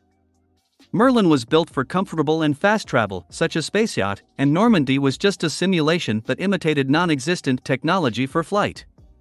Lex said. Yes, I know, I said with a sigh, trying to hold back the urge to vomit. Don't worry, you'll get used to it soon. For everyone, the first time is the hardest. Tetrax said with a smile. I don't want to hear it from a humanoid crystal, I said a little rudely. Oh, Tetrax said awkwardly, realizing that his physiology made him much more resilient for such things. Here you are. Lex said as he handed me a bottle of water. Thanks. I said quickly, greedily starting to drink water. Glauprolvial. Gluto gurgled something as he continued to press the holographic panels to control the ship. Exactly, we need to find out where Azimuth is. Luckily, I have a scanning device on my ship that will be able to detect Azimuth DNA signature on the watch, and we should be able to find it without any problems. Tetrax said. No need, I already know where he is hiding now. Lex said calmly. Oh, where are we heading to? Tetrax asked curiously. Gluto and I looked with interest at Lex, who answered only, the Xenon. Xenon? Tetrax asked with some doom in his voice. Yes, Xenon. Lex said, nodding his head, seemingly not worried at all. I have a bad premonition, I thought, watching the reactions of Tetrax and Gluto. It doesn't seem to be that easy. Chapter 159, 158. Way to Xenon 2. Gwen POV. This is all very strange, muttered Lex, with whom we were in the hoverboard free flight simulator room together. What's strange? I asked, keeping my balance and continuing to fly through the sunset clouds on my own flying board that Lex once gave me. We've already been flying for more than 12 hours, and nothing has happened. Lex said, flying beside on another board that Tetrax had given him. You mean everything is too quiet? I guessed, making a sharp turn to go around the holographic rock that appeared in front of me. Well, yes. There were no problems with the ship, no attacks, no space pirates encountered, no escape pod, not even a trace of Vilgax yet. Considering how things usually happen in our lives, this is very unusual. Lex said thoughtfully. I can't disagree with you, but it doesn't always have to be like this, right? Tetrax said that Xenon is in an uninhabited system, so it's not surprising that we didn't meet anyone on our way there, given the size of space. And Vilgax just doesn't know we're in space. Moreover, according to you, he is now busy preparing a plan for revenge. I thought for a moment, I said, glad that my idea of bringing Lex into this room helped him relax even more, although not completely. So it is, but knowing this octopus, I'm sure that after learning that I left the planet and now, in fact, I am in his territory, he will not be able to not use this chance. Even if he can't do anything significant to me, he will at least try to annoy me. Lex said with a slight frown. Maybe you're right, but the chances of Vilgax finding out about our journey are pretty low. I said, trying to calm Lex and isolate him from negative thoughts, also about this. I wouldn't be so sure about that. Vilgax has a lot of spies and people loyal to him all over the universe. Besides, there is a chance that he is following Tetrax, because he caused him a lot of problems, especially after I informed him about the imminent return of his race. Lex said, sure, he was right. That's right, Tetrax told me about it, I muttered, remembering what the alien had said after we left Earth. Why it took so long for Tetrax to fly to Earth, although with his ship he was able to do it much faster, also in the fact that Tetrax helped many of Vilgax's victims on the colonies and disrupted many of his plans. In general, he harmed wherever he could, and helped everyone who could do the same. As Tetrax himself said, to a lesser extent, it was a small way to take revenge on Vilgax for all his atrocities, but more a way to distract him from the loss of the Petropia backup crystal, which was stolen by one of Tetrax's spies on Vilgaxia. The crystal is needed to return all the inhabitants of Petropia and restore the planet itself. This crystal was once foolishly stolen by Tetrax himself and given to Vilgax, who in turn, thinking that it was just a powerful source of energy, used it to destroy the planet Petrosapiens, because they refused to obey him. A terrible and senseless act, which once again proves the vile essence of Vilgax. As a result, one Tetrax from the whole race survived. Tetrax, of course, regretted what he had done and, wanting to fix everything, joined the militias who fought against the power of Vilgax.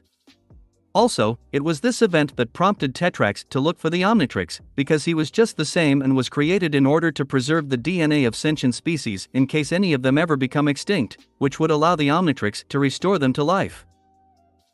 Tetrax was hoping for something like this, but he later visited the ruins of Petropia and was able to learn about the true purpose of the backup crystal, which actually contained the genetic backup of every Petrosapiens ever born. Using a crystal and an ancient alien from the Crystalsapian race, it is possible to bring everyone back to life, although, paradoxically, this again requires the Omnitrix. Tetrax is lucky that his mistake can be corrected relatively easily. With humans, such a trick would not work. Luckily for Tetrax, Lex is only too happy to help him, as he has long since repaid his mistake, even though he doesn't think so himself. Tetrax already has a backup crystal, so the matter remains small. True, first we need to return the Omnitrix to working condition, which we are going to do when we get to Xenon, but Lex is clearly worried that this will not be so easy to do. And frankly, I think he's right.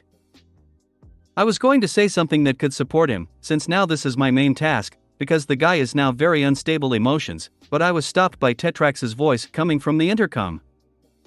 Gwen, Lex, urgently return to the captain's bridge. It looks like we have a problem. Oh, just as I thought. At least won't have to wait for the trick anymore, Lex said, shaking his head, and jumped off his hoverboard.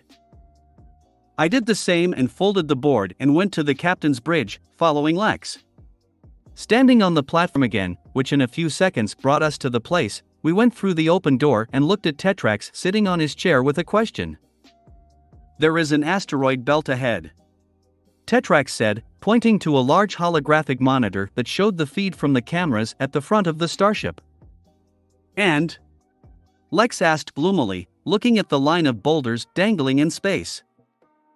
There are no problems in the belt itself, Gluto will be able to overcome it without problems, but the trouble is that I feel a catch here. Tetrax said thoughtfully, carefully looking at the screen. Do you suspect a trap? Lex asked. Honestly, yes. Everything is too calm and I can't shake off the idea that something is wrong. My gut tells me that this asteroid belt is wrong. Tetrax said with a sigh. Yes, I understand how you feel. Lex nodded his head. You guys are both scary paranoids. Shaking my head, I said. Paranoia saves lives. Lex said confidently. I agree. Tetrax added absolutely seriously. All right, whatever you say. I decided not to argue, I said, and then asked, returning to the topic, but we can't just stop here just because of your precaution. Is there any way to check this asteroid belt for traps or ambushes? The ship's scanners can't read anything, though that doesn't prove anything.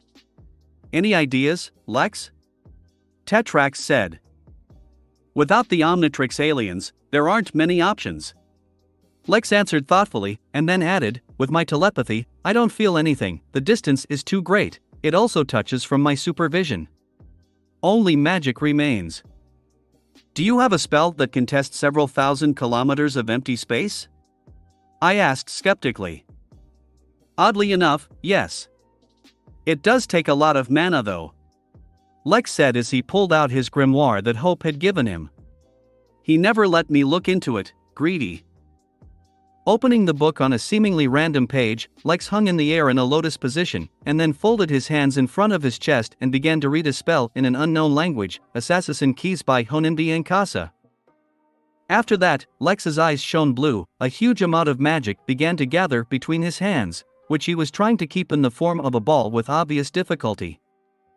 After a few seconds, he succeeded, and in addition, Lex compressed his mana into a small pearl, from which I felt such power that goosebumps went down my spine. That might be enough to destroy half the planet. Close your eyes. Lex shouted, and with a clap of hands, he destroyed the pearl. I followed Lex's orders and didn't see what happened next, but I felt a wave of energy that instantly pierced us all and headed further into outer space, exploring the vast territory around us. Huff. Huff. Huff, you can open your eyes, Lex said with difficulty, breathing heavily, lying on the floor. Are you all right? I asked worriedly, sitting next to the guy. Huff. Yes. Just tired. The spell required a lot of energy. I even had to use the emergency supply from the tattoo. Lex said, gradually regaining his breath. It was reckless. Do not do this anymore. I said worriedly, wiping the sweat off Lex's face. I can't promise, Lex said with a smirk. Even though it pisses me off, it's better than what he was like in the morning. What could you find out? Asked the rapidly blinking Tetrax, who closed his eyes late and was blinded by a bright flash. We were right, there is a trap. The entire belt is mine so much that we would simply be wiped off the face of the universe in a second. A little accepted, said Lex. Whose handiwork is this? Tetrax asked seriously. 6-6, with his family. I was able to locate them on a camouflaged ship, several thousand kilometers away, behind the satellite of the nearest planet. Greedily swallowing water, said Lex. 6-6. But shouldn't he be in jail after that the Galactic Enforcers thing? I asked, remembering the alien mercenary. That's what I thought too, but it looks like he's out now. Lex said as he stood up. Actually, he was never put in jail that time. Tetrax spoke up. So these heroes loosed him after all? Lex asked irritably. You can say that. They are all dead. Tetrax said grimly. Seriously? Lex asked in surprise. Yes, and this is the work of Vilgax. More specifically, his subordinates. Not too long ago, they attacked the Galactic Enforcers base and killed the whole trio, and for some reason they took Ultimo's corpse. I have never been able to find out the reasons for this, or why they were attacked at all. 6-6 was then able to escape and appears to be working for Vilgax again. Tetrax said, with anger in his voice. It doesn't get any easier from time to time. Looks like Vilgax is really serious this time. Lex said, and thought about something. And how could they find us, and also set a trap? I asked. Honestly, I don't know. A week ago I fought 6-6 and his brother on one of Vilgax's colonies, but fight ended before it could begin, for some reason they quickly retired. Tetrax shook his head. Before I could ask anything else, Lex took the floor. Check your suit, you'll probably find the bug. I think that meeting was scheduled to tag you, and when they did, they left. Tetrax nodded seriously and removed some of the equipment and released sharp crystals all over his body, which passed through the suit without problems, since it was created for such a thing, which cannot be said about a small device that was destroyed and fell from under the alien's armpit, strongly spark. You were right. I was followed all this time. Tetrax said angrily, returning to his normal form. And now what we can do? I asked, voicing the question that was on everyone's mind. Chapter 160, 159. Way to Xenon 3. Gwen POV. We can't let the trap go off and explode. After a moment of silence, Lex took the floor.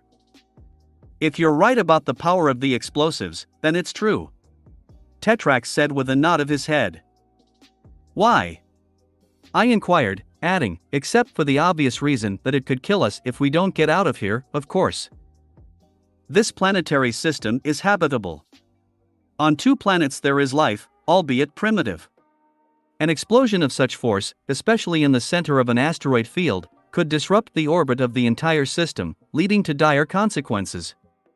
Tetrax said, displaying a hologram of the solar system in which we were now, with a sullen expression on his face. Is it that serious? I asked with concern, looking at the 2 stars and 5 planets that were part of this planetary system. It's not a 100% chance, but the chance is quite large. We cannot predict the exact outcome of the explosion. Everything may end without consequences, or it may end in the extinction of both races. But it's definitely not worth the risk. Moreover, the catastrophe can also affect neighboring systems. Lex said as he got up from the floor he was sitting on, regaining his strength. Now I understand why you are so afraid of Vilgax. He is an absolute lunatic. I said with horror, realizing that this bastard is capable of conscientiously conceived such a thing, just for the sake of our murder. Pretty typical approach for Vilgax. Not single destroyed planet is on his hands, and there is nothing new in such a method. A bit too calm, Tetrax said with a shrug. I'm more surprised that 6-6 and 7-7 agreed to a job like this. Of course, they are still greedy bastards, ready to do anything for the sake of money, but even they did not fall so low as to agree to such a thing. Lex said thoughtfully, carefully looking at the hologram, obviously already thinking about a plan of action. I like it when he turns on the commander. Most likely, they are not even aware of the power of the alleged explosion. They would obviously not agree if they knew the whole truth, because most likely, with the explosion, they would have sunk into oblivion, along with us. Tetrax suggested. It is truth too. This is just in the style of Vilgax. Especially since 2 mercenaries are not such a big price to pay for killing insects that interfere with the plans of the great Vilgax. Anyway, the Omnitrix would survive this and Vilgax would be able to find him without much trouble. Lex said calmly. Grulp blurp. Unexpectedly, Gluto entered into the dialogue, who had been controlling the ship hovering in cold outer space all this time. Gluto right, time is running out. Sooner or later, our opponents will realize that something is wrong, because we have been in one place for too long. At any moment, they can activate the charge. It's time to act. By some miracle understanding Gluto's message, Lex said seriously. What did you think? I asked with a smile, noticing the familiar gleam in the guy's eyes. A lot of things, but we need to act quickly now, so our best option is to set off an electromagnetic pulse of sufficient power to disable all the explosives and 6-6's ship. Lex said. Will it work? Tetrax asked, clearly concerned about the difficulty of carrying out such a plan in our present situation. Still, there is no supernova ready for an explosion nearby that can help us. It will be difficult, but possible. From what I've been able to learn from my recent spell, the bombs that Vilgax used are quite simple and use a simple electronic mechanism to activate. Apparently, he decided to save money. We are certainly lucky in this, Lex said, pulling several vials of purple liquid from his ring. Is this really what I'm thinking? Well, since you're sure, I won't stop you. Our survival is now in your hands. Tetrax said a little pathetically, and then asked with all seriousness in his voice, what should we do? Nothing to you and Bluto. Monitor the condition of the ship and be on the lookout just in case. Lex said, and then looking into my eyes, he added, you, Gwen, have to do the most difficult thing. It is necessary to protect the Resolute from the impulse so that all the electronics do not fry. It will be very bad if this happens. And stupid. Don't worry, I can handle it. I said confidently, happy that Lex had entrusted such a serious task to me. I didn't doubt you. The guy said with a smile, and in one fell swoop drank the liquid from 5 test tubes at once, then adding, use all the protective and barrier spells that you know, as well as the powers of Anodite. Do not save your strength, as the impulse will be very powerful. Okay.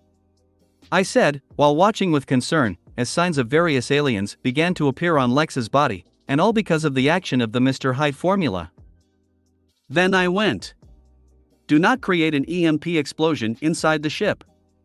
Lex said with a laugh, when his legs turned into blue flippers, just like an amphibian, and his head began to grow and his brain showed, just like a brainstorm. You should take a spacesuit if you are going into open space.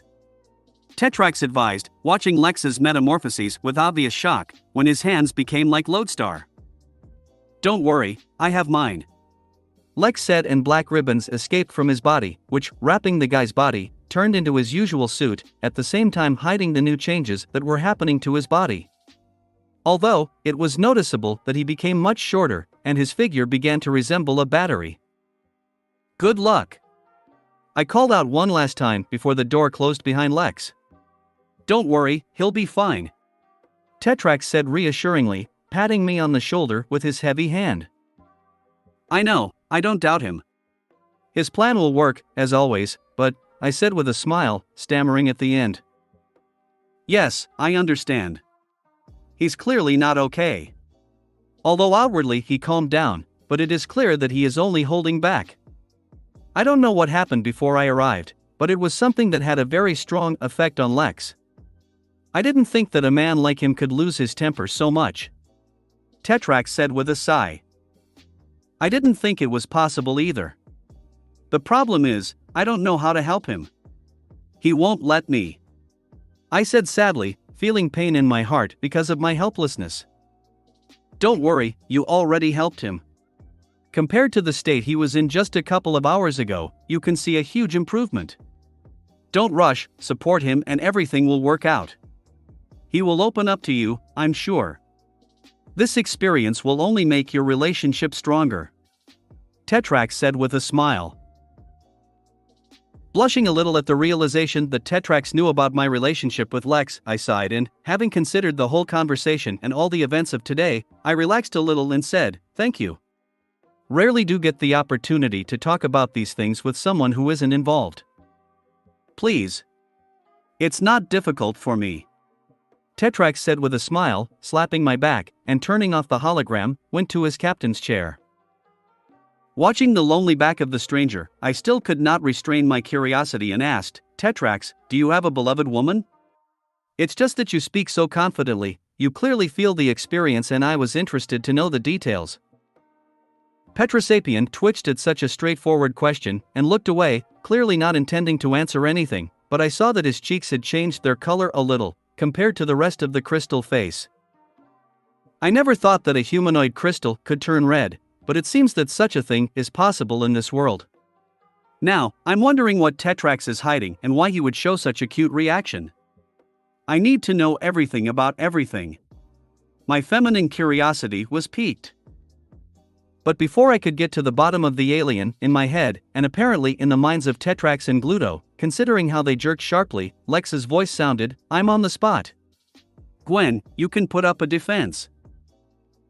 For some reason, nodding my head, I took out of my purse one of the books given to Hope, just for the specialty needed in this situation, and began to cast one spell after another, erecting various kinds of magical protection around the entire spaceship.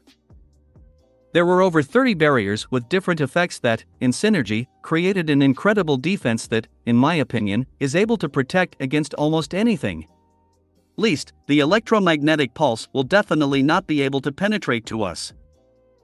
After erecting the last spherical barrier, I used all my remaining magical powers to create a final barrier that enveloped the entire ship and all the defenses I had set up. As a result, it turned out that now the Resolute was glowing with a pink light from the overflowing protection. I have something to be proud of. Well done, Gwen. You've been training all this time for nothing. This is an unbelievable display of magic. Lex's voice sounded only in my head. Involuntarily puffing up my chest with praise and pride for the work done, I looked at Tetrax, who only watched my work with surprise, and said, "Everything is ready." "Okay. I think we should take your seat," Tetrax said, fastening his seatbelt just in case. Sitting in a chair, I did the same and looked impatiently at the holographic screen, waiting for the show to begin. And Lex did not take long to wait. All soon a huge blue flash of light appeared on the screen, which quickly began to increase exponentially, gradually approaching our ship. I grabbed the armrests tightly, and for good reason, because soon our ship began to shake under the influence of electromagnetic impulse waves, the strength of which was clearly not going to decrease. Luckily, it didn't last long and soon the shaking stopped and so did the light show. "I think that's all," Tetrax said with relief, after turning to Gluto. "How is the condition of the ship?" "GRRRLPP, Gluto gurgled, making a sort of thumbs-up gesture with his tentacle. "Okay, then open the front panels, I want to see the result," Tetrax ordered, getting up from your seat. Gluto complied, and turning off the holographic screen, he opened the panels that protected the ship's windshield. Also, getting up from my seat, I went up to Tetrax and stood next to him and began to observe the cosmos, which, unlike the usual, was not dark, but shone under the influence of the remnants of the impulse. "Unbelievable," I involuntarily muttered as I watched this beauty, only vaguely imagining the power it took to do such a thing. Seems like I still underestimate Lex's abilities, even now that he can't use the Omnitrix. Chapter 161, 160. Way to Xenon 4.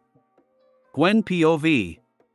"It's really impressive," Tetrax said softly as he stood next to me and watched as all the effects of the electromagnetic pulse slowly faded away. "Yes, Lex knows how to surprise," I said proudly. "That's putting it mildly. If he doesn't even need the Omnitrix for something like this, then Lex is exactly the one who deserves to have it, and I am convinced of this once again. Tetrax said seriously, signaling Gluto to close the front panels of the spaceship. "Lex will be glad to know that you think so highly of him. You know, he doesn't really have any male friends other than Grandpa and maybe Zach. I think he really lacks people he can talk to honestly, and it would be nice if you get along," I said, looking at the noble Petrosapien. "I would be honored to be the friend of such a great man. Moreover, I am indebted to him for helping my homeland," Tetrax said, apparently not quite understanding what I mean, but okay. At the very least, Lex will have another close person whom he can trust. At a minimum, it will make him happier, which was my original goal. Who else but I should take care of this, if Lex himself almost does not pay attention to such things, although, like everyone else, he needs this. True, he will never admit it, but that's what guys are. Glurp. Gluto gurgled something again, pulling me out of my thoughts. Lex is already aboard the ship. I think we can fly further. Gluto, full speed ahead, Tetrax said. The pilot followed his captain's orders and the ship's engines started up again, pushing us forward into the vast expanses of space, gradually moving to superluminal speed. How do you understand what Gluto says? I asked softly, feeling awkward as I seem to be the only one who doesn't understand him. Honestly, I don't understand what exactly he is saying, but over time I learned to understand what it was about, at least approximately. Tetrax also answered quietly, crouching a little. Seriously? I asked skeptically. That's how we live. Given Gluto's superior piloting skills, this isn't such a problem, but it's hard to have a heart-to-heart talk with him, that's for sure. Tetrax said with a shrug, while making a loud crystal sound. I said involuntarily, watching this strange alien duo, who seemed to be happy with this situation. I hope Lex fixes Gluto's exoskeleton so I can understand it too. He's quite interesting and I'm curious what he can tell.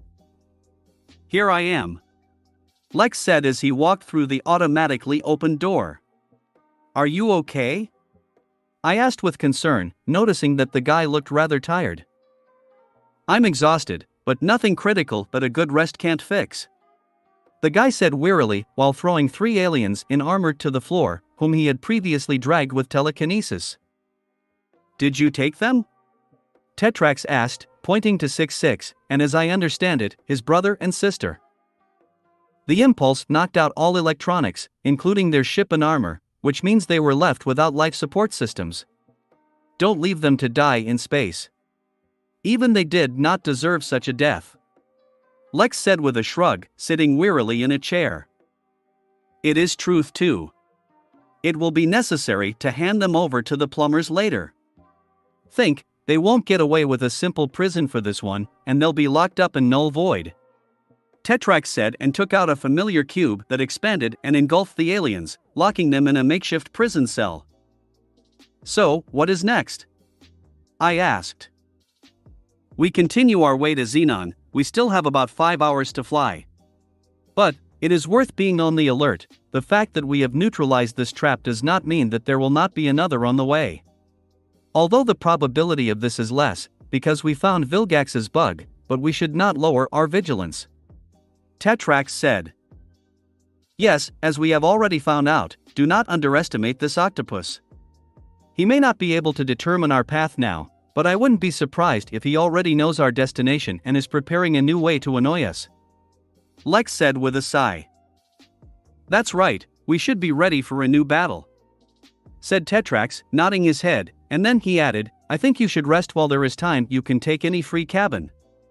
They are not very comfortable, but they are good for sleeping. Tetrax is right, Lex. You should sleep. I said quickly, thwarting any attempt Lex made to protest. I think you're right.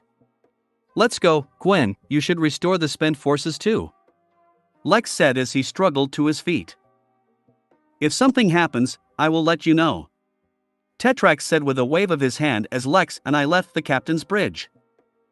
Are you sure you're okay? I asked with concern, supporting the guy who was struggling to move his legs. Don't worry, I'm just exhausted. First I had to spend all the magical powers, and then the physical ones. Plus, I'm still moving away from accepting the Hyde formula.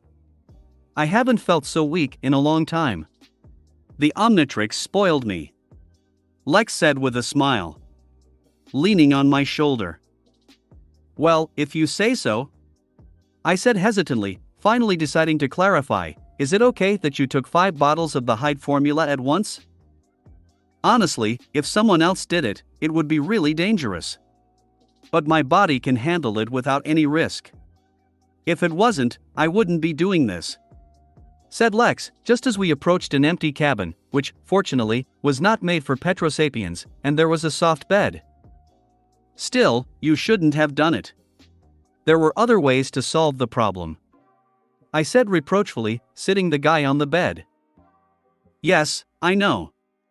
I could have just sneaked into 6-6's ship and defused all the explosives from there, but I didn't want to. Lex said with a sigh as he lay down on the bed. And why then all this? I asked, although I already knew the answer.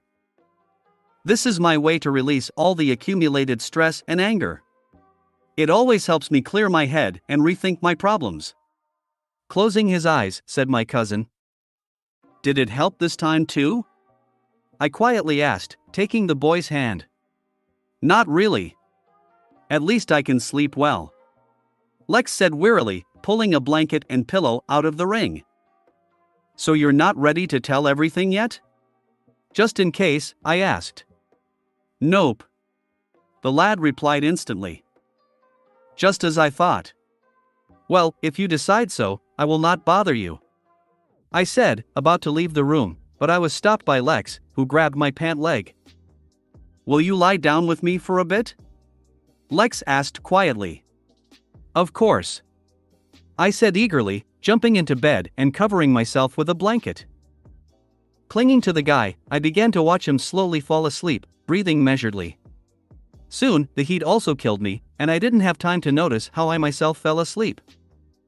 5 hours later. It's dark in here. I said the obvious thing when we all gathered again in the captain's cabin and looked at the place where Xenon should be, but all we saw was only solid darkness. Bluto, are you sure we're in the right place? Tetrax asked doubtfully. Grolprol. Bluto gurgled, clearly offended that his skills were being questioned. This is the Hugo Path quadrant. We're right there. Lex said confidently. Where is the planet then? I asked. Right in front of us. Azimuth has installed a device in this square that completely absorbs any light, making it difficult for anyone who comes uninvited to find Xenon. Lex said. Then that explains all those missing starships and the terrible rumor that goes around this quadrant. No wonder no one made it out of here alive. Tetrax said, rubbing his forehead. And why would Azimuth do that? I asked, not seeing the logic. So that no one bothers him. On Xenon, he hides from the lawlessness of the rest of the universe in order to be able to calmly continue his work. In general, as you understand, he does not expect guests. Lex said. And how do we get to the planet without crashing? I asked. This is the main problem. The Omnitrix has a homing beacon installed so that if it ever comes within range, the Omnitrix will guide the user through the dark oblivion to Xenon. But, as you understand, now there is no way to use this beacon. Lex said, pointing to their non-working hours. Have you already come up with a solution? Tetrax asked, already understanding Lex's train of thought.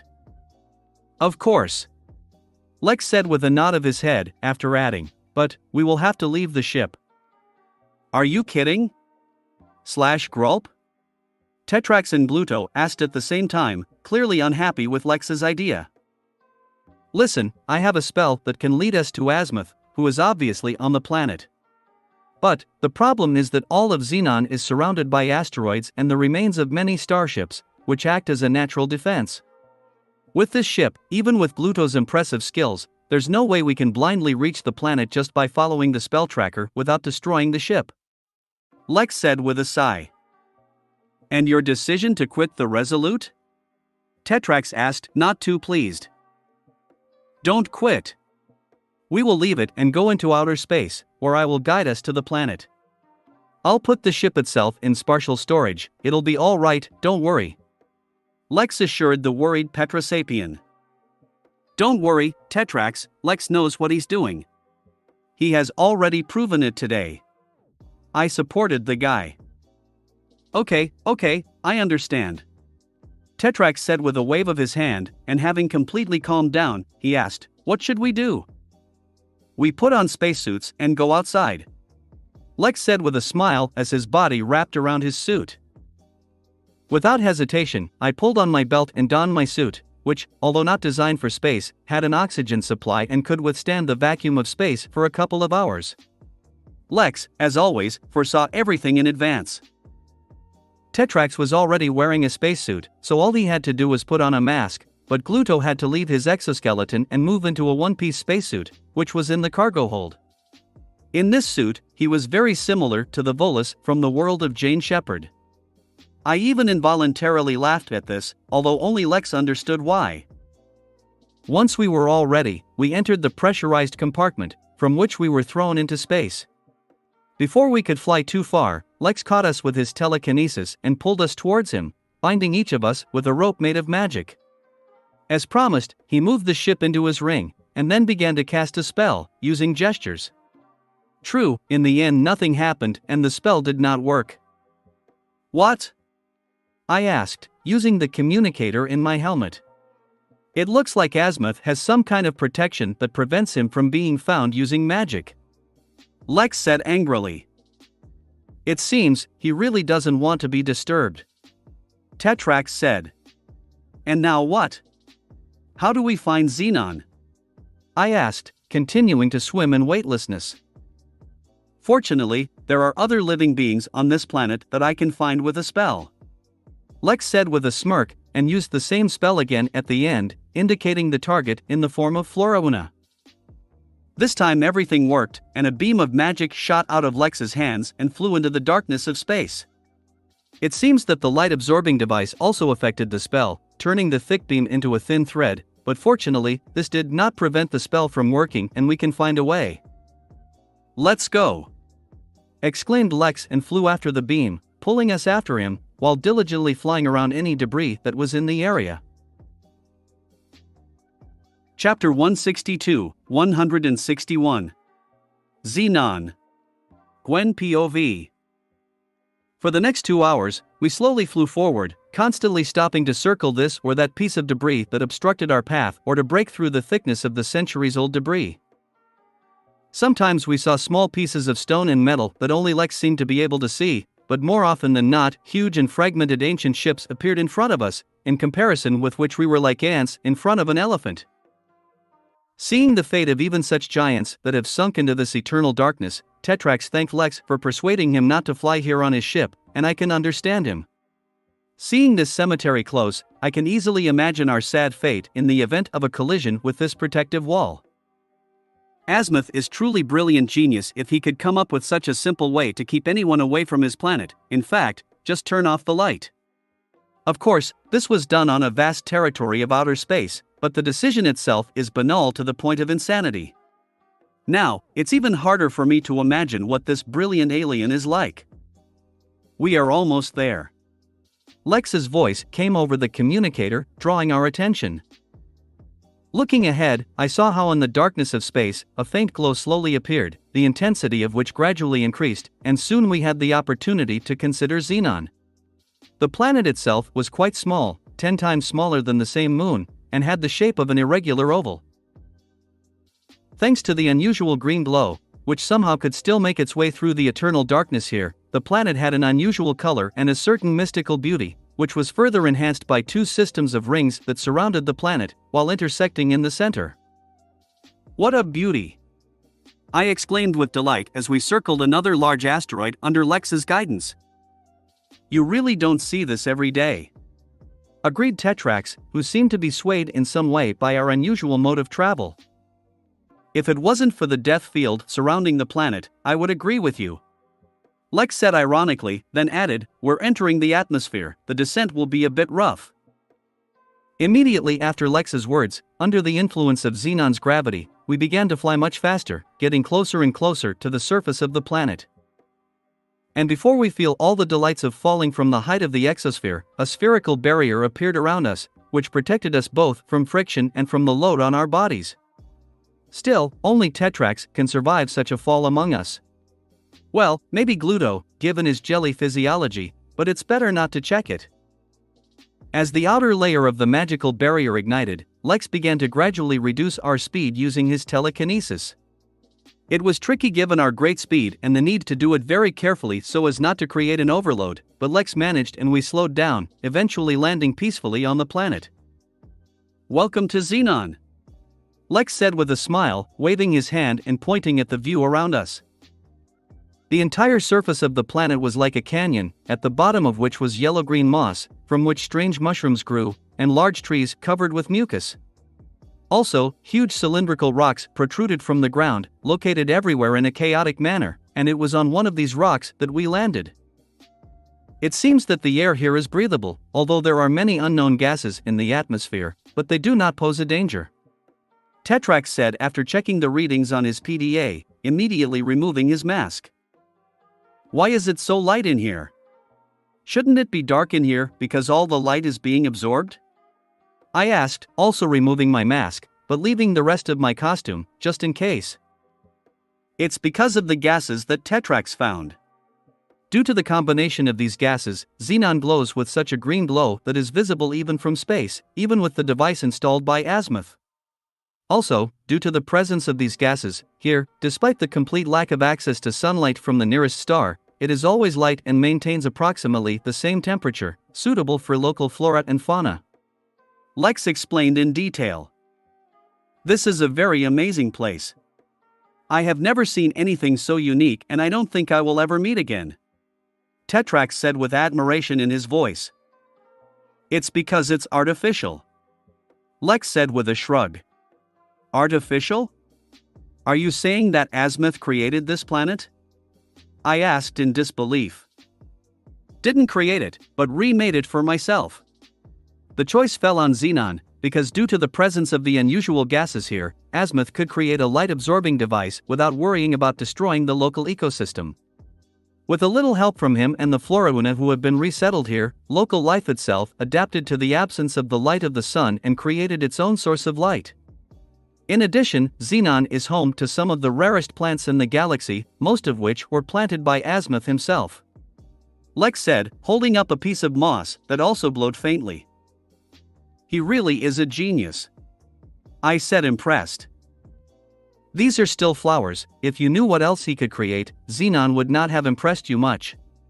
But, we have to admit, he did a great job here. It's just a pity that he did it in order to escape from the world. Lex said with a sigh. Looks like Azimuth really wanted to be left alone. Will he be glad we disturbed him? Tetrax asked. Like any genius, Azimuth is very arrogant, stubborn, and has a terrible temper, so he won't be happy to see us anyway.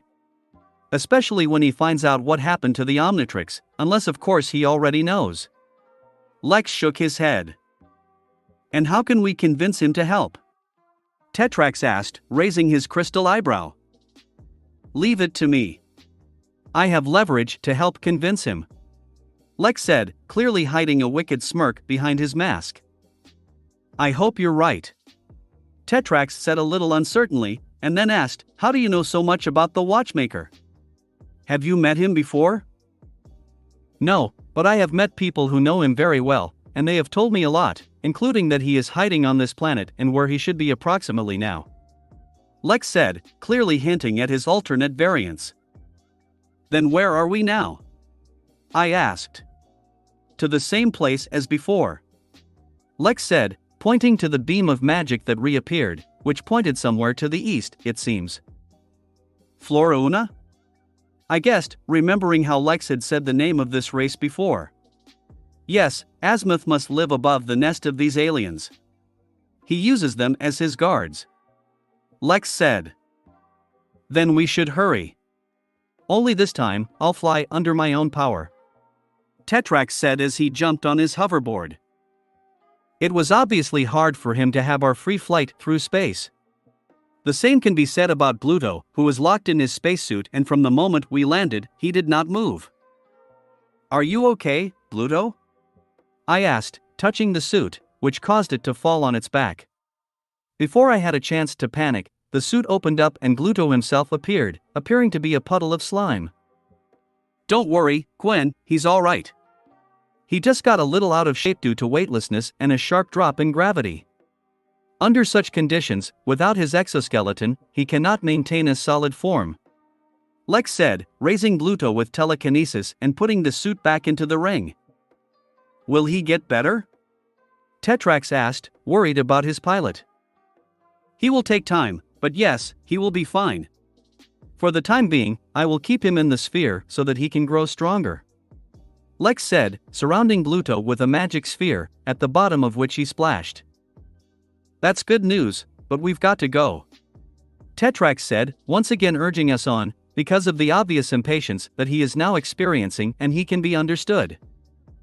Nodding my head, I pulled out my hoverboard, just like Lex, so we could fly the Tetrax at the same speed. Having jumped onto the flying boards, we descended from the cliff, and gradually increasing the speed, we flew after the magic pointer. The flight went smoothly and no one bothered us, although we could see the locals, who were live mushrooms, just like those we met in the Opinicon camp. According to Lex, this was not surprising, because these creatures also come from the planet floor's verdance and usually they live together with Florauna. Since the mushrooms did not show aggression, apparently they were not under the control of mycelium, we did not touch them. We did not see anyone else, and after an hour of flight, the pointing beam led us to the foot of a cylindrical rock typical of this planet. The only thing that stood out was the moat surrounding the rock, as well as the natural stone bridge leading to the cave. "We are in place," Lex said as he jumped off the hoverboard. "So Azimuth lives here?" I asked as I folded the board. "Yes, but don't be fooled by the appearance, this is no ordinary rock. It's a death trap filled with aggressive plants, technology, and Florowans to keep us out of Azimuth," Lex said seriously. "We'll have to go inside anyway." Shrugging my shoulders, I said confident that we are not waiting, Lex will be able to protect me.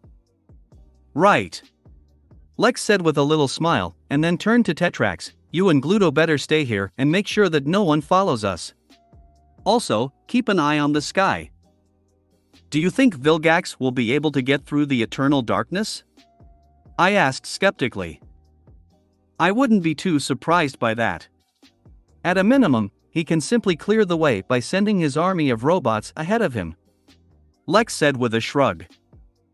"Don't worry, Lex, I won't let anyone near you," Tetrax said confidently. "Stay in touch. If something happens, call right away," Lex said, nodding his head and headed into the cave. "GRLP," gurgled Gluto, who never came to his senses, who remained swimming in the sphere that remained with Tetrax. "What did he say?" I asked as I followed Lex. "Wish we good luck," the guy said. After that he cast a spell that created hundreds of small glowing balls that flew in front of us to light up the entire cave.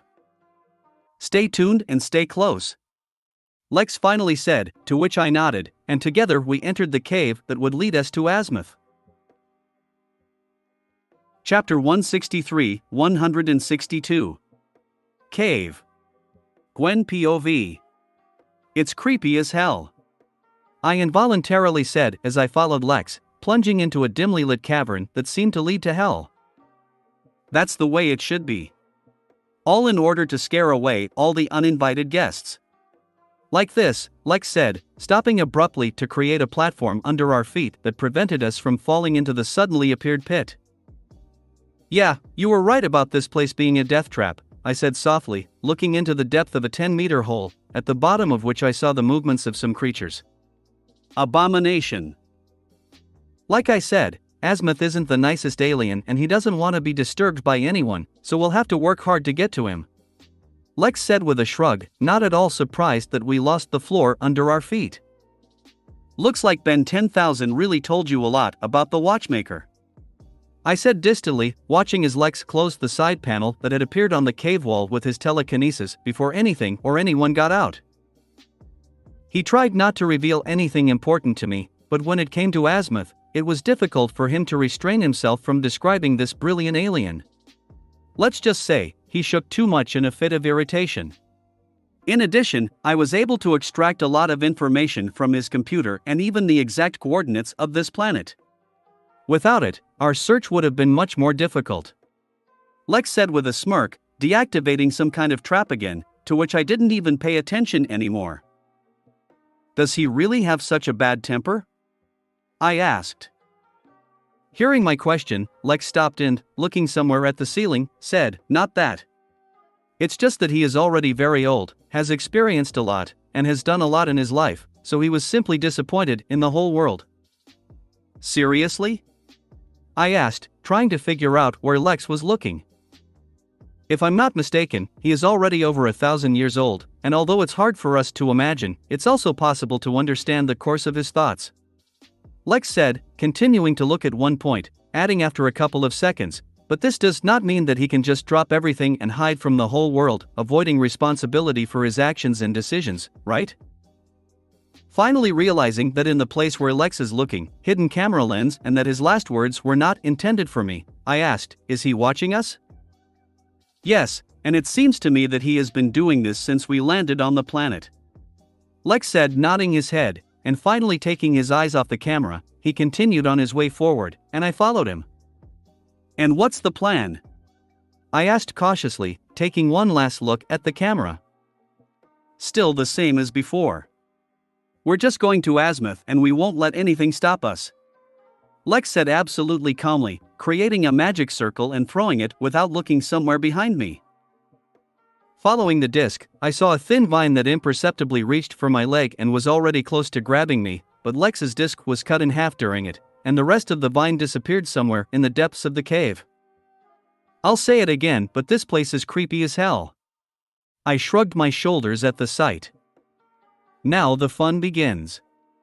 Get closer. Lex said with a smirk as the walls of the cave began to vibrate slightly for some reason. Standing behind Lex in full combat readiness, I began to wait for the next present from Azimuth. This time I was on the alert, so I immediately noticed how new vines began to crawl out of small hatches quietly hidden in the walls of the cave, this time in the company of some alien plants similar to giant Venus flytraps. Burn them! Lex yelled, erecting a barrier around us to keep the grazing plants from eating us. Instantly calling on the power of the pyrokinesis tattoo, which I have been able to use 100% recently, without fear of going crazy, I may have overdone it a little and let out a huge wave of flames that consumed not only the pesky plants, but also Lex, for whom, I'm sure, this was not a big problem.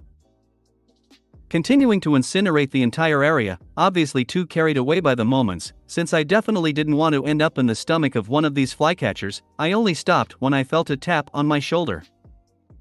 Opening my eyes, which for some reason I closed, I saw Lex in his suit, who was looking at me very carefully, arms folded in front of his chest. Even through his mask, I could feel his gaze full of condemnation. Sorry. I got carried away. I said awkwardly, putting out the last of the flames. Remember, girls don't like vine plants that want to eat them. The reaction may be a bit over the top. That's too weak to say. Lex said calmly, pointing to the cave, the walls of which were red hot. Oops, I said, not feeling too guilty about what had happened. With a heavy sigh, Lex shook his head and said, I'm amazed how you can be the most responsible among us, but at the same time do such illogical stupid things at times. Hey, I may be responsible, but I'm still a teenager and I can have fun and do stupid things sometimes too. Besides, you are exactly the same. I said indignantly, pointing my finger at him. It's right. Apparently, I'm a bad influence on you. Lex sighed again. Yes, that is right. You're the bad guy who ruined the pure and innocent Gwen. I said with a smirk, knowing full well how much he likes our skirmishes, as, in general, I do. Like you think it's bad. That's why you love me. Lex said with a clearly audible smirk in his voice.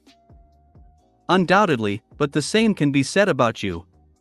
Without having time to think, I answered honestly, surrendering to a fit of feelings. That's one of the many reasons why I love you. Yes, you're right, Lex said quietly enough, but I could hear him. It was deafening, because we both felt very uncomfortable after what was said. Despite the fact that we have already confessed to each other for a long time, the events of the last month made us move away from each other, but it seems that there is finally progress for the better. And although now is clearly not the place for this, I'm glad for it. At least now I'm finally confident in my feelings. You know, this is the first time in a long time that we've been speaking honestly, about us, and everything is moving in a good direction and I'm very happy about it, but, Lex said a little awkwardly, stopping in mid-sentence. Not the right place and time, I understand. I said, knowing full well what Lex was getting at. But I don't mind talking when it's over. I hope you don't mind. Lex said with obvious hope. I'll be happy. I said with a smile, feeling happy and not even going to resist it. Really, it's time to end all this drama. And I'm ready for it. But after all. Wonderful. Lex said happily, after which he added in a serious voice, we should move on. With your flames, you destroyed all the cameras in the nearest radius, so Azimuth is now blind and this is our advantage. Let's not wait for him to send the rest of his monster plant army. Okay, let's hurry up. The sooner we finish, the better. I said enthusiastically. Nodding his head, Lex ran further into the cave, and I tried to keep up with him, silently glad that in the end I was still able to help him come to his senses after what had happened and helped him to distract himself. We even managed to have a little heart-to-heart talk. Now the main thing is that all my efforts are not in vain when we meet with Azimuth. Unfortunately, I have a feeling this is going to happen and Lex will need all my support, but that's what I'm here for.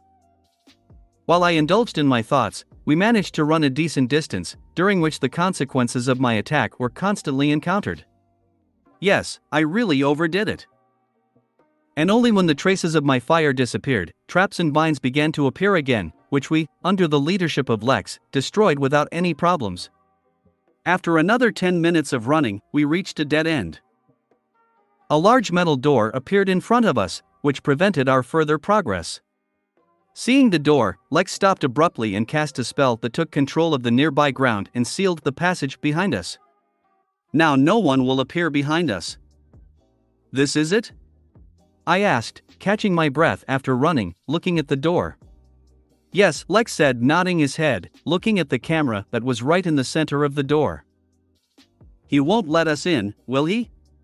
I asked, noticing how the camera shutter just closed. No, but we don't need an invitation, Lex said with a smirk as he slammed the door. The blow was strong enough to leave a deep dent, but it didn't do much damage to the door, which seemed to be of enormous thickness. But this did not stop Lex, and he continued to beat the door with an unprecedented frenzy. After the 10th blow, when Lex practically punched a hole in the door, the camera shutter opened again and a mechanical voice sounded from the speaker. Get out of here. Not. You'll have to talk to us whether you like it or not, Lex said and destroyed the camera. When Lex was about to continue beating the door again, a noise was heard from above, and a half-meter thick metal plate jumped out of the ceiling, which covered the old door, in fact, making all of Lex's work meaningless. So that's it, yes? Lex asked loudly and, of course, having received no answer, he continued, then don't be offended by my rudeness. After his words, Lex raised his right hand and began to gather magical power, swirling it into many whirlwinds, which he tried to contain in a round sphere. The sphere got bigger and bigger, as did the number of vortices that were inside it. And when Lex was satisfied with the result, he raised the sphere and pointed it at the door, shouted, "Knock knock." With its concentrated power, the sphere easily destroyed the protective plate and reached the door, from which there was also soon nothing left. When the sphere completed its task, Lex dispelled it and calmly passed through the massive hole, not paying attention to the raised dust, saying, "Well, hello, Azimuth. This definitely won't end well." I thought as I quickly followed Lex, to make sure he didn't make a fatal mistake. Chapter 164, 163. Azimuth. Gwen POV. The room in which Azimuth was hiding was small and filled with a lot of computers and other equipment, and was more like the lair of a typical genius scientist with a not-too-healthy psyche. Considering what we've seen before, I expected something like this, but I wonder where he even sleeps.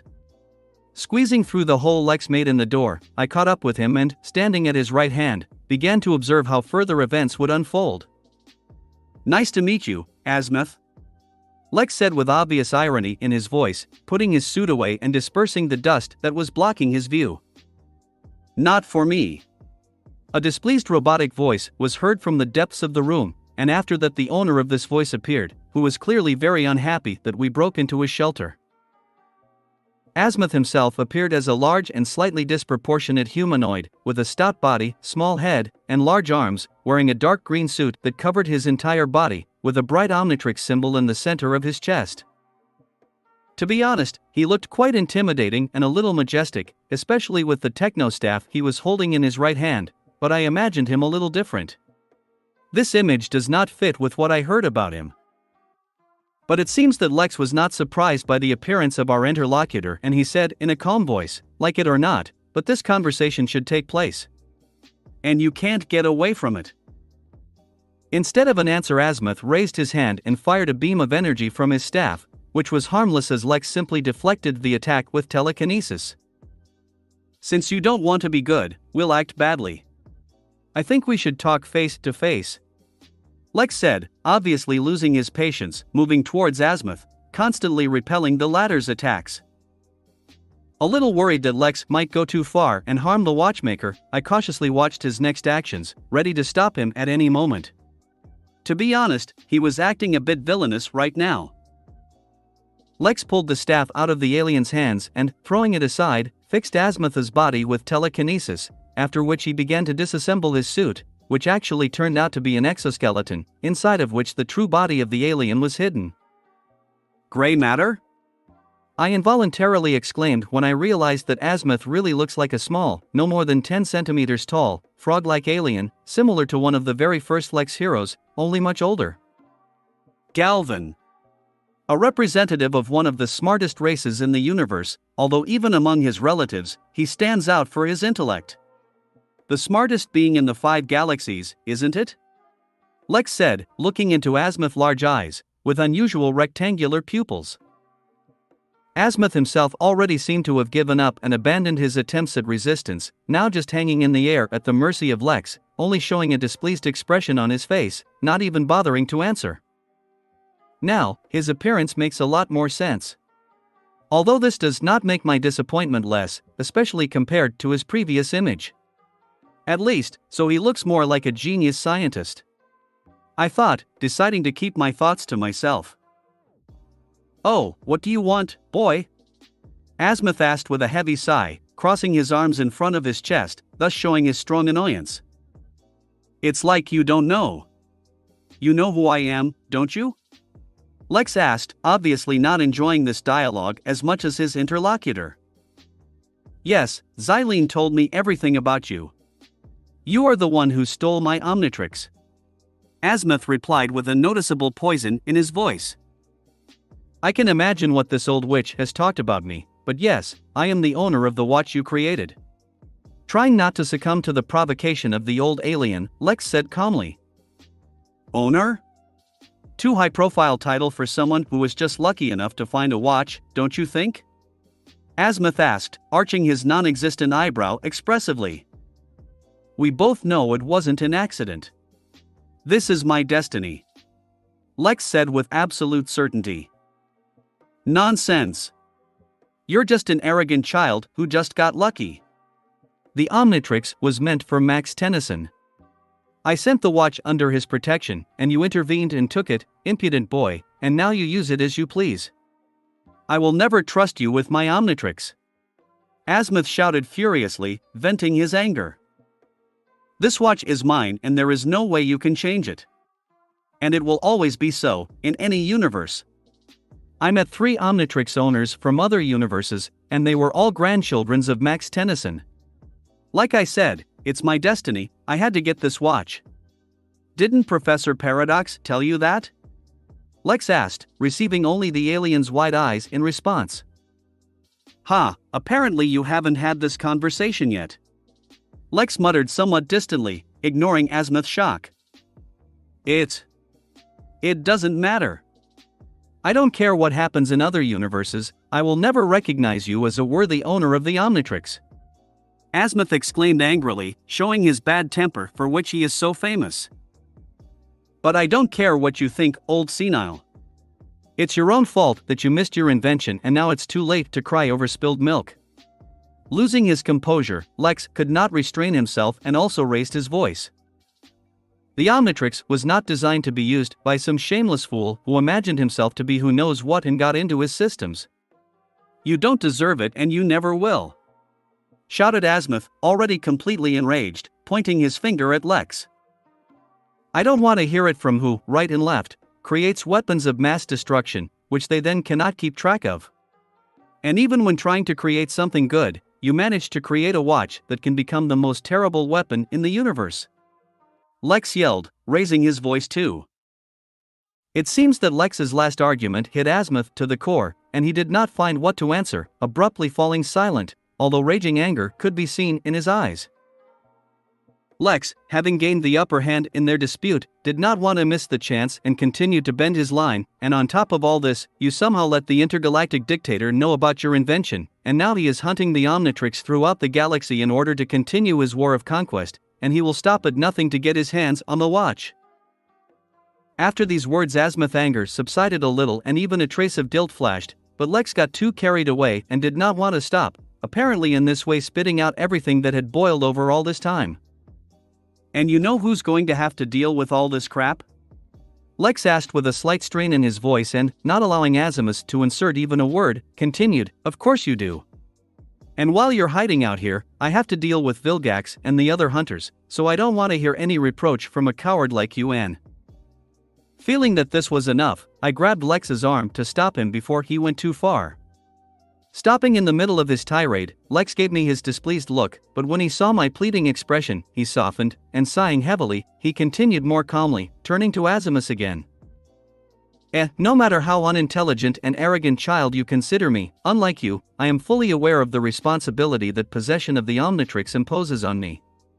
And believe me, I have accepted this responsibility and am fully prepared for it." The last words made an impression on Azimuth, and he looked at Lex in a different light, but either his heavy temper, or not wanting to lose the argument, did not allow Azimuth to just let everything go, and he grumpily said, "If you think you can pity me with these words, then you are mistaken. My opinion won't change just because of this, and I still think that you are not the one who should have the Omnitrix. Honestly, I don't really care about your opinion. I still think that you are an old senile who should have been locked up somewhere long ago to protect the universe from you." Already twitching his eye from irritation, Lex began to spray again, but I stopped him again in time, squeezing his hand harder. Sighing heavily again, Lex exercised his self-control and calmly said, but, I can't help but acknowledge your genius and admire your work, which can really be useful. And it has already happened. No matter how stupid and small you did not consider my actions, thanks to the Omnitrix, I helped many people, saved many lives, and not only in this universe. I also killed the Big Might, stopping his genocidal journey, found the DNA of several extinct species and was already thinking about a way to return them, and of course, already kicked Vilgax's ass once. In my opinion, this is more than what you expected when creating the Omnitrix." After these words, there was silence, and everyone thought about his own. Azimuth seemed to overestimate everything he knew about Lex, who was just waiting for an answer, and I couldn't help but look back at the path we'd traveled over the past 2 months. Indeed, in such a short time we have gone through so much that it is even difficult to imagine. And now looking back, I understand how abnormal our life is, but to be honest, I would never trade all this for something else. We've had our ups and downs, but everything seems perfect to me, and I'm looking forward to what's next. Judging from the quick look Lex gave me, we were thinking the same thing, and I'm glad for that. But, time to get back to business. After a moment of silence, Azimuth also more or less calmed down and said quietly, "Maybe it's true, and you're right about something, but it doesn't matter anymore, does it? It's over, the Omnitrix is already deactivated. But it's up to you to change that," Lex said with a frown. "That's right," Azimuth said, nodding his head, and then with a pinch of smugness he added, "But I won't do that. Now the Omnitrix is just a trinket and you can keep it for yourself, I don't mind." Unable to withstand his tone, I could not resist and exclaimed in displeasure, "You can't just leave everything like that. Lex has proven to be a great owner of the Omnitrix, and he has helped a lot of people, and will help even more people if you fix the clock." Maybe not, it doesn't matter anymore." Azimuth answered me with a smirk, and then looked at Lex and said, "It's your own fault that the clock doesn't work anymore. There is no need to inject your AI into the Omnitrix and try to take control of it. This is your payment for what you thought you could do." So that's what happened, I thought, finally understanding the reason for Lex's anger and why all this happened. And now it is clear where Morgana disappeared. She was locked in a deactivated watch all this time. "So you refuse to free Morgana and fix the watch?" Lex asked coldly, looking into the alien's eyes. "You will never be able to use that Omnitrix again, and you will never see your artificial intelligence again," Azimuth said confidently. "Oh, you shouldn't have said that." "Very wrong," I thought, putting my hand on my forehead and shaking my head as I felt goosebumps and saw Lex's eyes glow with magic from rage. "It definitely ends badly." Chapter 165, 164. Azimuth 2. Gwen POV. Before I could say anything to calm the tense situation, a powerful wave of magic erupted from Lex's body, which threw Azimuth and me into different corners of the room. It looks like Lex isn't even going to contain his anger this time. Ugh, crashing into the wall with force, I could only moan in pain and helplessly look at Lex, around whom such strong magic was raging that he began to levitate. Blue magical energy was intensely escaping from the lad's, which completely enveloped his body, as a result of which his entire skin began to glow, and his hair defied gravity and, changing its color to bright blue, stretched towards the ceiling. Hanging in the air, his eyes burning with anger and magic, he looked at Azimuth, who also hit the wall quite hard and now looked at Lex in shock. "Lex! Stop!"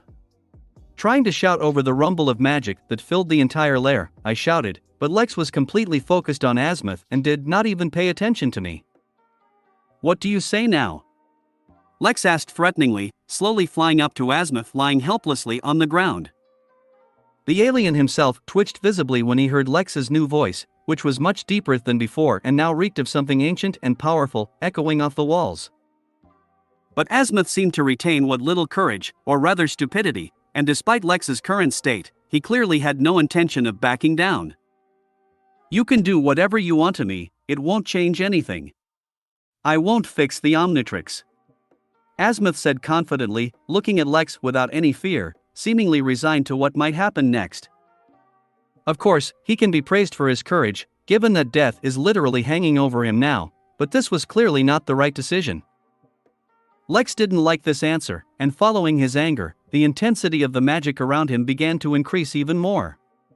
The pressure from magic increased so much that Azimuth and I were simply pinned to the floor, and we could not move at all. "Lex!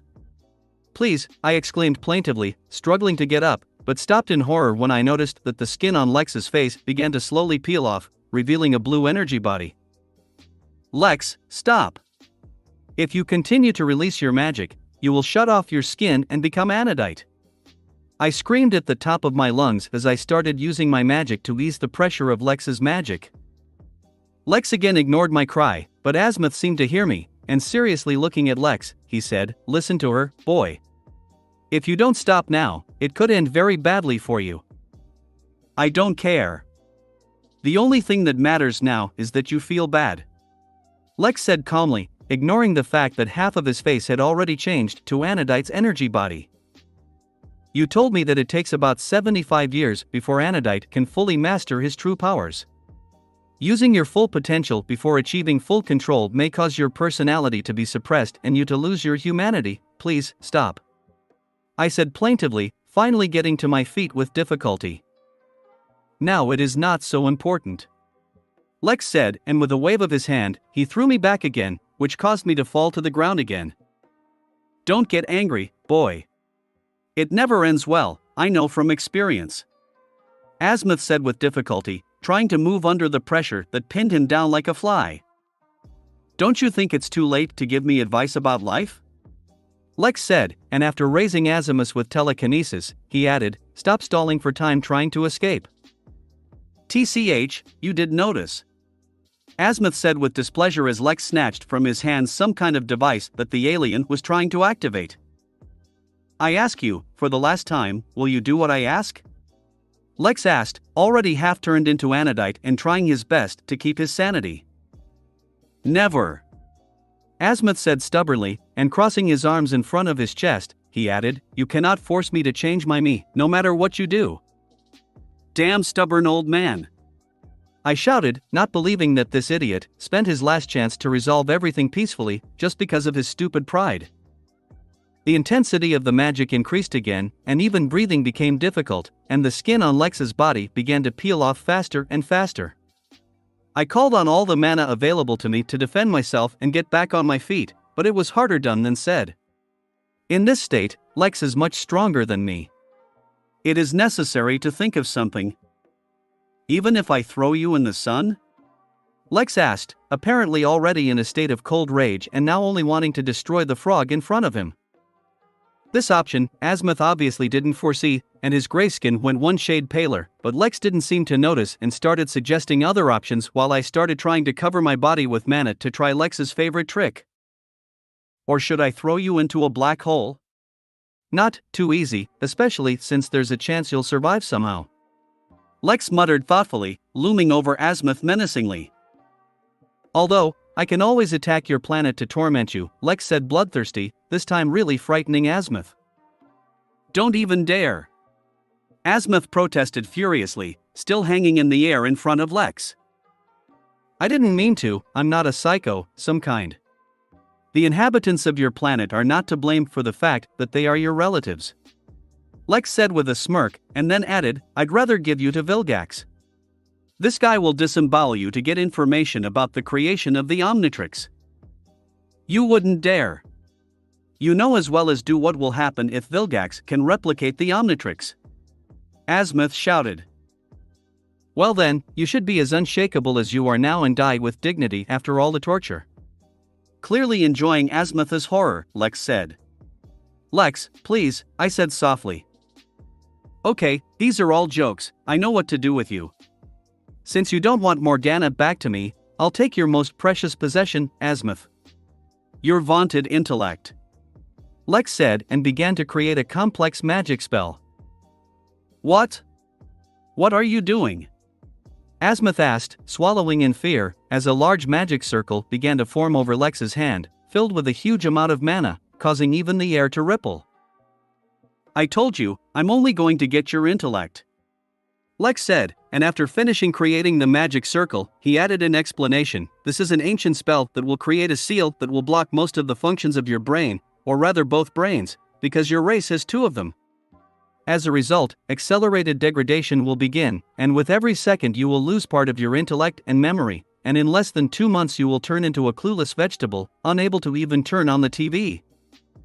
Now, Lex really scared the hell out of Azimuth. The alien began to try to escape from the power of Lex, and when this did not work out, he shouted something in an unknown language and his exoskeleton came to life and, gathering together again, tried to attack Lex, but he only moved his eyebrow and annihilated the entire suit. Didn't know he could do that. You have some protection against magic that prevented me from finding you with a search spell, but is this protection good enough to protect you from this seal? Why don't we check it out, right? Lex said threateningly as he began to bring the magic circle closer to Azimuth's head. You won't get anything with this. I will not change my opinion. Azimuth shouted, once again showing his foolish pride, though he didn't give up trying to escape. Then there is nothing more to discuss. Farewell, Azimuth. Lex said coldly, looking like he was already determined to get the job done. Stop! I exclaimed, grabbing the guy's hand. Finally, I managed to get to it. I see you were able to create an armor construct, Gwen. It's commendable, but it doesn't change much. Seeing that I was able to protect myself from the pressure of his magic by creating armor, as Lex himself likes to do, he said with a short glance at me, after which, with a slight movement of his hand, he broke the armor and threw me back again. Damn, I exclaimed in displeasure, crashing into the wall again. And it took me so much effort to create this damn armor without Lex noticing. So where did we stop? Asked Lex, already 90% anodite. You were going to turn me into a dumbass. Azimuth said grumpily. Ah, right. I think we can continue. Lex said, and again began to bring the seal closer to Azimuth's head. You'll regret it. Azimuth said confidently as he watched his biggest fear get closer and closer to being fulfilled. Maybe. Lex agreed, but then added with a smirk, but you won't see it anymore. Oof. In that case, do what you have in mind. But, know that now I am even more confident in my decision not to trust you with the Omnitrix. Azimuth said, looking into Lex's burning eyes. I don't care about your Omnitrix. Lex said furiously and without hesitation threw the magic circle at Azimuth, finally adding, your mistake was that you refused to return Morgana to me. Watching in horror as the spell closed in on Azimuth, I knew Lex would truly regret it. Now he has succumbed to his anger and anodite heritage, which does not allow him to think straight, even with mental protection. I have to stop him, and there is only one way left. Chapter 166, 165. Azimuth 3. Third POV. A magic spell capable of turning the most genius being in the galaxy into an impenetrable idiot was thrown and now flew quickly towards the head of Azimuth, who watched in horror, no longer hoping for salvation. Previously, Azimuth had used all of his stashed methods to force an emergency surrender, and after an enraged Lex took away his teleportation device, which was supposed to transfer Azimuth to Galvan Prime, he had no way to escape. All Azimuth had to do was accept his terrible fate and regret what he had said earlier.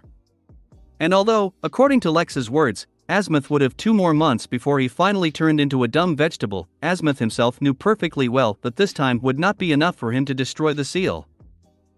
If it was some kind of technological device or a virus, Azimuth could easily find a way to quickly get rid of such a problem, but when it came to magic, Galvan was at a loss to say the least.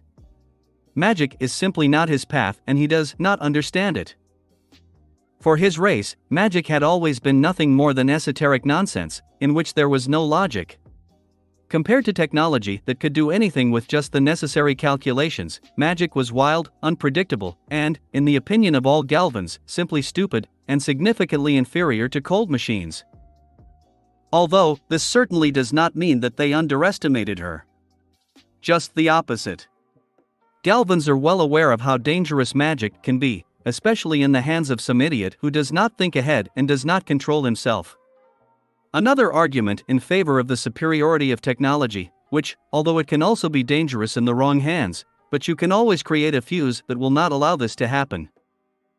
True, the Galvans themselves often forget about such a trifle in a burst of inspiration when creating some new ingenious invention, but this is not so important.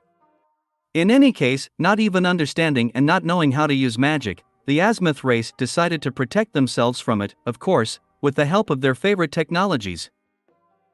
The result was a microchip capable of hiding Galvan Prime and every Galvan from magic and granting some sort of protection, creating a bioenergetic invisible aura that repelled enemy mana, and even gave telepathic protection as a bonus. This inherently revolutionary invention actually worked as intended, which is why Lex didn't find Azimuth his spell, but any defense had a limit and a seal of stupefaction could overcome it due to the abnormal amount of mana Lex put into it. Azimuth understood this very well, and he also understood that the time allotted to him would not be enough to create something that would destroy the seal. It is possible for Azimuth to create some kind of technological device that will destroy all traces of magic in his body, but again, there will not be enough time, because every day he will lose part of his intellect. This is truly the most terrible punishment for Azimuth, and not that he did not deserve it. Azimuth was well aware of how difficult his character was and that he needed to be more careful about what he said, because sometimes he cannot control his sarcasm and cannot stop throwing witticisms that can hurt other people's feelings. It just developed into a habit from his youth and became second nature to him. In fact, he simply cannot be honest with his own feelings, which has cost him relationships with people more than once. Azimuth never wanted this conversation to end like this. He didn't want to say all these hurtful things and take it to extremes, but he couldn't help it and his stupid pride jumped up again. Everything was planned in a completely different scenario, but everything went to hell. When he contacted Xylene, and she told him about the unsuccessful delivery, he perfectly understood that she had said a lot of nasty things about the boy, that she had found Omnitrix only because he somehow offended her. With difficulty, but he managed to isolate useful information from the stream of curses that he had to listen to from Xylene, and Azimuth realized that everything was not as bad as she said. Max Tennyson did not receive the Omnitrix, but his ward, who was under Max's care, had it. Not an ideal situation, but it wasn't all that bad. In addition, by searching for information from the right people on the black market of the galaxy, Azimuth was able to gather information on Lex Tennyson, who had already become famous. After fighting off professional bounty hunters, rescuing many captive gladiators and destroying the arena where they fought for the amusement of the public, and almost killed Vilgax, the new owner of the Omnitrix has become known among some of the aliens. Azimuth was able to make a psychoportrait without any problems, which helped him understand who Lex Tennyson was. And to be honest, he liked what he learned. Yes, Lex was young, but he had already proven himself to be a responsible and skilled warrior, moreover, smart enough for an Earthling. And the fact that an experienced plumber like Max was nearby greatly reduced Azimuth's anxiety. He was already thinking about how he would meet with them, and although he was not going to be friendly with the boy, presenting him everything on a silver platter, revealing all the secrets of the watch, but after he would prove that he was worthy, Azimuth would not mind trust him with the Omnitrix. But then he got a signal that someone was trying to hack into the Omnitrix security system and override the main functions by removing the Omnitrix AI, replacing it with your own. Azimuth will never admit how much effort it took him to prevent this. If he hadn't been able to connect to the watch's security systems in time and take control of the defenses on his own, then the invader might have succeeded. He was one step away from losing, and only the last trap he managed to create helped him lock down the enemy AI, although at the cost of destroying the Omnitrix AI. Words cannot express how angry Azimuth was at that moment. But he also could not appreciate the genius of the created AI. And when he found out that Lex was behind the attempt, he really didn't know what to think. On the one hand, Azimuth was offended and angry, and on the other, very impressed. And the truth is, Azimuth himself would have done the same if he had received a powerful technological artifact of unknown origin. Speaking frankly, what Azimuth knew about Lex sounded much like the Galvan himself in his youth. Many features were inherent in himself, except that Lex was higher. Although he has a human, not a frog-like alien, but it doesn't matter. And Azimuth did not like that they were so alike. He was well aware of his shortcomings and did not want such a promising young man to make the same mistakes. And Azimuth really wanted to prevent it. After protecting the Omnitrix, Azimuth deliberately deactivated it, as he knew Lex would find it to fix it. All that remained was to wait. At the same time, it was a good test for the boy, because this way he could show what he was worth without the Omnitrix. Azimuth knew full well that the watch would be scanned and would have a DNA trail on it that would lead it to his former assistant Myax, who foolishly removed Azimuth's DNA and replaced it with her own. For this and her other missteps, she was punished by exile to prison, which it was time to end, and everything turned out so well that there was someone who could do it on the way to Xenon. But Azimuth didn't expect Lex to show up so quickly, even without Myax. And that he would be so rude. To be honest, Azimuth spent a lot of time thinking about how the conversation would go. According to his plan, he would chide the guy for being arrogant and refuse to fix the Omnitrix, just to let the guy prove himself worthy of it. It was for this reason that he allowed Vilgax to know where they were now. The fight would be the perfect stage for Lex to shine. Yes, Azimuth loves the theatrics too much and can't do anything about it. Unfortunately, as we all know, things didn't go according to plan.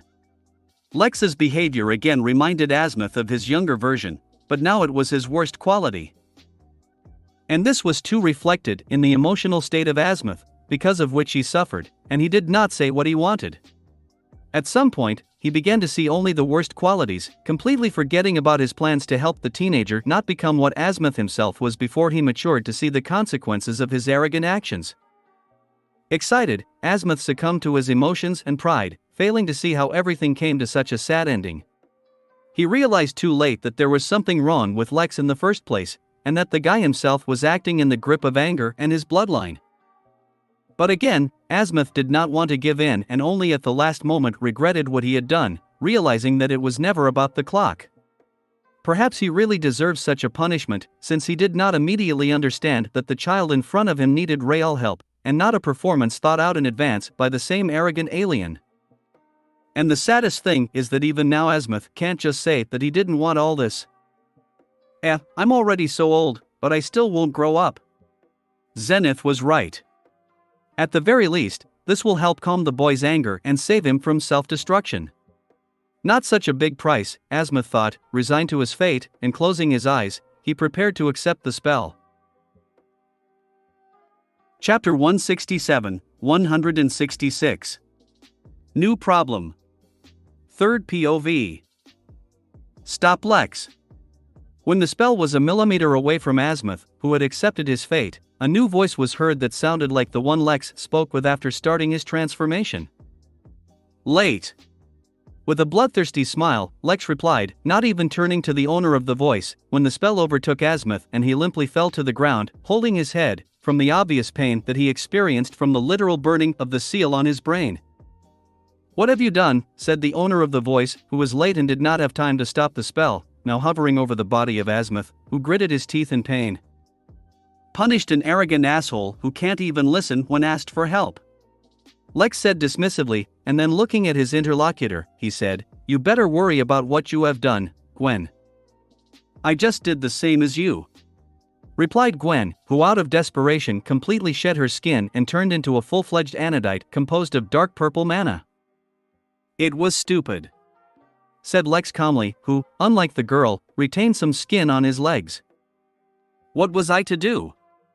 You were completely mad and didn't want to listen to me," the girl yelled, struggling to think rationally, which she wasn't very good at due to exposure to Anodite's wild bloodline.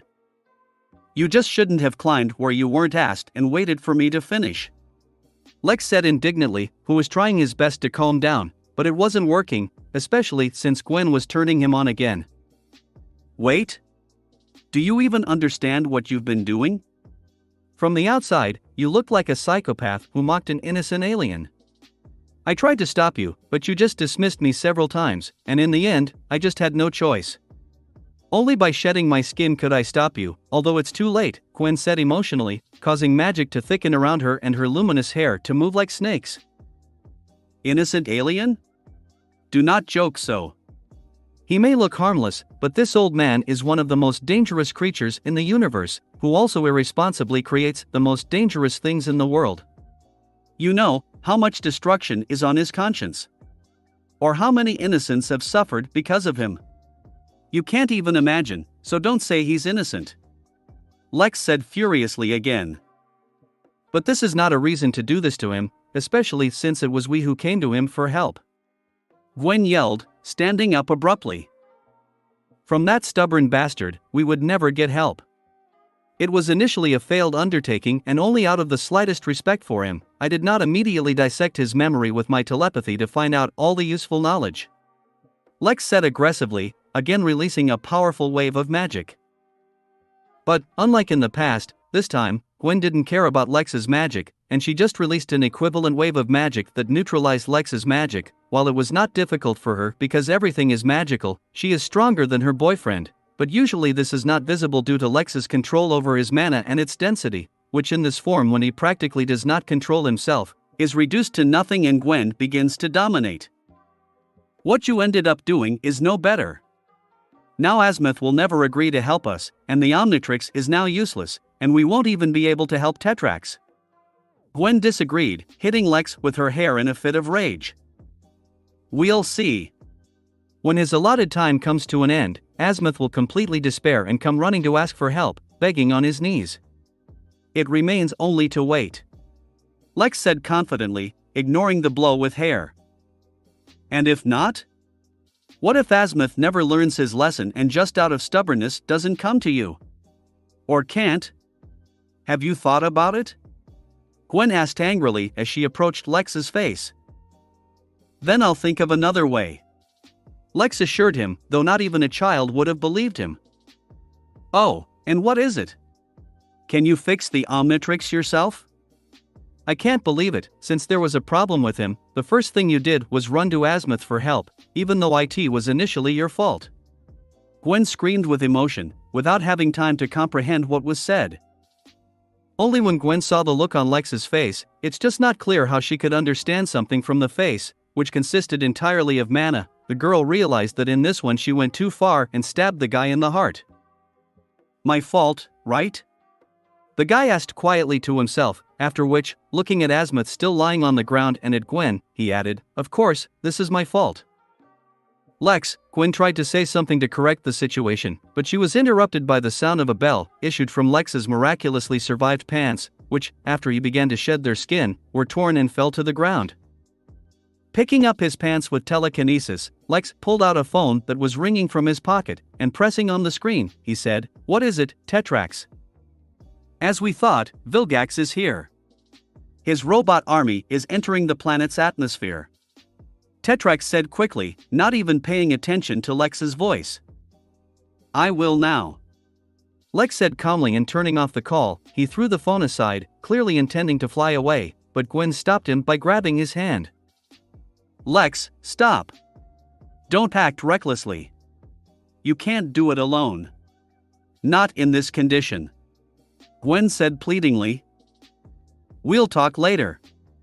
Lex said coldly, tearing his hand away and emitting a wave of magic that finally destroyed the remnants of his human essence, in the form of skin on his legs, shot out of Azimuth's hideout like a bullet, simply breaking through the ceiling with his body. Lex! Gwen yelled, looking into the hole Lex had made, from which light was already visible. When Gwen was about to follow the guy, she stopped when she felt someone touch her leg and said quietly, "Wait, girl." "Azimuth. Are you okay?" Gwen exclaimed, lifting the alien's body. "Key, then, it's been better, but I'll live," Azimuth said with a little cough, still grimacing in pain. "I'm sorry this all happened." Lex didn't want it, he just couldn't control himself, and Gwen began to apologize quickly, but Azimuth stopped her by raising his three-fingered hand. "Nothing, from snippets of your conversations, I understood the general situation. It's nobody's fault, we all blundered and didn't start the way we should have." Sincerely, Azimuth said. "Yes, you are right. Everything went to hell from the very beginning and it was too late to stop it. It just wasn't worth it to let Lex leave Earth while he was in this state from the start," Gwen said sadly. "That AI was dear to him, wasn't it?"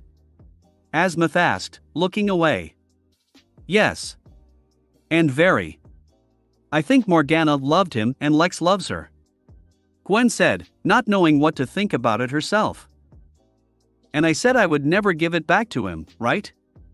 Azimuth asked in annoyance, closing his eyes. Gwen decided not to answer anything, as she knew that the question was purely rhetorical and Azimuth was talking to himself, apparently actively considering the whole situation. Again I went too far with my games." Sighing heavily, Azimuth said quietly, and then, deciding something for himself, opened his eyes and said to Gwen, "We must stop him before it's too late." "Don't worry, I may have said that Lex couldn't handle Vilgax, but that was just an attempt to dissuade him from acting hastily. In this state, he could easily crush Vilgax's army and himself without even breaking a sweat," Gwen said confidently. "That's not the point. Vilgax is our lesser problem right now," Azimuth said, not a little surprising the girl. "And then what? You two are Anodites, right?" Azimuth asked to make sure, and receiving an affirmative nod from Gwen, he added, "I don't know much about your race, but I have heard stories about male Anodites, who, besides, are as scarce as decent people in the universe. They also have a high chance of not living for many years." "What? Why?" Gwen asked quickly. "Unlike female Anodites, for some reason, when in stressful situations, strong emotions take over them, as happened with your boyfriend, they begin to lose control of their magic. As a result, if this is not stopped in time, their magic completely uncontrollably bursts out, which leads to a terrible explosion, which, although it does not kill them, literally burns all the reserves of magic, leaving only a shell that would never be able to use magic again and would live no more than 10 or 20 years. Azimuth said darkly. "This is terrible, we need to urgently stop Lex," Gwen said impatiently. "What am I talking about all this time?" Azimuth said irritably, unable to restrain himself, after which he added more calmly, "I hoped that the boy would cool down after he put his seal on me, and after that, we would be able to talk like a human beings, but this is no longer an option. Moreover, what I have told is not the worst outcome of events.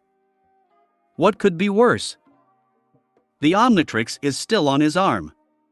If the boy's body still makes an explosion, then a chain reaction will occur and the core of the Omnitrix will also explode, which will entail the destruction of half the universe," Azimuth said darkly. "Then let's not waste any more time. We flew," Gwen said hastily, and grabbing Azimuth tighter, flew into the hole in the ceiling. "I hope you managed to stop him and calm him down. And then your attempt was not very impressive," Azimuth said grumpily. "I couldn't fake anything with myself. I've shed my skin too, and now I'm not quite sane. Stupid mental protection does not help," the girl said unhappily. "It's not just a matter of the mental plane, your very body and soul influence you, and this is not easy to resist," Azimuth said with a sigh, to which Gwen remained silent because she doesn't understand much about this. Hey, about the seal, Gwen started, but Azimuth cut her off. Now it is not so important. Let's deal with the main problem first. Azimuth said calmly as he and Gwen just flew out of the hole and into the fresh air. Damn it, Gwen said involuntarily when she saw what is going on in the world right now. My garden, Azimuth said sadly, seeing that everything was on fire, and the giant robots of Vilgax were falling from the sky like meteorites. Looks like the apocalypse has come sooner than expected. Chapter 168, 167. Apocalypse. Third POV. After making a hole in the solid rock with his body, Lex flew out of the cylindrical rock that had been Azimuth's hideout for a long time. Looking up at the sky, he immediately saw hundreds, perhaps thousands of capsules that fell one after another from space, opening up in the air to reveal their true form and land on the surface of the planet, causing considerable destruction. They were Vilgax's attack robots, with a large body and 3 insectoid legs, just like the ones Lex encountered when he found the Omnitrix in early summer. The only difference was their size, because the robots that came to Xenon were huge, comparable to a 5-story building. And there were many of them, enough to wipe several cities into dust in a couple of minutes. It seems that this time Vilgax decided not to skimp and sent all his attacking power, not even bothering to send smaller drones, because he knows from the last meeting with Lex that they are all useless, but an army of giant robots can cause problems even to the owner of the Omnitrix. At the very least, this will seriously exhaust him and delay him until the main attacking force arrives. True, when he saw the army that Vilgax sent to his soul, Lex only smiled excitedly, not at all afraid of the number of enemies he would have to face, because he needed it so much right now. In his current state, Lex used all his mental strength not to break loose and start destroying everything that caught his eye in a fit of uncontrollable anger, so as not to harm his beloved, and here, Vilgax had given him such a wonderful gift. Hundreds and hundreds of punching bags that Lex would gladly destroy, indulging in his current destructive tendencies that had been building up since Morgana's imprisonment. Mindless destruction, this is exactly what Lex wanted so much now in order to blow off steam and clear his head, and I must say, the guy is not going to deny himself such pleasure. Without even bothering to look at Tetrax, who was still waiting at the entrance to the rock, in the company of the awakened Gluto, and anxiously looking at the arriving enemies, Lex raised his hand and fired a beam of magic that instantly destroyed a dozen drones closest to Tetrax. Even if Lex is not completely sane now, he still cares about his loved ones, especially those who do not make him angry. Waving his hand to the dumbfounded Petrosapian, Lex kicked off the air, and like a bullet flew forward, towards the enemies who had already managed to land on the planet. And despite the fact that the guy was 100 times smaller than the robots, one of his blows was enough to almost completely annihilate the robot, and this without the use of magic. After destroying a couple of hundred more drones, completely ignoring their attacks in the form of lasers and missiles, Lex completely dispersed and began his path of destruction, completely ignoring the damage that he inflicts with his attacks on the surface of the planet and its flora. Luckily, the fauna was smart enough to get away from the crazed Anodite and the constantly exploding robots. When all the robots in the immediate vicinity were exterminated, and everything around was on fire, Lex turned his attention to those drones that had not yet reached the planet. In fact, they were now in a defenseless form that allowed them to travel through space, and until they activated their attack form, they were harmless, but that didn't make them any less of an excellent target, which Lex began firing at with his magically crafted machine gun, cackling insanely as he did so. The spectacle, must say, was quite creepy and not much different from the apocalypse, especially the entourage was added by fire, which had already consumed almost 1/5 of the planet and which Lex did not care at all, because in front of him he saw only robots, which he gladly destroyed, while more and more magic flowed around him, which was not a good sign. It was for this that Gwen and Azimuth, who got out of the rock, found him, which, of course, they did not like at all. He was completely lost in his emotions and allowed them to take control of him. Little time left, it needs to be stopped immediately. Azimuth said hastily, leaving for later his worries about the destroyed garden, which he had been collecting for many years. And how do you suggest I do it? I had little chance to do this before, but now that it has completely dispersed, I won't even be able to get close to it.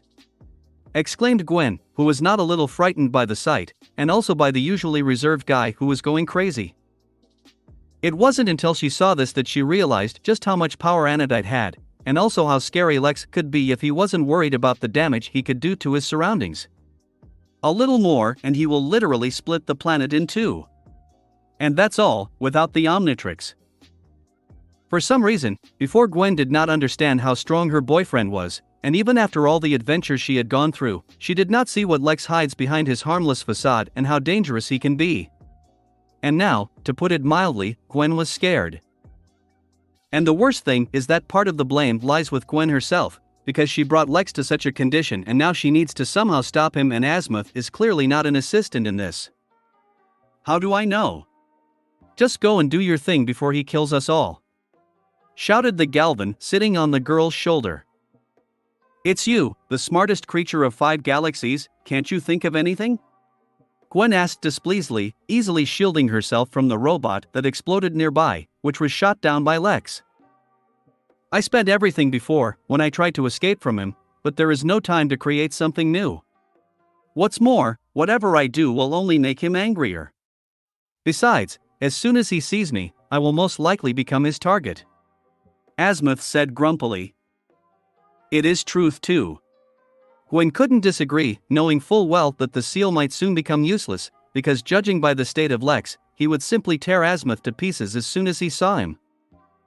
You are the only one who can bring him to his senses, and you know it.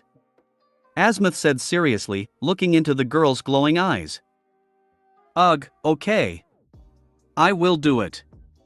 Taking a deep breath, Gwen clenched her fists and said with determination. Don't worry, you are his close person, at least he won't have to kill you. The maximum will beat me to a pulp, then again continue the destruction of robots and the destruction of my planet. Azimuth said with a thumbs up. Haha, very funny. Without laughing, Gwen said with an icy face, then asked, have you thought about becoming a comedian? Actually, I was quite popular once. I remember when depression hit me once again after I realized the meaninglessness of my life. I moved to a space station, where for 40 years, under a pseudonym, I performed on stage with jokes that I myself wrote. Azimuth suddenly said. Truth? And how did it all end? Gwen asked curiously. As a result, I accidentally offended someone with my joke, and I had to destroy several alien crime families and the station itself in order to get behind me. Azimuth said with nostalgia in his voice, and then flippantly added, but it was in my favor anyway, because I was already tired of being a comedian, and I wanted to start inventing again. Lex was right, you are indeed very dangerous, said Gwen, speechless.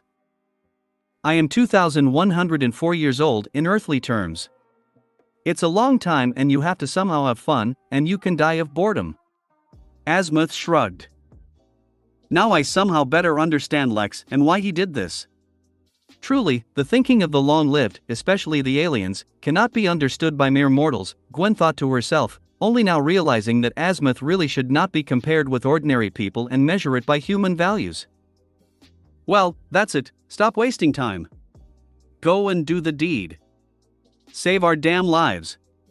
Ordered Azimuth, who himself was to blame for the fact that he began to remember his past and waste precious time, but he couldn't admit it to a girl who was almost 132 times younger than him. After all, his authority will suffer. It was because of such thinking that all these problems began. Azimuth does not learn anything. Okay.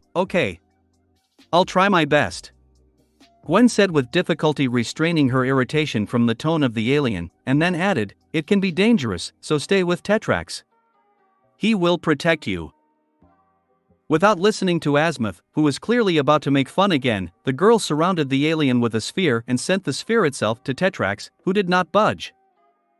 The sight before his eyes shocked him too much, and he didn't even think of finding a safer place.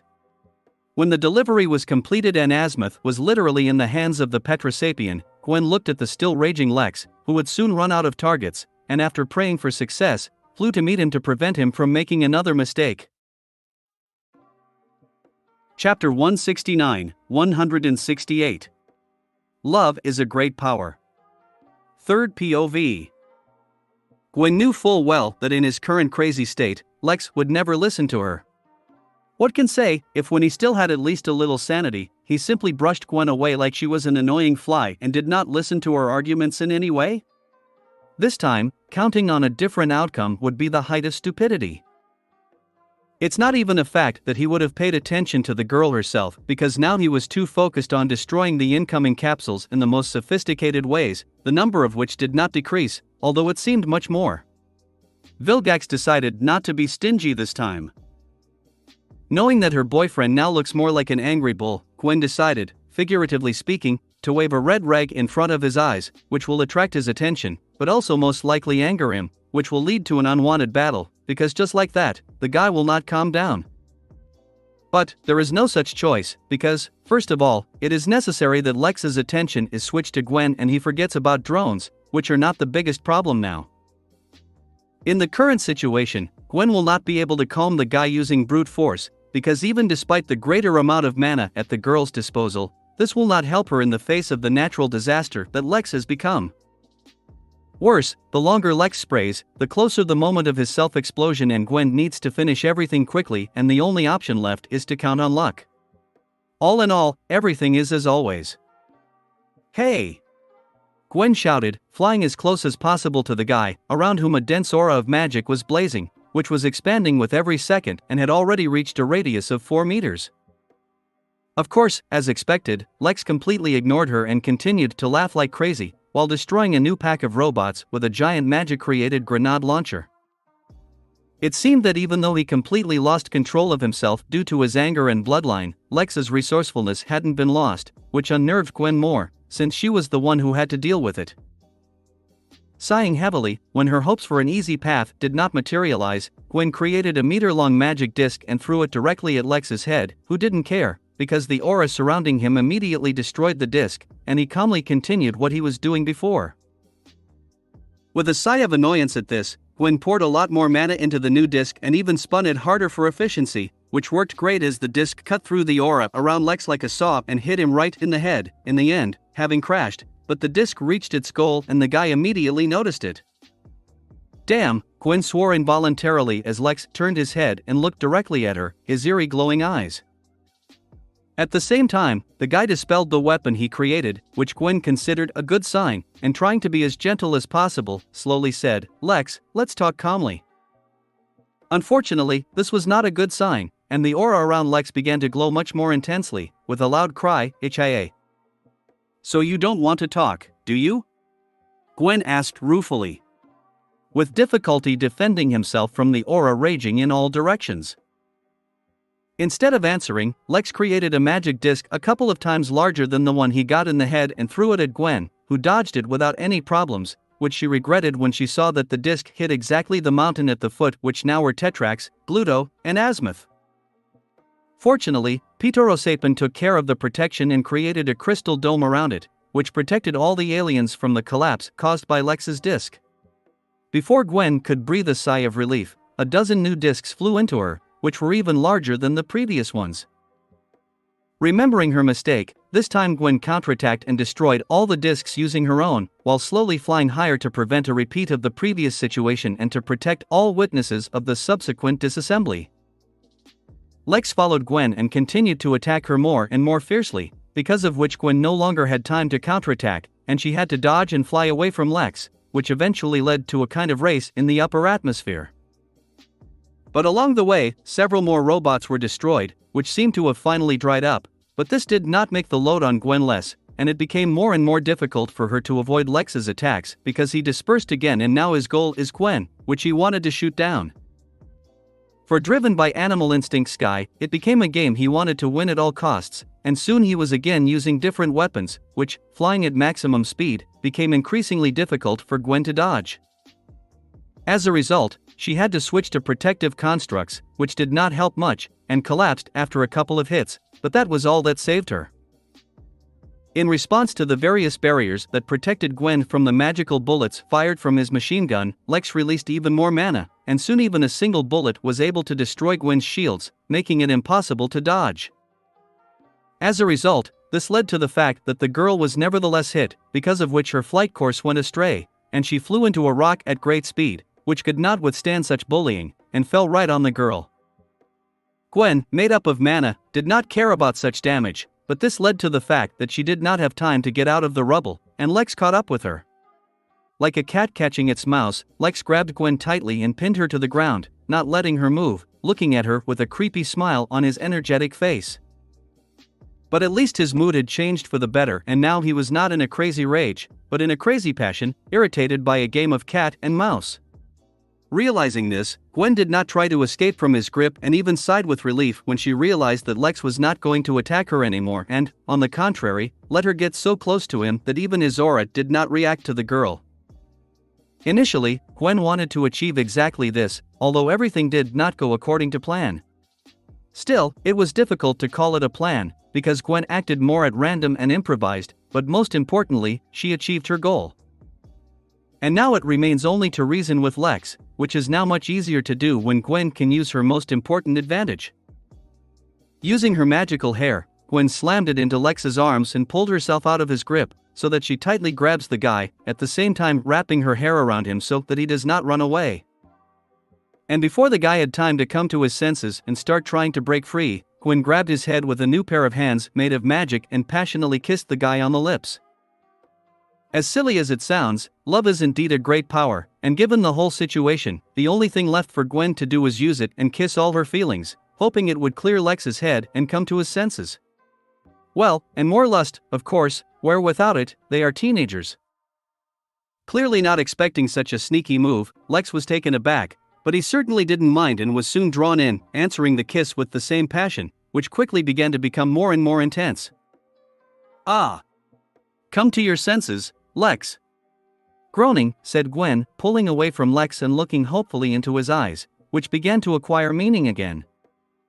Gwen, Lex said with difficulty, whose aura faded and mana stopped flowing out of him.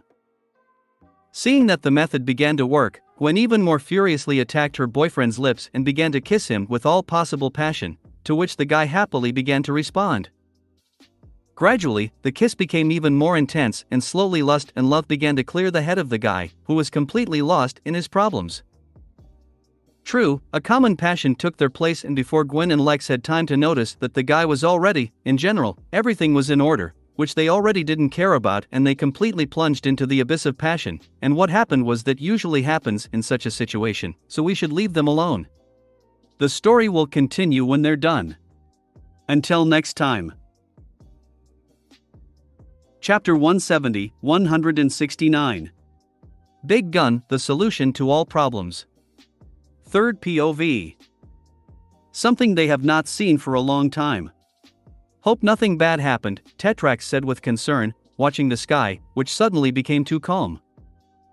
Don't worry, no sounds of battle or other destruction can be heard anymore, so the girl did her job and was able to calm the guy down, said Azimuth calmly, sitting on the shoulder of Petrosapien. Then shouldn't they be back already? It's been almost an hour since their last appearance.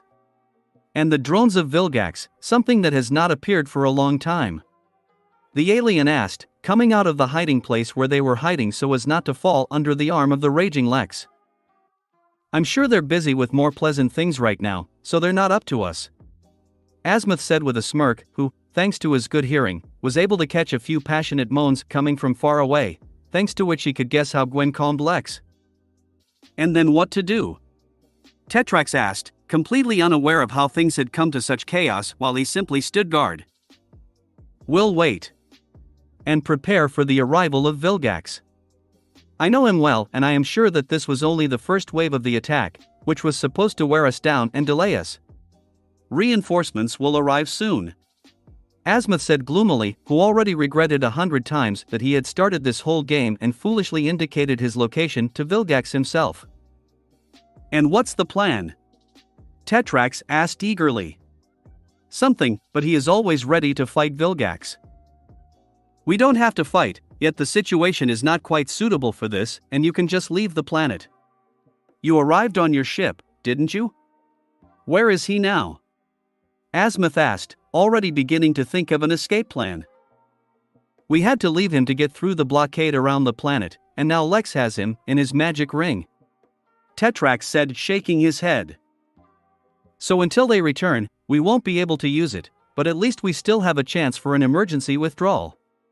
we'll have to make do with what you have. Azimuth said thoughtfully, looking at the remnants of Vilgax's drones, which, after meeting with Lex, were lying around almost the entire territory of the planet. Luckily, a few of the drones got lucky and only received a light hit, allowing them to practically survive aside from a heavy hit to the ground, which put them out of action, but it's still better than nothing. One of these robots was immediately noticed by Azimuth, and quickly deciding what to do next, he said to Tetrax, "Take me to that robot that is stuck in the rock. He might come in handy." "Okay, just hold on tight. And you too, Gluto," Tetrax said, and, taking out his hoverboard, jumped on it and flew forward, flying around the remains of many robots and the fire, which had not yet gone out, while holding Gluto, who was no longer protected by the magic sphere. After a couple of minutes of flight, all three aliens reached the desired rock, and when Tetrax secured the territory with his crystals, Azimuth jumped off his shoulder and began to examine the robot, having already figured out what to do with it so that it would become useful when enemies soon appeared. "Maybe I can help you with something?" Tetrax asked awkwardly, still holding Gluto, who preferred to simply curl up into a ball since without his exoskeleton it was not safe for him, and he could not bring any benefit. "Yes, make a flat platform out of your crystals and put this junk on it to make it more convenient for me to work," said Azimuth hurriedly, climbing all over the drone and already starting to dismantle the internal systems to turn this robot into something ingenious. "No problem," Tetrax said readily, and putting his pilot on the ground, began to fulfill the order of Azimuth, which he managed to do without problems, in just a couple of minutes. When the comfortable workspace was ready, Azimuth began to disassemble the head of the robot to reprogram it and make new adjustments. But, feeling the gaze, he looked at the idle standing Tetrax, who simply did not know how else to help, and grumpily said, "If you want to be useful, return to my laboratory and bring here everything you can. Any materials will be useful to me." "Good, I'll try to get back as soon as possible," Tetrax said, taking out his flying board again. "Be sure to grab my staff, it contains all my working tools." Before the big guy flew away, Azimuth called out, taking his eyes off the robot's electronics for a second, which he considered very primitive. With a nod, Tetrax indicated that he had heard Azimuth's last request and, at the maximum available speed, flew back to the rock that started it all. "Hey, you, Protoss, stop lying around doing nothing, help me here," Azimuth shouted, not even looking at Gluto, who had stayed behind to guard Galvan. Although he is a lump of mucus, if necessary, he can become a ferocious warrior. "GRLLP. Gulto gurgled displeasedly, but still headed towards the platform with Azimuth, jumping for lack of legs. "And there is nothing to complain about, our lives may depend on this, by the way," Azimuth shouted, understanding Protoss's language perfectly. "GLRRP GLRRP, GLPLLPRGL?" gurgled Gluto, something like okay, what to do? "Climb inside the robot, open all the protective panels, and tear them out, they only get in the way," Azimuth ordered.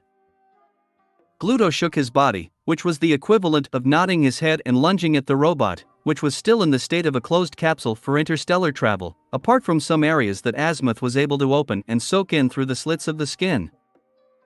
Once inside and penetrating everywhere, like a true slime, Gluto made an effort and expanded, thereby opening the robot, at the same time tearing off the panels that interfered with Azimuth.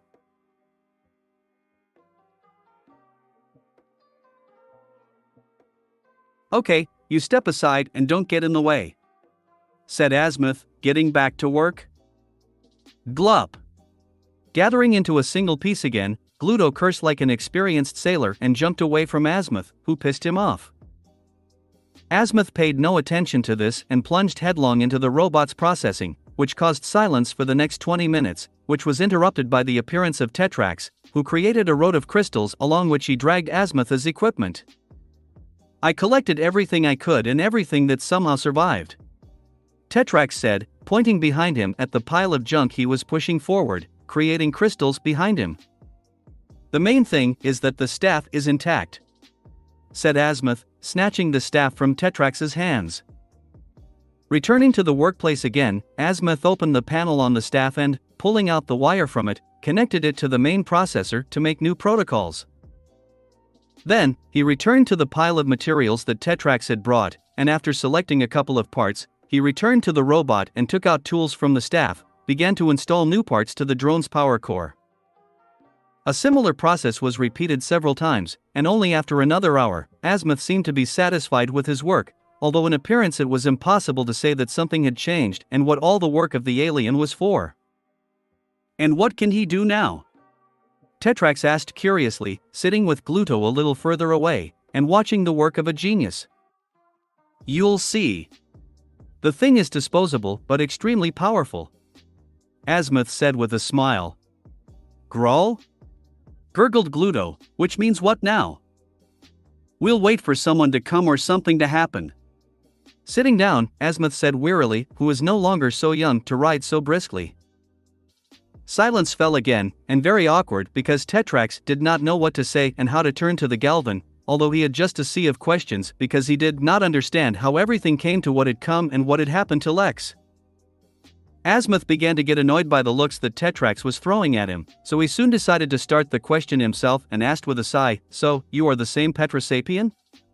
The last one that caused Petropia to be destroyed?" "Yes.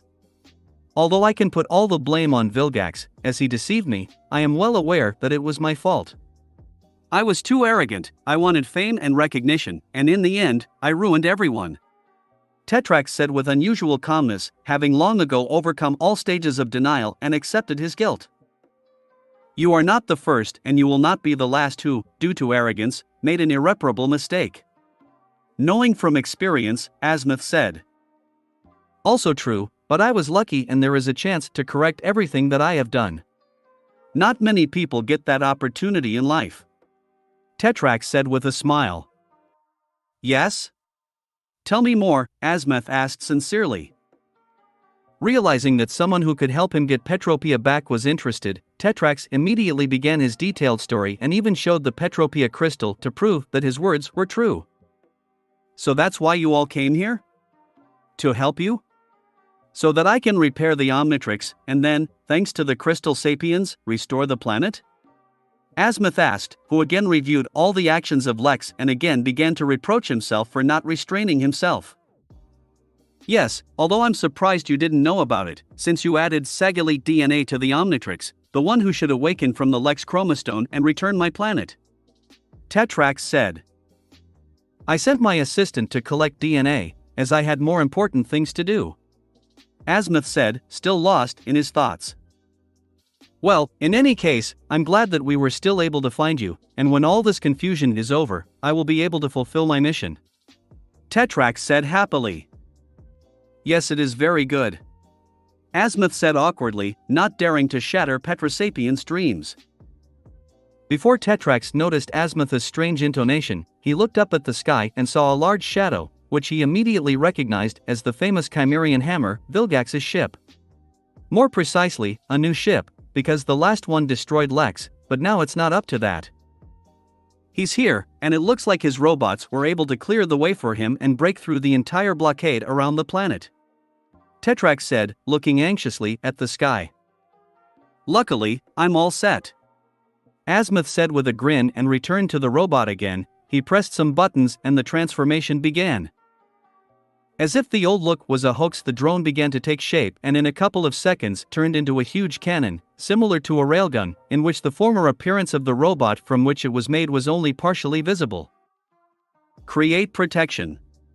Shouting over the noise created by a fully charged cannon, Azimuth asked Tetrax and again pressing a button, hastily ran behind the protective crystal wall. 3, 2, 1, once safe, Azimuth began a countdown, during which the cannon began to glow even brighter, and after 2. The cannon fired a huge blue beam of energy that hit the Chimerian hammer squarely and pierced through the ship, ignoring the energy shield, and flying somewhere further into space. The shot itself overheated Azimuth's invention too much, and after a couple of seconds, the cannon simply cracked down and was no longer able to fire. "Damn junk," Azimuth said displeasedly, although he knew that this would happen. It just pissed him off that he had to work with such terrible materials. "But the shot was good," Tetrax said, watching as Vilgax's ship began to explode in the air and fall apart, falling to the surface of the planet, which no longer cared about the new wave of destruction. Looks like our help is no longer needed here. A new voice suddenly rang out, which attracted the attention of the three aliens watching the death of Vilgax's flagship. Chapter 171, 170. Freedom. Third POV. While Azimuth was busy transforming an ordinary, albeit gigantic, robot into a cannon of mass destruction, Gwen and Lex had enough of each other and finished their vulgarity, finally coming to their senses. Phoo. It was great, said naked Gwen, who had regained her skin and ceased to be an anodite, panting heavily, lying on the bare earth, in a round crater. I agree. It was a bit wild, but cool, said Lex, who was lying next to her, finally regaining his sanity and also regaining his human form. Are you okay? Gwen asked, catching her breath, looking into her boyfriend's eyes with concern. Physically, I'm very tired. Magically, completely empty. Mentally, crushed. Lex said honestly, closing his eyes. Well, it's no wonder you don't have any mana left, since you used so much of it, completely disregarding the expense, scattering it around and destroying the robots. It's good that there are no other problems, considering that you almost became a living bomb. And it must have cost you a lot of physical strength to become anodite. Gwen said, trying to be gentle with what she thought was a highly emotionally unstable Lex. Perhaps the fault lies with someone else who beat me like a racehorse and asked for more and more, Lex said with a dirty grin, glancing at Gwen, including for to dispel the oppressive atmosphere that surrounded the girl, due to the fact that she was worried about him. If you're joking, then everything is in order. Gwen said relieved, then pinched Lex's side with a wicked smile and added, don't you dare talk about it. I feel awkward. Besides, who's hitting whom here, Mr. Who took the super soldier serum? Oi, Lex exclaimed in pain to satisfy the indignant Gwen, sighed and said, touché. Ha ha ha, laughing heartily at Lex's behavior, Gwen exhaled and asked more calmly, well, seriously, how are you? Bad, of course, Lex said honestly with a heavy sigh, then adding, I screwed up again, lost control, almost ruined the entire planet and, worst of all, put you in danger again because of my own mistake, that I swore never to repeat after the pyrokinesis tattoo story. You do realize that it was just a stupid coincidence and we just couldn't prevent it? Gwen asked with sympathy, trying to support the guy as much as possible. It is rather my own arrogance, temperament and incontinence that are to blame. Well, Azimuth with his grouchy disposition did not improve the situation either, although I myself knew that such a thing was to be expected, and it was just necessary to show restraint. But I was definitely not up to it when I was filled with anger because I admitted that Morgana fell into the trap of the Omnitrix, and again, all because of my greed. Another lesson of fate and a reminder that the world is not a game.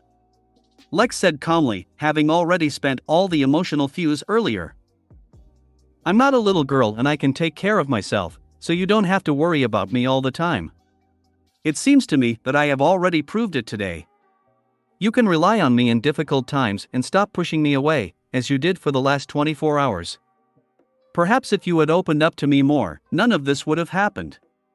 Gwen said sternly, grabbing Lex by the face. You are right, of course. But, it's really hard to do. I'm used to doing everything myself and being a big stone wall that protects my loved ones. I was sure that it would continue like this, and I would always be steadfast, not needing any support. All I wanted was for you, Ashley, Hope, and Grandpa to be safe so that I could always get back to you, while I would solve all the problems myself. Lex admitted with a sigh. That's not how trusting relationships work. They should be equal, and what you describe is more like a dictatorship. Furrowed his brows, Gwen said. I know. It seems like it's the kid in me who wants to be in control so that everything goes according to his plan, but life doesn't work that way. Apparently, Grandpa was right and I never grew up. Although it seemed to me that I understood these truths a long time ago, they again showed me that I was wrong. Lex sighed and closed his eyes. I hope the lesson has been learned. Gwen asked, resting her head on the boy's shoulder. If I didn't learn anything new after all that happened, then I would be completely lost, so, yes, lesson learned. I do not promise that I will stop getting into different adventures without you and solving problems on my own, but I promise that if I need your support, even if it is only moral, I will always turn to you," Lex said with a smile, patting the girl on the head. "I don't ask for more," Gwen said with the same smile. But then he added, "I noticed a tendency that if you move away from us, your relatives, then something bad will definitely happen. So, do not dare to do this again, and if you need help and support, do not even think of doubting, immediately come to us. The next time I start to go crazy, I will immediately come to you," Lex said with a smirk, thinking to himself that Gwen was right. The last time he got into a fight with Gwen over Hope's presence, the problem was soon revealed to be the pyrokinesis tattoo, and that tattoo alone. And now, when, because of the situation with Morgana, because of anger at himself, because of his mistake, he moved away from his loved ones, everything went to hell. Perhaps this is just a coincidence, but there really is a trend. And when they worked with the whole family against Victor, everything went off without a hitch.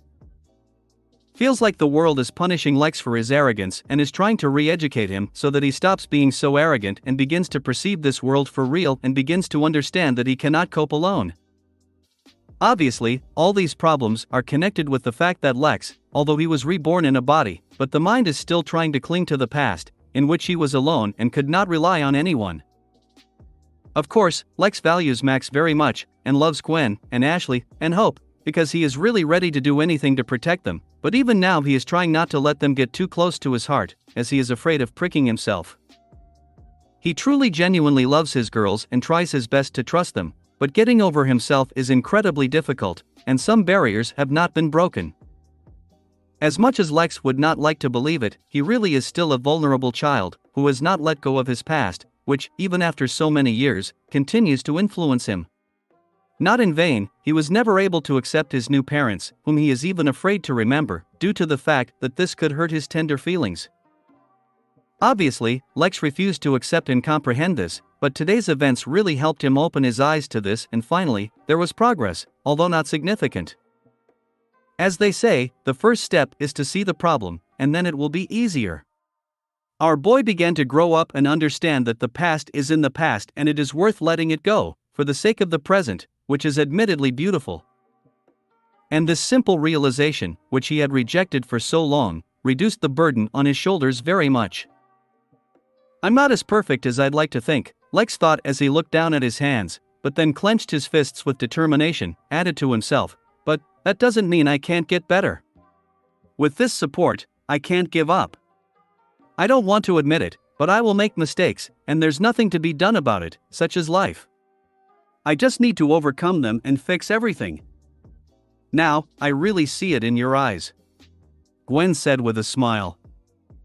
"Yes, I think I really learned something today. And this lesson I will remember for the rest of my life," Lex said with a sincere smile when Gwen kissed him with happiness, because her beloved returned and became free from the demons that tormented him. Chapter 172, 171. New Mysteries. Third POV.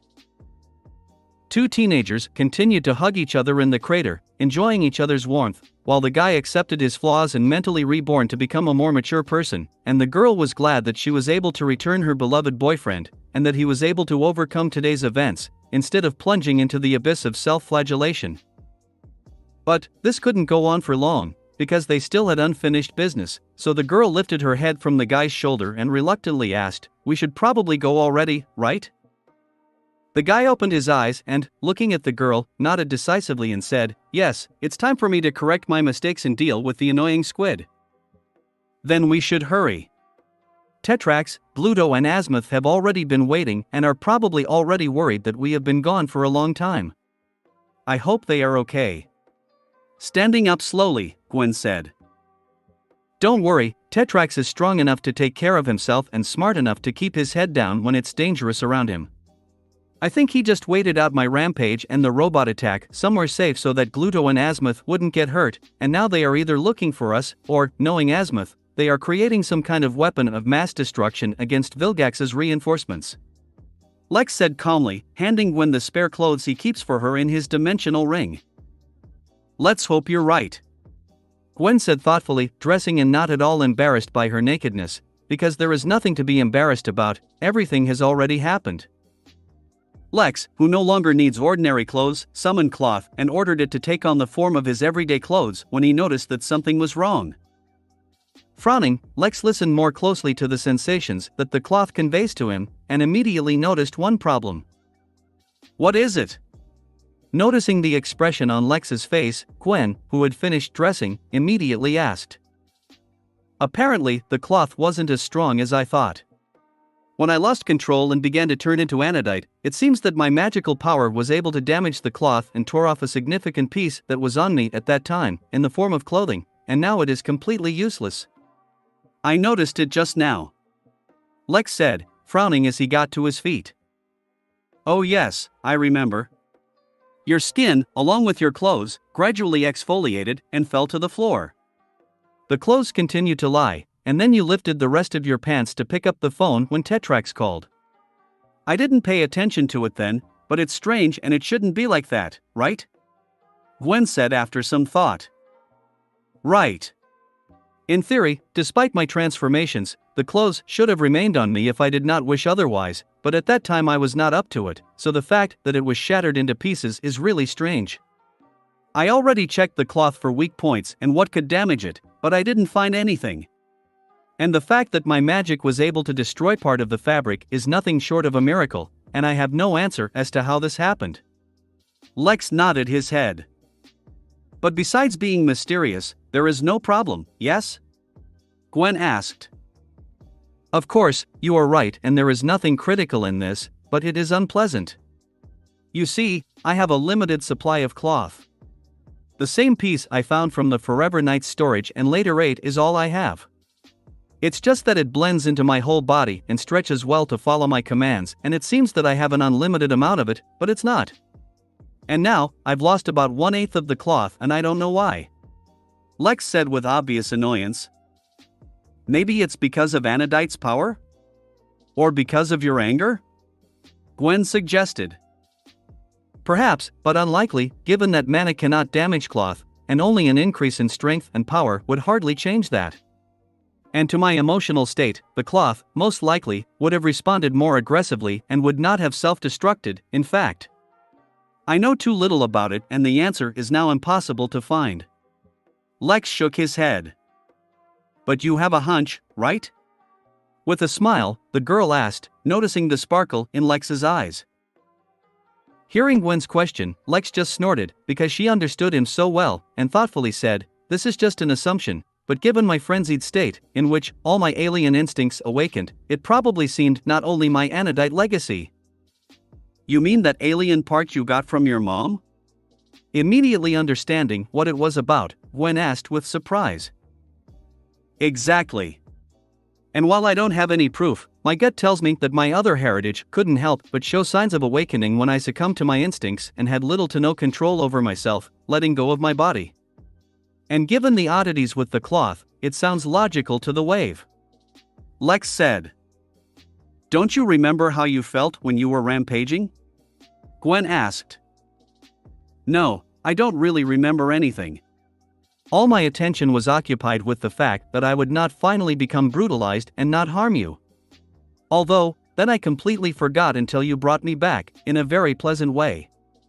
Lex said, shaking, with a slight smirk. Then what are you going to do with that assumption?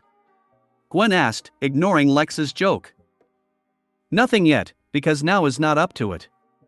Let's put it off until we return to Earth. But I think it's no longer worth putting it aside and I should finally deal with who was my mother's ancestor and where my psionic abilities come from. Previously, I did not want to get into this, as I was sensitive in all matters concerning my parents, and convinced myself that there was nothing special about it and that it was just telekinesis and telepathy, but it is obvious that this is not so. If this power really caused the destruction of a part of the indestructible cloth, then this legacy belongs to a far from simple race. Lex said seriously. If you think that the time has come for you to reveal this secret, then I fully support you. Gwen said with a smile, kissing the guy on the cheek. Thanks. It won't be easy for me, but thanks to you, I know that I can handle it and find all the answers. Also, it will help me to be annoyed that I feel that I allowed myself to lose control and my legacy guided me, just after I gave in. First with a smile, and then with incredible irritation, said Lex. Well, it's only partially your fault, because it turned out that anodite men have a problem with absorbing emotions. Gwen reminded. That's right too. No wonder they say that you can't relax with magic, and it always has pitfalls. I was already sure that I was in full control of my anodites 1/4, but it turned out that I was not. At least it's a good lesson for the future. Lex said with a sigh. But everything ended well and practically without consequences. And we finally reconciled. Repeatedly. A little shyly, Gwen said. I can't help but agree. And although I wanted to wait until your 16th birthday, but how could I resist when you attacked me like that and asked for more and more, Lex said with a smirk. I'll do you a favor and I'll assume that you haven't quite come to your senses yet, but if you joke like that again, I'll tear something off for you, Gwen said threateningly, putting your hand where it doesn't belong. Understood, no jokes. Lex said meekly, raising his hands up, but then he added more calmly, but I'm honestly glad that we made up. It didn't happen the way I wanted it to, and I did a lot of wrong to you, but thank you for forgiving me and accepting all my shortcomings. I love you. I love you too. Hearing such sincere words, Gwen instantly forgot all her grievances and said shyly, passionately kissing Lex on the lips. Unfortunately, the kiss did not last long, and Gwen noticed how the ship so familiar to her was descending from the sky. Lex noticed this too, and without further ado, picked up Gwen and quickly flew in the direction where he felt the minds of the 3 aliens. Chapter 173, No Chapter. Unfortunately, I will have to take a break again. I got COVID and I'm pretty ill, so I'm not able to write right now. The chapter is postponed, I want to believe, only until Thursday.